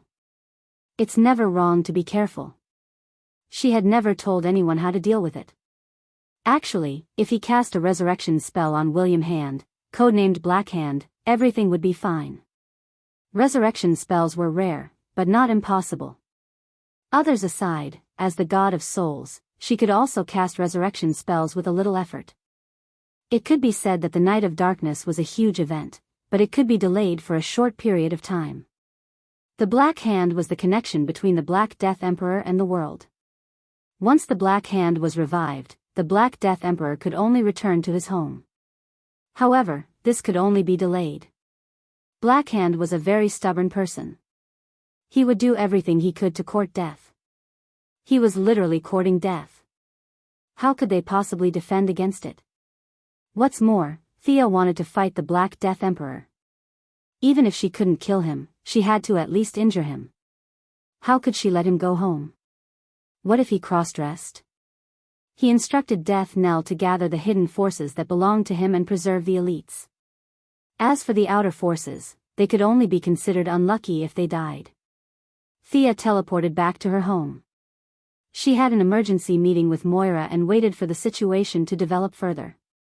At the same time, her clone was in Sector 666 of the universe.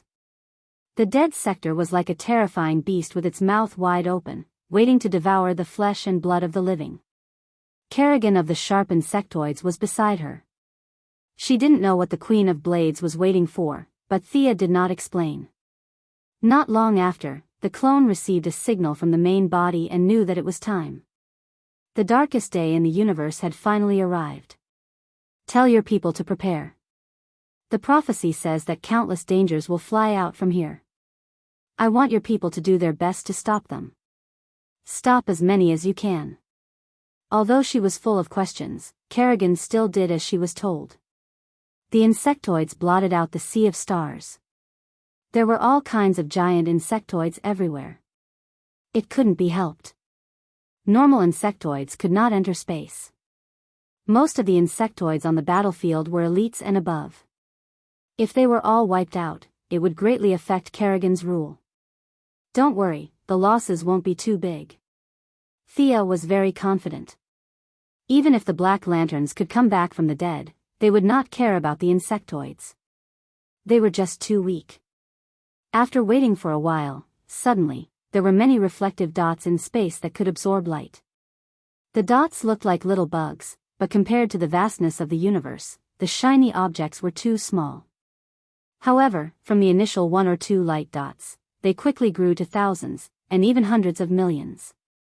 They rose to an uncountable level, and the entire sector seemed to be filled with them. Thea stared at the dots. They were rings, Black Lantern rings. The Black Death Emperor used the Anti-Watchers as the main energy source for the Black Lanterns, and the souls of the entire Sector 666 as the carrier of death energy. Except for the first ring, which was given to the Black Hand on Earth, all the other rings were here. The Black Death Emperor was the death before all life began. He was not in this world and needed the Black Lantern rings to gather energy and summon him from the void to the material world. Although Thea did not intend to stop the summoning process, she did not want it to go too smoothly in the early stages.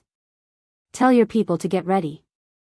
Kerrigan's eyes glowed with a unique light. Many gigantic insects with sharp horns on their bodies stood at the front line. Behind them were long-range insects with all kinds of trapping abilities, slowing down, and restricting movement. At the back were 500,000 frog-like insects with big heads, small bodies, and bulging eyes. Their mouths lit up when they opened and closed. These were new insects that Kerrigan specially created according to Thea's request. Destroying the Black Lantern rings was not easy, but it was not difficult either. The White Lanterns could be completely extinguished, the resurrection spell could be completely extinguished, and even the angel Zoriel beside the stranger could be wiped out. This was because they all had strong life energy and would cause damage to the Black Lantern rings made of death energy. Other than that, there was the traditional method of the 7 Lantern Corps. Green Lantern and any one of the other 6 lanterns could destroy the Black Lantern rings. In general, the Guardians of OUA had a unique vision. They had realized the uniqueness of Green Lantern billions of years ago. But considering OUA's refusal to cooperate, Thea had to find another way. Some heroes and villains could send out strange emotional projections that could also destroy the Black Lantern. Thea remembered that the female fox could imitate a deep-sea anglerfish and send out a weak white light to destroy the Black Lantern. However, she was not strong enough and would be paralyzed after one shot. The Zerg's genes could avoid this problem. They gave up on attack, defense, and speed on a genetic level, just to have more shots in battle. Chapter 824. Thea didn't use her trump card right away. 500,000 bugs were nothing compared to the huge number of Zergs. She just didn't do any experiments. Out of caution, she didn't know if the frog bugs could restrain the black lights. She needed to do some preliminary research. Endless black light rings flew out from the depths of the sector, rolling and spreading like a black curtain. The giant beetles, which were the size of hills, were the first to fight. As the main battle unit of the sharp Zerg, their hard cuticle could withstand any bombardment of artillery and laser. Their limbs had sharp saw teeth. They relied on their weight to overwhelm the enemy and then madly cut the enemy's body. This was the simple and fatal attack of this kind of bug. However, they suffered a great loss when they encountered the black light rings today. The giant beetles, which were in the front line, were directly penetrated.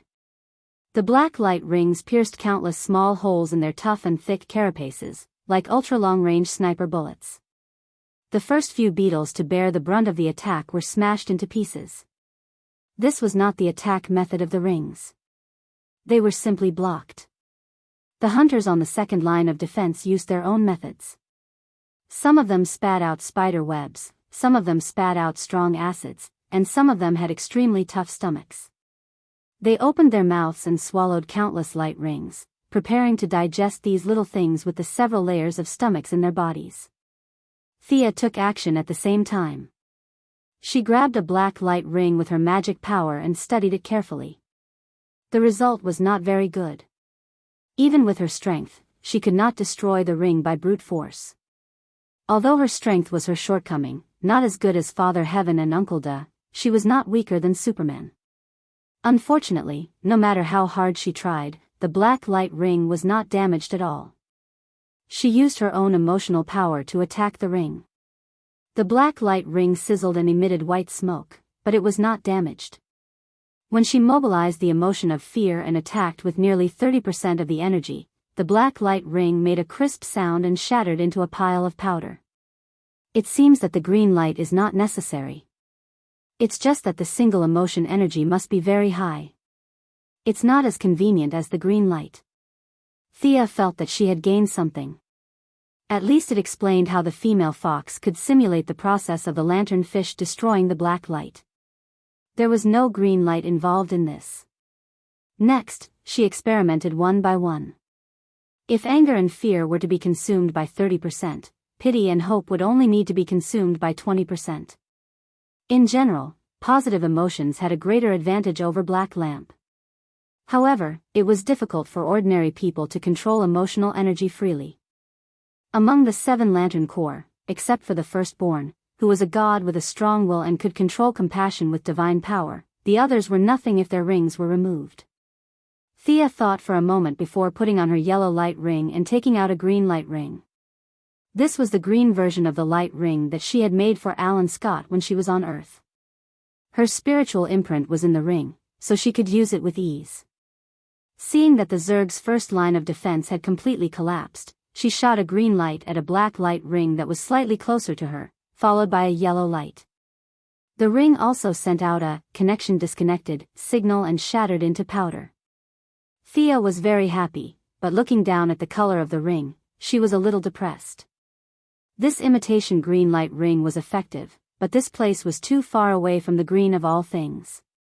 Earth was the home of the green of all things, and there were also ordinary planets, but not many. But now they were in space, and the green of all things could not reach here, so the ring ran out of power after a few shots. Let the follow-up troops press on and focus on restraining.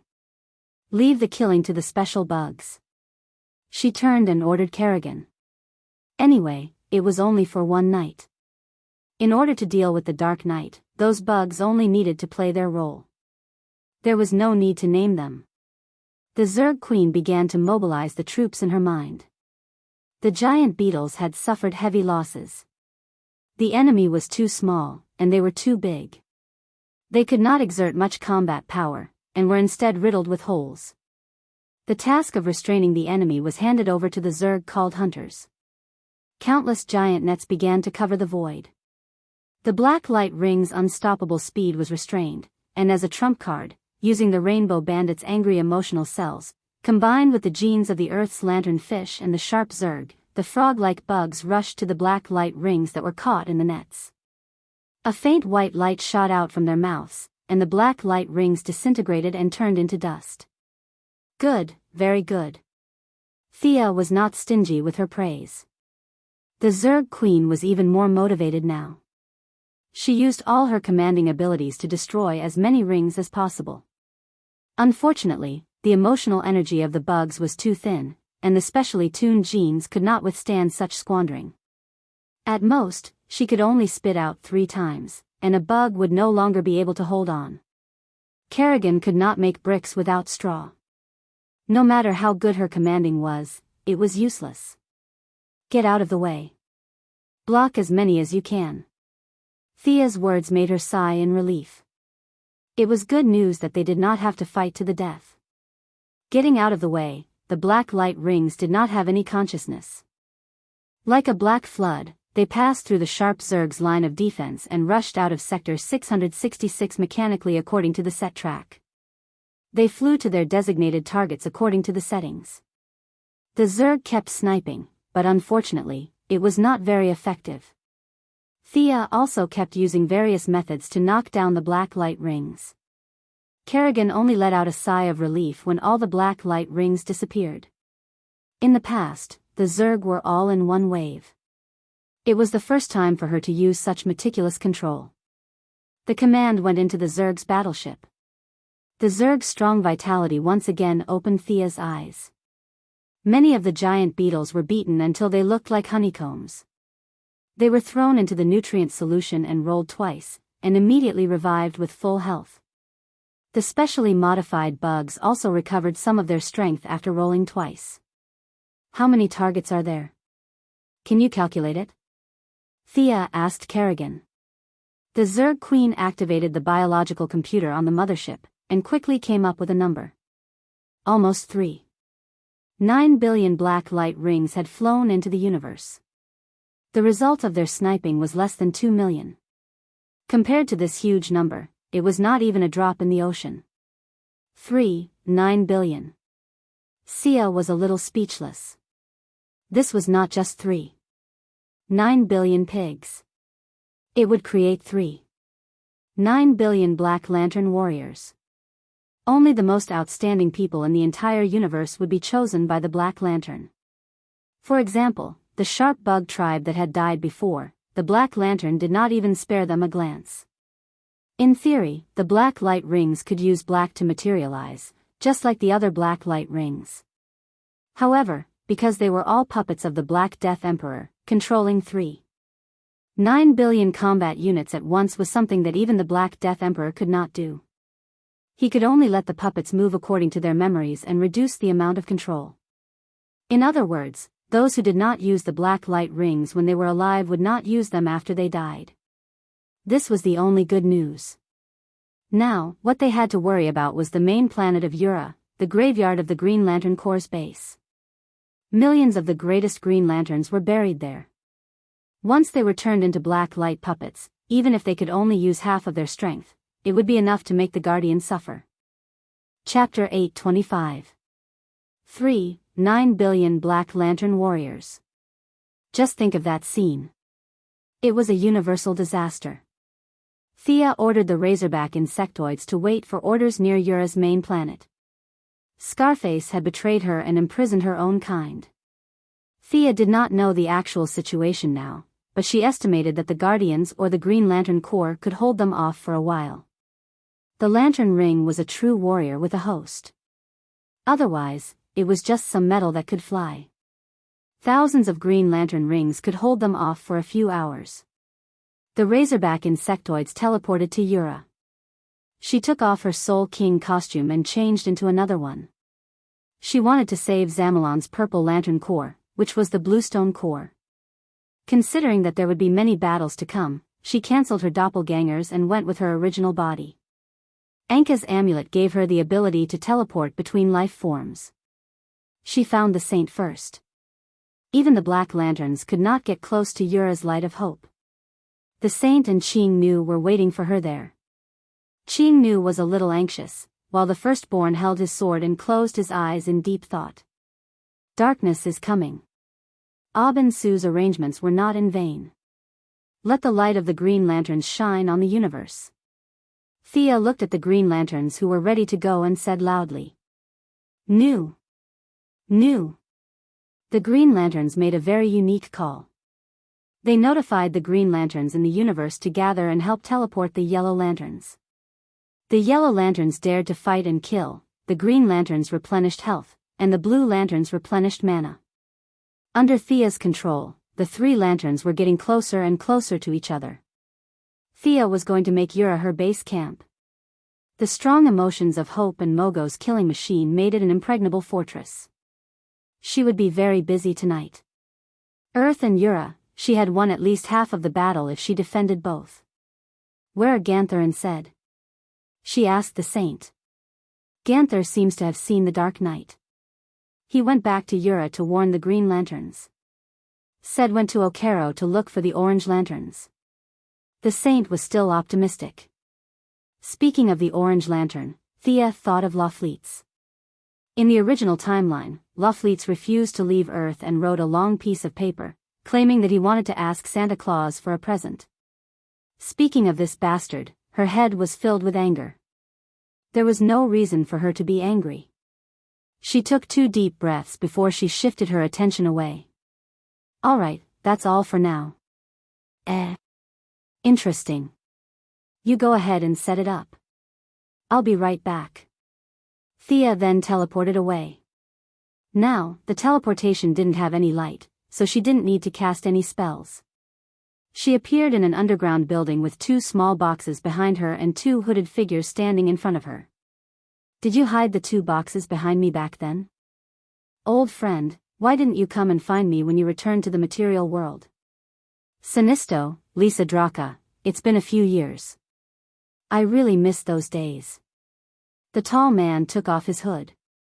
It was Sinisto, the first leader of the greatest Green Lantern, the Yellow Lantern. He was still tall and thin, but he looked tired. The short one bowed slightly to her.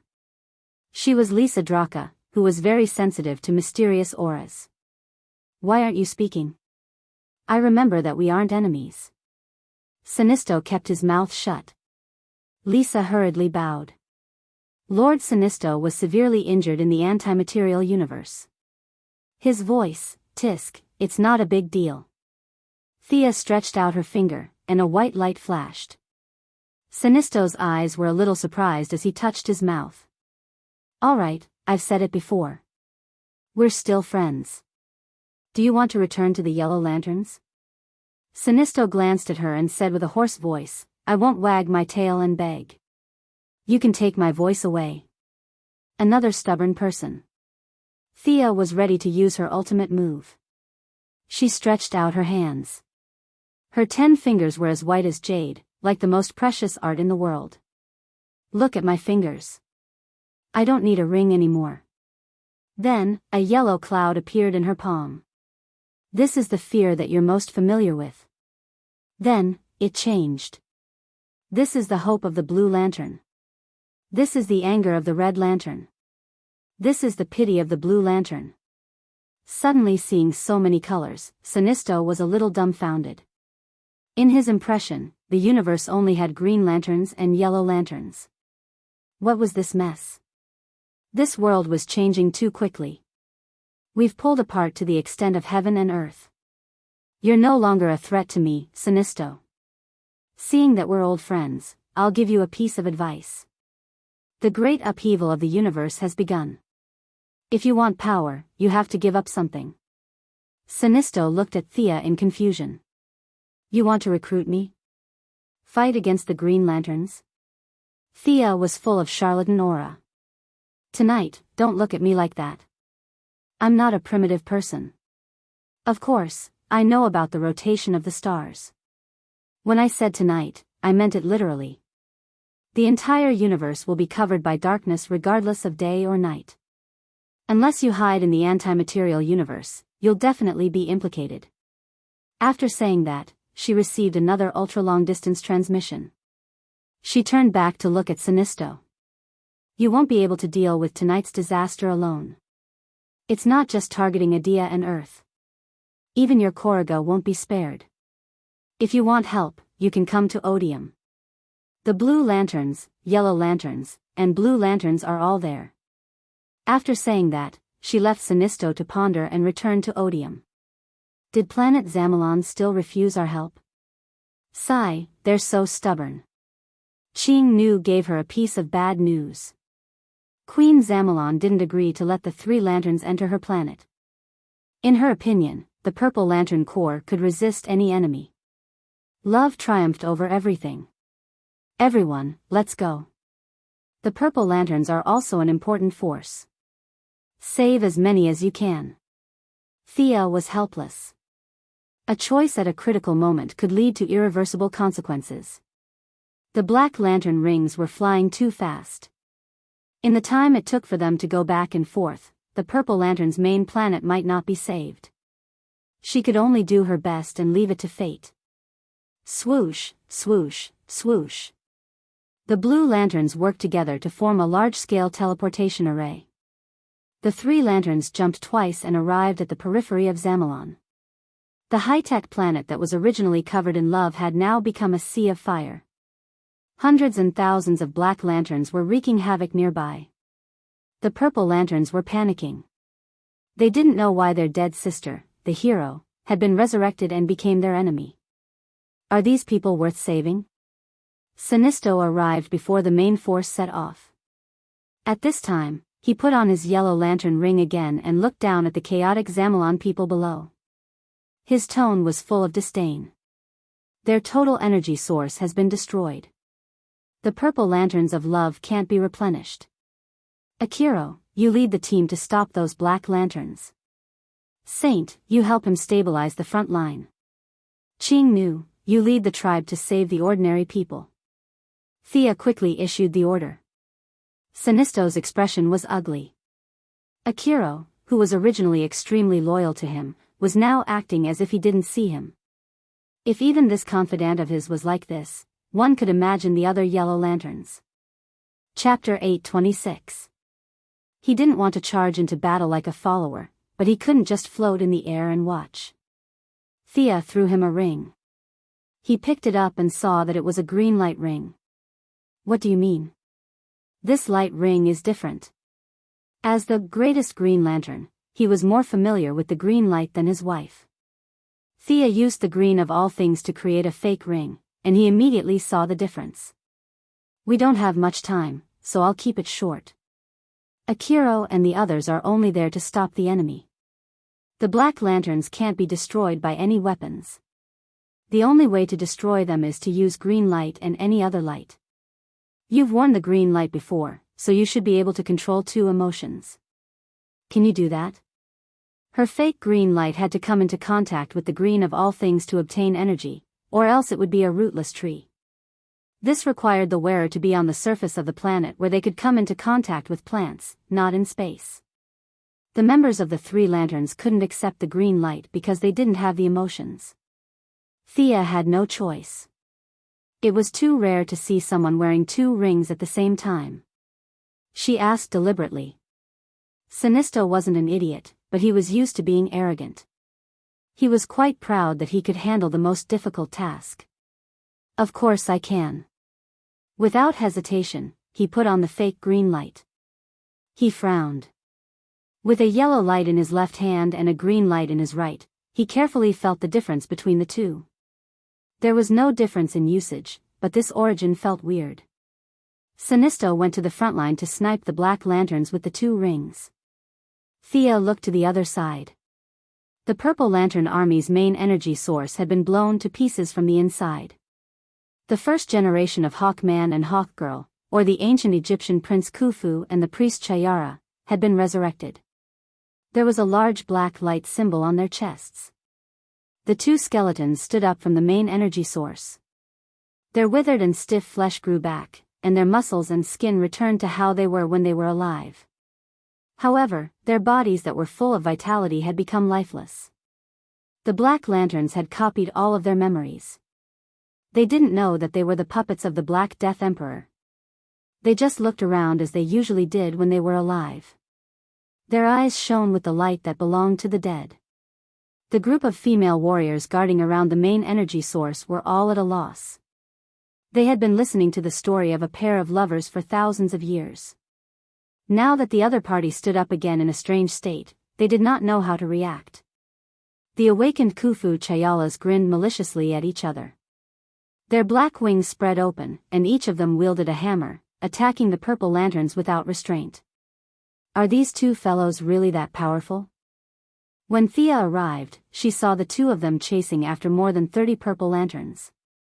This result made her a little surprised. Eagle Hero and Eagle Girl were two weak chickens. No matter how she looked at them, they didn't look like such strong people. Could it be that they were strong in their first life, but the more they reincarnated, the weaker they became? No, she quickly overturned this conclusion. The strong ones were not them, but the weapons in their hands, and metal. This metal greatly increased their strength, speed, and endurance. At the same time, it also came with a bunch of effects such as damage reduction, increased recovery speed, and so on. Thea saw with her own eyes that the purple lamp was bounced off by Chayala's body. The toughness of her body was evident. At the same time, the hammer also had the characteristic of attacking the soul. Once it hit, it would cause a trance for a while. If the purple lanterns did not stick together to defend, there would be a lot of casualties.